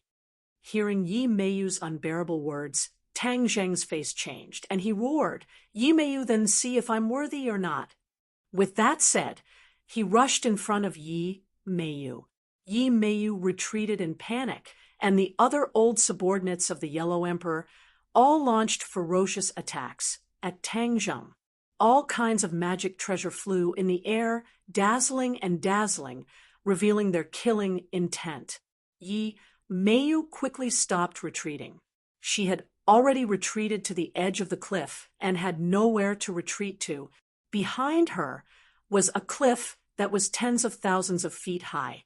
Tang Zheng snorted and took out the heaven-shocking bow and the shooting sun arrow. With a buzzing sound, the bowstring trembled, and the shooting sun arrow seemed to have eyes. With a few puffs, the two enemies at the front fell to the ground and died. Tang Zheng did not show any mercy. It was clean and tidy. The killing intent was shocking. Lu Wuxin held a crystal-clear jade bottle in her hand and saw Tang Zheng's arrival, but she remained indifferent. She chanted and activated a spell, causing the jade bottle to shine brightly. Boom! With a loud sound in the sky, the jade bottle flew up and floated upside down above the mountain peak. As the light flickered, a huge amount of energy was sucked into the jade bottle from the mountain peak. Tang Zheng subconsciously stopped in his tracks and raised his head to look at the jade bottle. He was extremely familiar with this energy. It was as if he was born with it, because this energy was the pure yang force. This jade bottle was actually absorbing the powerful pure yang force contained within the life totem. The pure yang force in the mountain peak was completely mobilized, peeling off every blade of grass and tree on the mountain peak and flying towards the jade bottle. "Stop!" Tang Zheng shouted. No one responded. Instead, it was Lu Wuxin who looked at him with disdain and said, "Tang Zheng, you've ruined my plans time and time again. This time, you don't have any other helpers. Even the heavens won't help you. I want to see who can save you." Lu Wuxin's cultivation recovered rapidly. Before, there was still a gap between her and Tang Zheng, but now her strength was no weaker than Tang Zheng's. That was why she ignored Tang Zheng's attack and focused on activating her spell to absorb the pure yang force. Tang Zheng did not comment. "Your plan has been completely exposed. You want to absorb the pure yang force? No way." Lu Wuxin's expression changed slightly, and he asked, "You keep saying that you know my plan.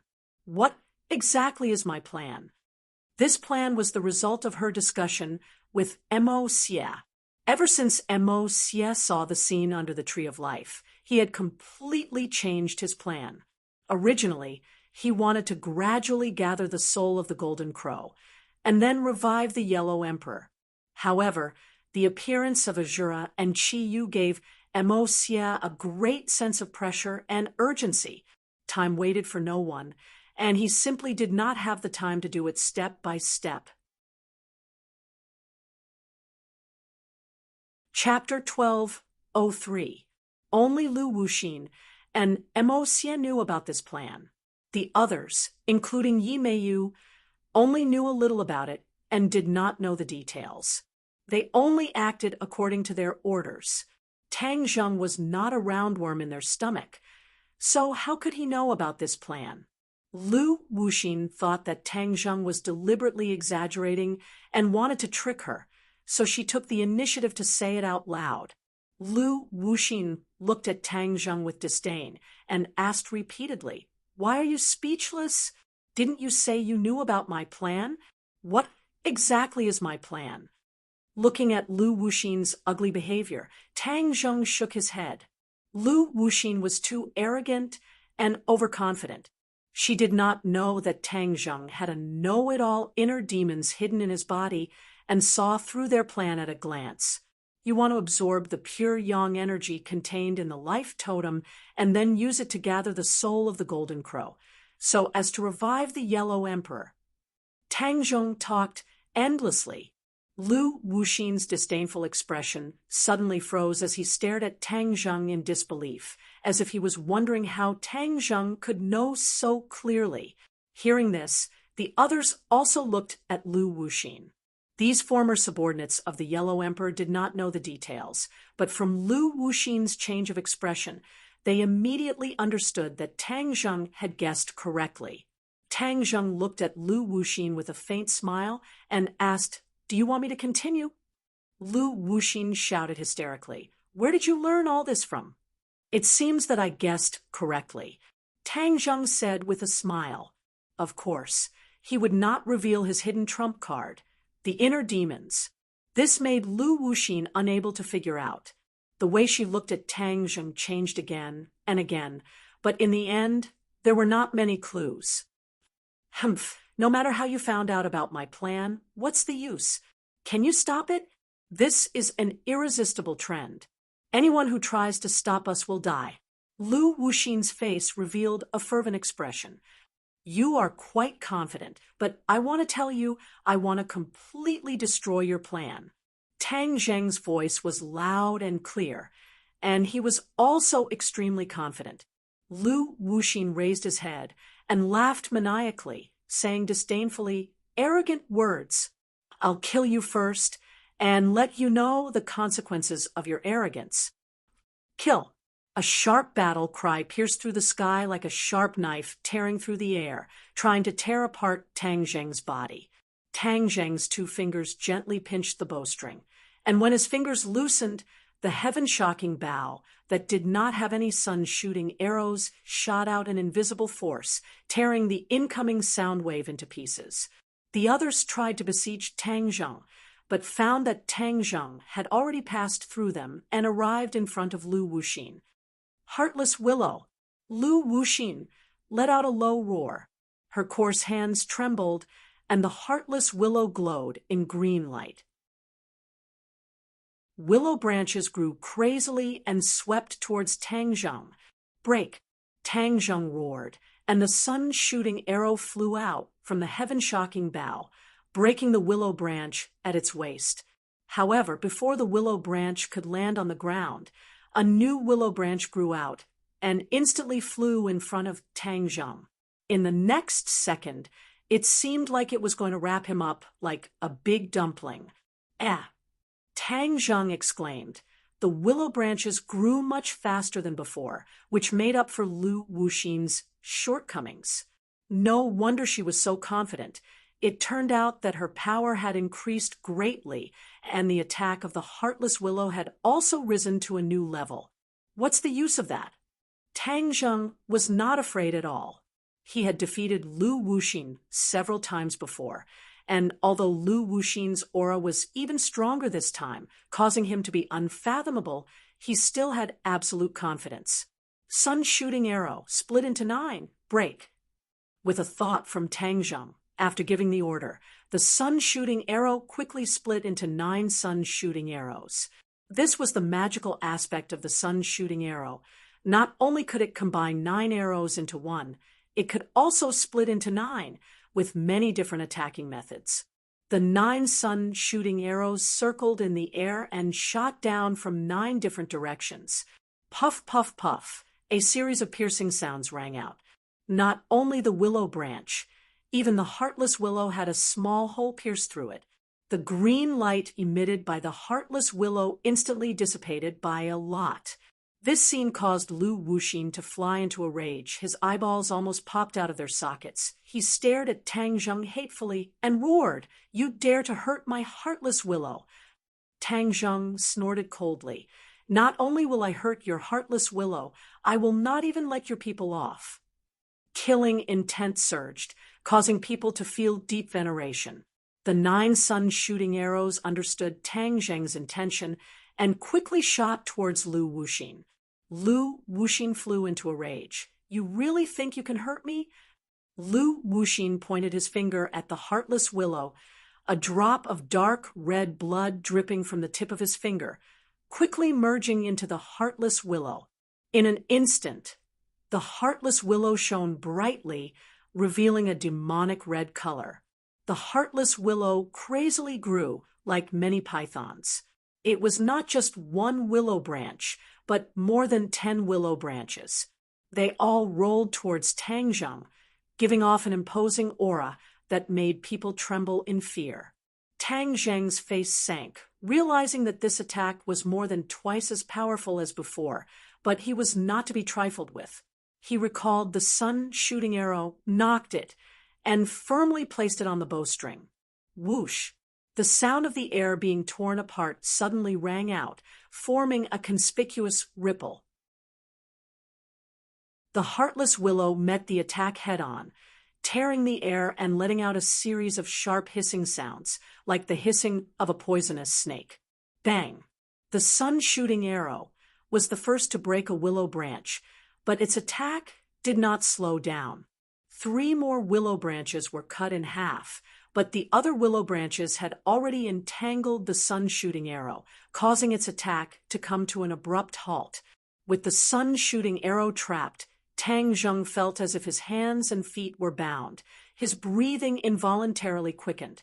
Lu Wuxin laughed sinisterly. Tang Zheng, the heartless willow was fed with my blood, and its mind is connected to mine. Do you really think it only has that little attack power? You underestimate me too much. Tang Zheng, don't underestimate Lu Wuxin. Back then, he was a Mahayana realm cultivator, but now that he has just been reborn, his strength has been depleted, and he's only in the apotheosis realm. His heartless willow is very strange, and many people have suffered great losses back then. Otherwise, she wouldn't have become the #1 female general under the Yellow Emperor. The inner demons warned. He had a close relationship with Tang Zheng, so of course he did not want to see him lose. Tang Zheng did not comment, but his understanding of Lu Wuxin had increased by another level. He asked, "What other strange tricks does the heartless willow have?" "You'll know when you see. Lu Wuxin is about to use his ultimate move. Be careful, dodge." The inner demons only had time to warn him. Tang Zheng was shocked. He looked over and saw that the heartless willow had changed. Wisps of red smoke were emitted from the willow leaves, and with a gust of wind, they swept towards Tang Zheng. On the ground, wherever the red smoke passed, the flowers and plants withered, and even the rocks and soil turned blood red. It was extremely frightening. "Get out of the way." The former subordinates of the Yellow Emperor cried out in shock. They understood Lu Wuxin and her methods quite well, so when they saw this scene, they understood how powerful it was. However, there was still one who didn't manage to dodge in time, and was enveloped by the red smoke. He let out a scream, and then stopped abruptly. It was as if his throat was being strangled. His flesh and blood dissolved at a speed visible to the naked eye. After a few seconds, he became a skeleton. However, the bones were permeated with a strange red color, which made one's hair stand on end. What is this? Tang Zheng quickly retreated a few steps and stood in front of Yi Dingdang to protect him. "Blood willow, the evolved state of the heartless willow," Lu Wuxin said arrogantly. Tang Zheng was shocked. So this was the evolved state of the heartless willow. No wonder its attack power had increased so much, especially the red smoke, which made one's hair stand on end. On the other side, the battle between Yi Dingdang and Yi Meiyu had also entered its climax. Yi Dingdang's cultivation was much weaker, but her perseverance and battle experience were outstanding. She had been in danger several times, and although she had been injured, she did not let Yi Meiyu succeed. On the other hand, Yi Dingdang's few unexpected attacks made Yi Meiyu quite angry, and she almost got hit. What Yi Dingdang used was the wind-chasing sword technique. This sword technique was originally extremely exquisite and caught people off guard, causing them to be unable to defend against it. Back then, Yi Xuanji had wanted to imitate the wind-chasing sword technique, but in the end, he was unable to learn the essence of it and ended up becoming a laughingstock. "Yi Dingdang, I don't believe that I can't kill you." Yi Meiyu's face was ashen. In the past, when she was not a cultivator, she was always compared to Yi Dingdang. Everyone in the Ye family thought highly of Yi Dingdang and even disdained her, the eldest miss of the Ye family. On the surface, they were in agreement, but in reality, there were many people who disdained her actions. Yi Meiyu was very clear about this, but there was nothing she could do. She was unrestrained by nature, and was indeed unrestrained. At that time, she did not care about the gazes of these people at all. She did as she pleased, thinking that she was the one with the true personality and that everyone else was just an ordinary person. But now that she thought about it, she finally understood how stupid she was back then. Those people, especially the servants, inadvertently revealed looks of disdain that were like steel needles piercing into her bones. Yi Ding Dang, I will kill you and let those people understand who is stronger between the eldest miss and the second miss of the Ye family, and who is the true expert. Yi Meiyu clenched her teeth and roared crazily. Yi Ding Dong's face was gloomy. He clenched his teeth. His mind couldn't help but recall the Ye family's doll-like appearance, his anger rising. She glared at Yi Meiyu as if her eyes were about to spit fire, and said, Yi Meiyu, you are a madman. For your ambition, you actually turned so many people into puppets. If not for Tang Zheng's help to free them, they would have lived in the dreamland created by the traceless dream spell for the rest of their lives, completely becoming your Yi Meiyu's slaves. You are truly too ruthless. Haha, ruthless? That's their honor. What's wrong with living in the dreamland that I created and becoming my slave? What did they do with that old thing, Yi Xuanji, in the past? Only by following me can they truly start a new life. Yi Meiyu laughed crazily. At least they didn't use the efforts of others. They had their own feelings and lives. Yi Ding Dang retorted. No matter what, she could not forget the empty eyes of those people. Without thoughts, how could a person be called a person? Chapter 1204. You are a madman. There is simply no way to communicate with you. Although I do not recognize myself as a member of the Yi clan, but for the Yi clan to produce someone like you, it is truly the Yi clan's misfortune and shame. You don't even let off your own family. You are simply not human. Yi Ding Dang hysterically roared. She was simply too angry. You don't have the qualifications to judge me. None of you have the qualifications. Yi Meiyu glared angrily and retorted. Yi Ding Dang did not say anything else.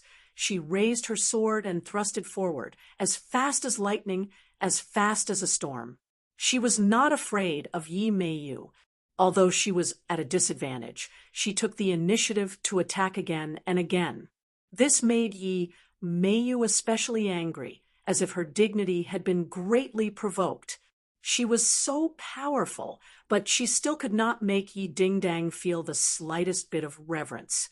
This was a huge failure. Yi Meiyu only had one thought in her mind, and that was to kill Yi Ding Dang. Heart's dream. She growled and spread out her 10 fingers, causing an invisible force to spread out. Yi Ding Dang felt the scene in front of her suddenly change, and she realized that she had arrived at a familiar place, the high school campus. Fang Shishir and Tang Zheng held hands as they strolled around the campus with a sweet and happy expression. They were truly a match made in heaven, causing countless students to stop and cast envious gazes and praises at them. This is a match made in heaven. That Yi Ding Dang is a tomboy, and she still wants to win the favor of Tang Zheng. Humph, she's just dreaming. An ear-piercing voice entered Yi Ding Dong's ears, causing her to feel as if she had been struck by lightning. She suddenly staggered and almost fell to the ground. How could this be? Tang Zheng clearly said that he loves me. Yi Ding Dang muttered to herself as if she was in a dream. She found it hard to believe what she was seeing, but she was already completely immersed in the dream, so she did not know that it was an illusion. Of course, Yi Meiyu could see this scene, looking at Yi Ding Dang, who was dumbstruck as if she had been struck by lightning. She felt extremely carefree in her heart. Like a victorious general, she laughed sinisterly and said, Yi Ding Dang, do you think I don't know what you are most afraid of losing? All the glory and wealth are not worth mentioning to you. Only this man is your life. Letting you know the face of a man is a fatal blow to you. Yi Ding Dang was trapped in the dream and could not extricate herself. She could almost hear the sound of her heart breaking. Her face was pale, and her lips were trembling. She wanted to rush up and question Tang Zheng, but in the end, she did not have the courage. The ear-piercing words of the surrounding crowd were like sharp knives that stabbed into her heart, causing her heart to be riddled with holes.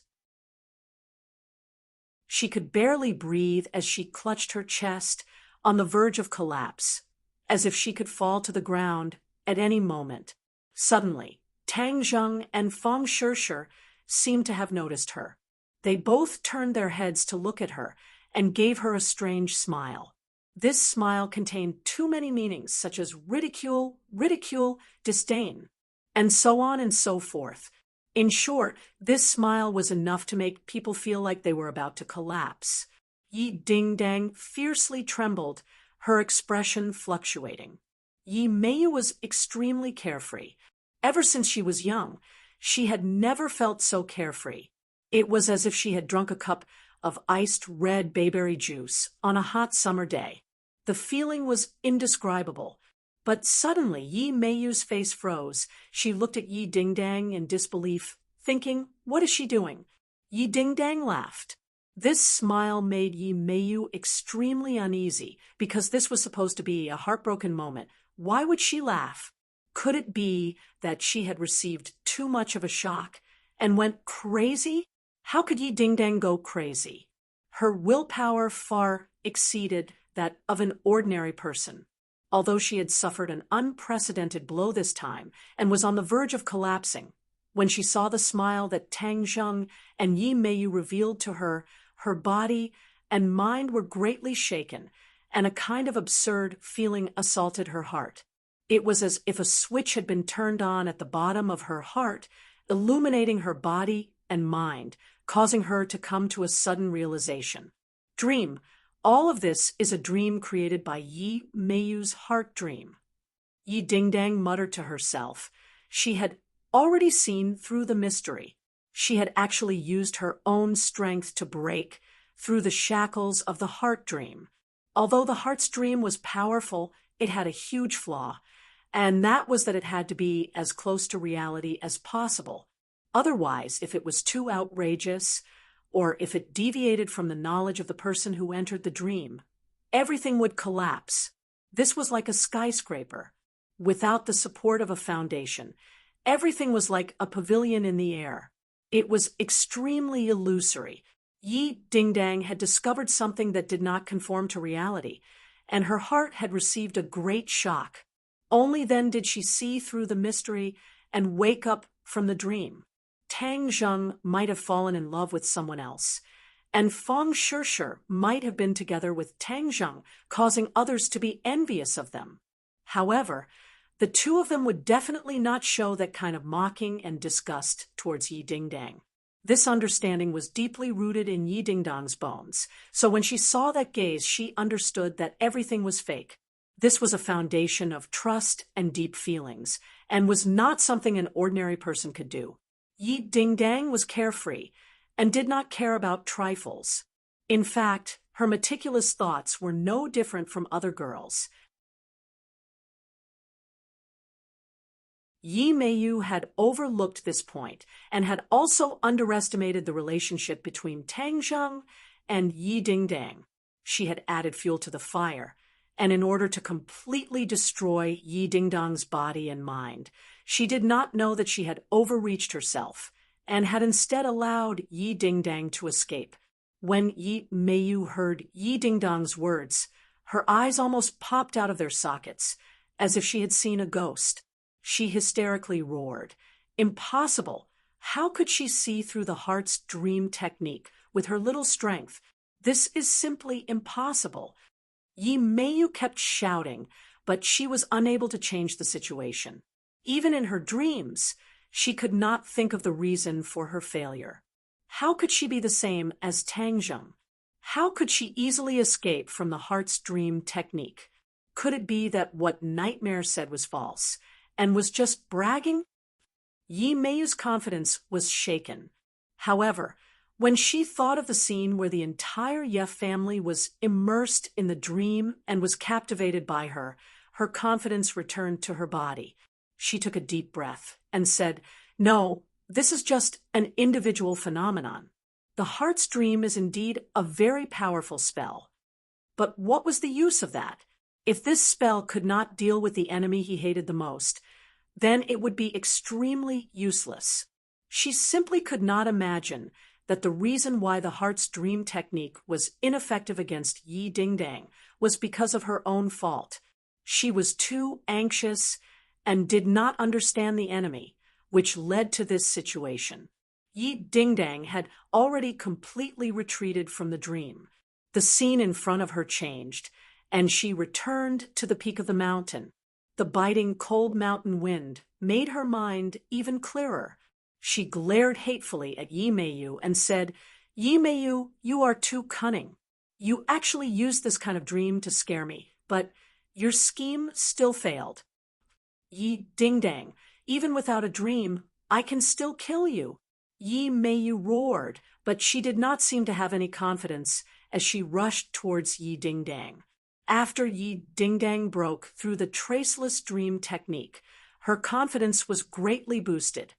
Her wind-chasing sword techniques, attainments, had once again risen to another level. On the contrary, Yi Meiyu was flustered and did not have any ideas. The originally disparity in strength between the two sides was actually difficult to determine the victor. Tang Zheng saw this scene, but he was too busy to do anything. Seeing Yi Dingdang escape from the dream, he could not help but secretly cheer and heave a sigh of relief. The power of the blood willow gradually appeared, causing Tang Zheng to fall into a predicament and be surrounded by danger. "Tang Zheng, don't make any unnecessary resistance. Your sun-shooting arrow has already been trapped by my heartless willow. What else can you do? Any creature would not be able to survive in this red smoke and would turn into a pile of bones. You can be proud." Back then, who knows how many heroes and tyrants died under the blood willow. It is your honor to be able to receive the same treatment as them. Tang Zheng's expression changed slightly and said, "Fuck your honor. You said that no creature would be able to survive in this red smoke." "Hee, that reminded me." Lu Wuxin said disdainfully, "So what if I remind you, what can you do?" "For symbols venerable, come out." Tang Zheng roared, and with a loud bang, the entire mountain seemed to tremble violently. A huge creature appeared out of thin air and stood in front of everyone. "It's the four symbols venerable again." Lu Wuxin's eyes shone with hatred. "You're in cahoots with Qi Yu." Back then, the four symbols venerable killed many of our Yellow Emperor tribe's warriors. Today, I will take revenge for them. The four symbols venerable had participated in countless wars with the Yellow Emperor tribe and had outstanding battle achievements. Back then, no one would have ignored the existence of the four symbols venerable. In addition, the last time in the Heavenly Mountain, the four symbols venerable had also helped Tang Zheng, so this group of old subordinates of the Yellow Emperor naturally hated Qi Yu to the bone. "Hee, that depends on whether you have the ability or not." Tang Zheng disdainfully retreated.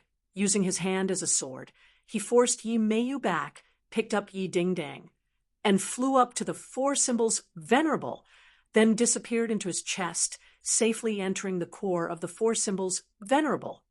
"Come back." Yi Meiyu fiercely stomped her feet, but she was unable to catch up. "For symbols venerable, destroy them." Tang Zheng gave the order.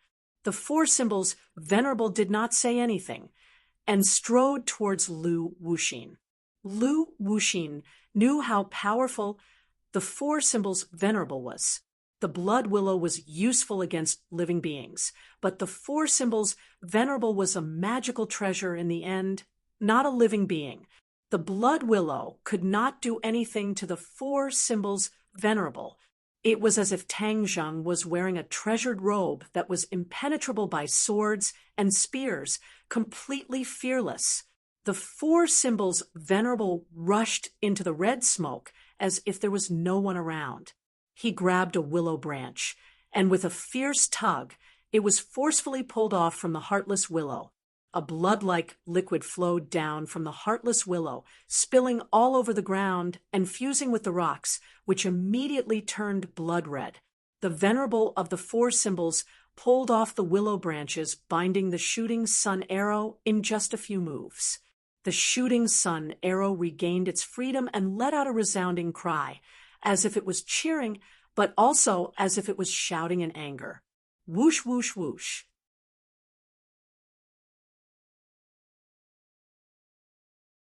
Chapter 12:05. Lu Wuxin was enraged when he saw his men fall to the ground dead, but there was nothing he could do. He roared, "I'll fight you to the death." A stream of crimson blood spurted out of her mouth like an arrow released from a bow. With a whoosh, it flew to the top of the blood willow. Immediately, the blood willow emitted a bright red light and began to grow wildly as if it had a second spring. In the blink of an eye, it grew into a towering tree, as tall as a canopy.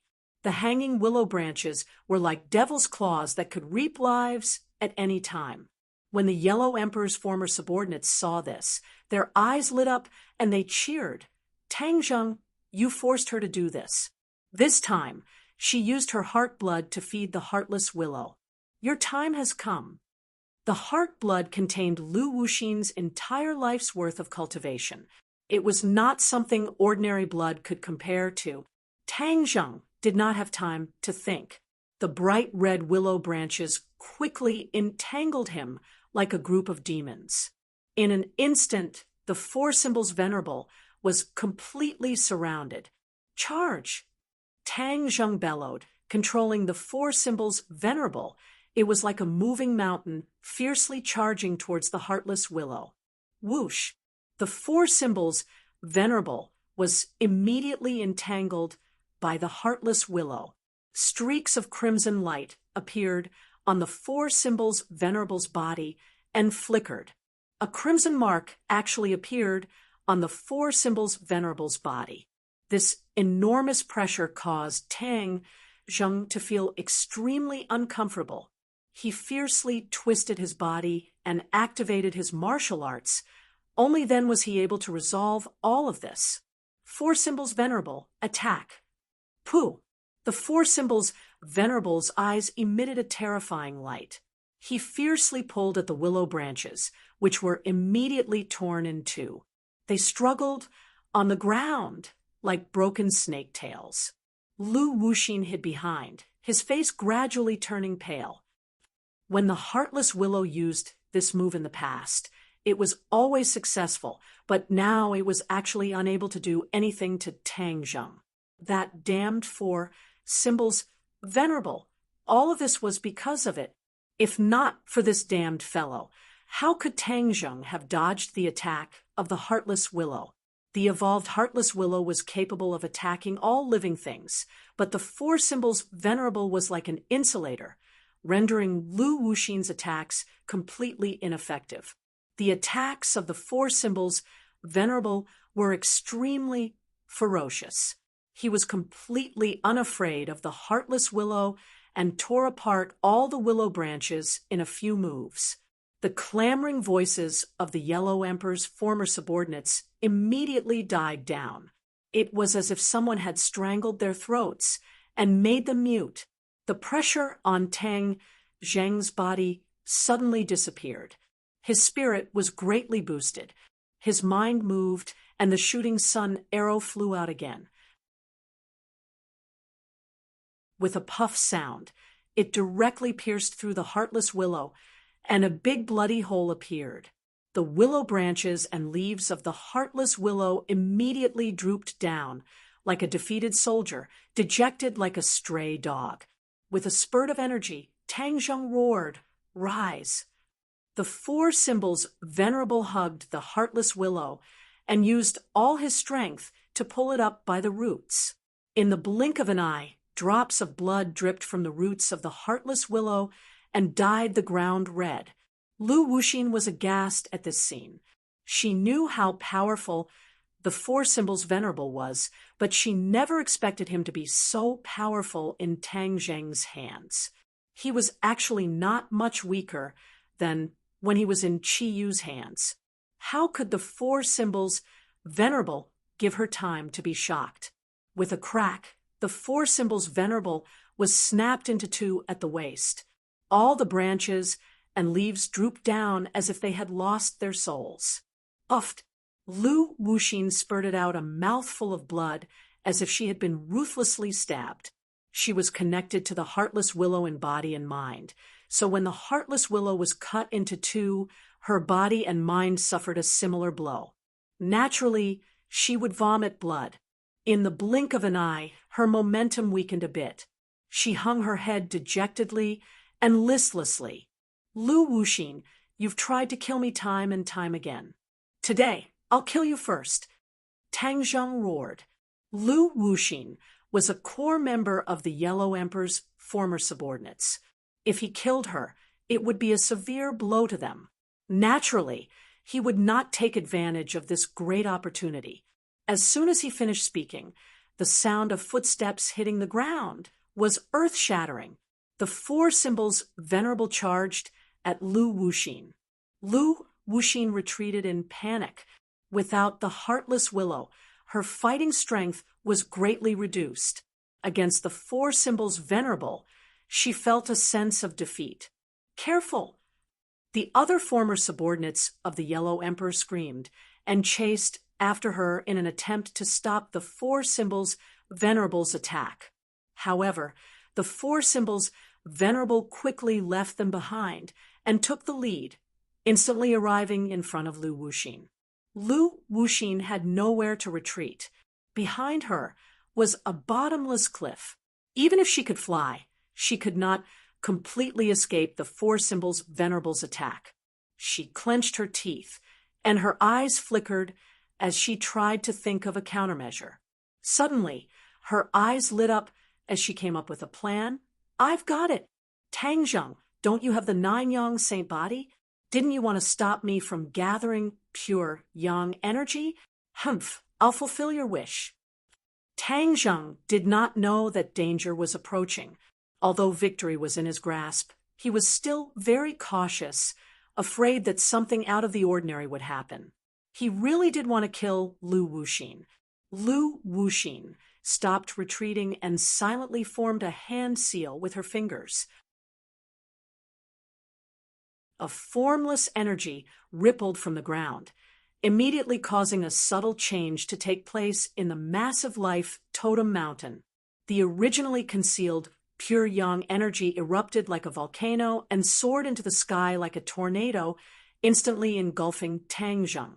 This pure yang energy did not attack Tang Zheng. Instead, Tang Zheng was like a giant whirlpool, while the pure yang energy was like little boats that were sucked into the whirlpool without resistance. In other words, the pure yang energy contained within the life totem seemed to have found an outlet. Tang Zheng's body trembled, and the four symbols venerable immediately stopped. The great inertia almost caused the four symbols venerable to fall off the cliff. What's going on? Tang Zheng's expression greatly changed as he discovered some clues. The enormous pure yang energy had actually rushed into his body like a stream flowing into the sea. In the blink of an eye, the pure yang energy had taken over both his body and mind, surging through his 8 extraordinary meridians to every part of his body. This caused an ominous premonition to surface in Tang Zheng's heart. His body contained a lot of pure yang energy, and he was very familiar with this energy. However, he usually kept a respectful distance from it. Now that such an enormous amount of pure yang energy had entered his body, he immediately realized that danger was right in front of him. Pure yang energy was not a good thing for him. If he stored too much in his body, he would be one step closer to the god of death. He knew very well that there were only a few months left until his 20th birthday. That was the time that truly worried him. Although he seemed to have forgotten about this matter on the surface, He was still very clear in his bones that he was still far from being able to overcome this crisis. The pure yin energy he had absorbed before was only a temporary solution to the problem. The final problem was not so easily solved. Seeing the four symbols venerable stop, the others all looked over, not understanding why the four symbols venerable had stopped at the last moment. You're tuning in to the Mystic Fist YouTube channel. Don't forget to subscribe and join us on this journey to catch the most captivating stories.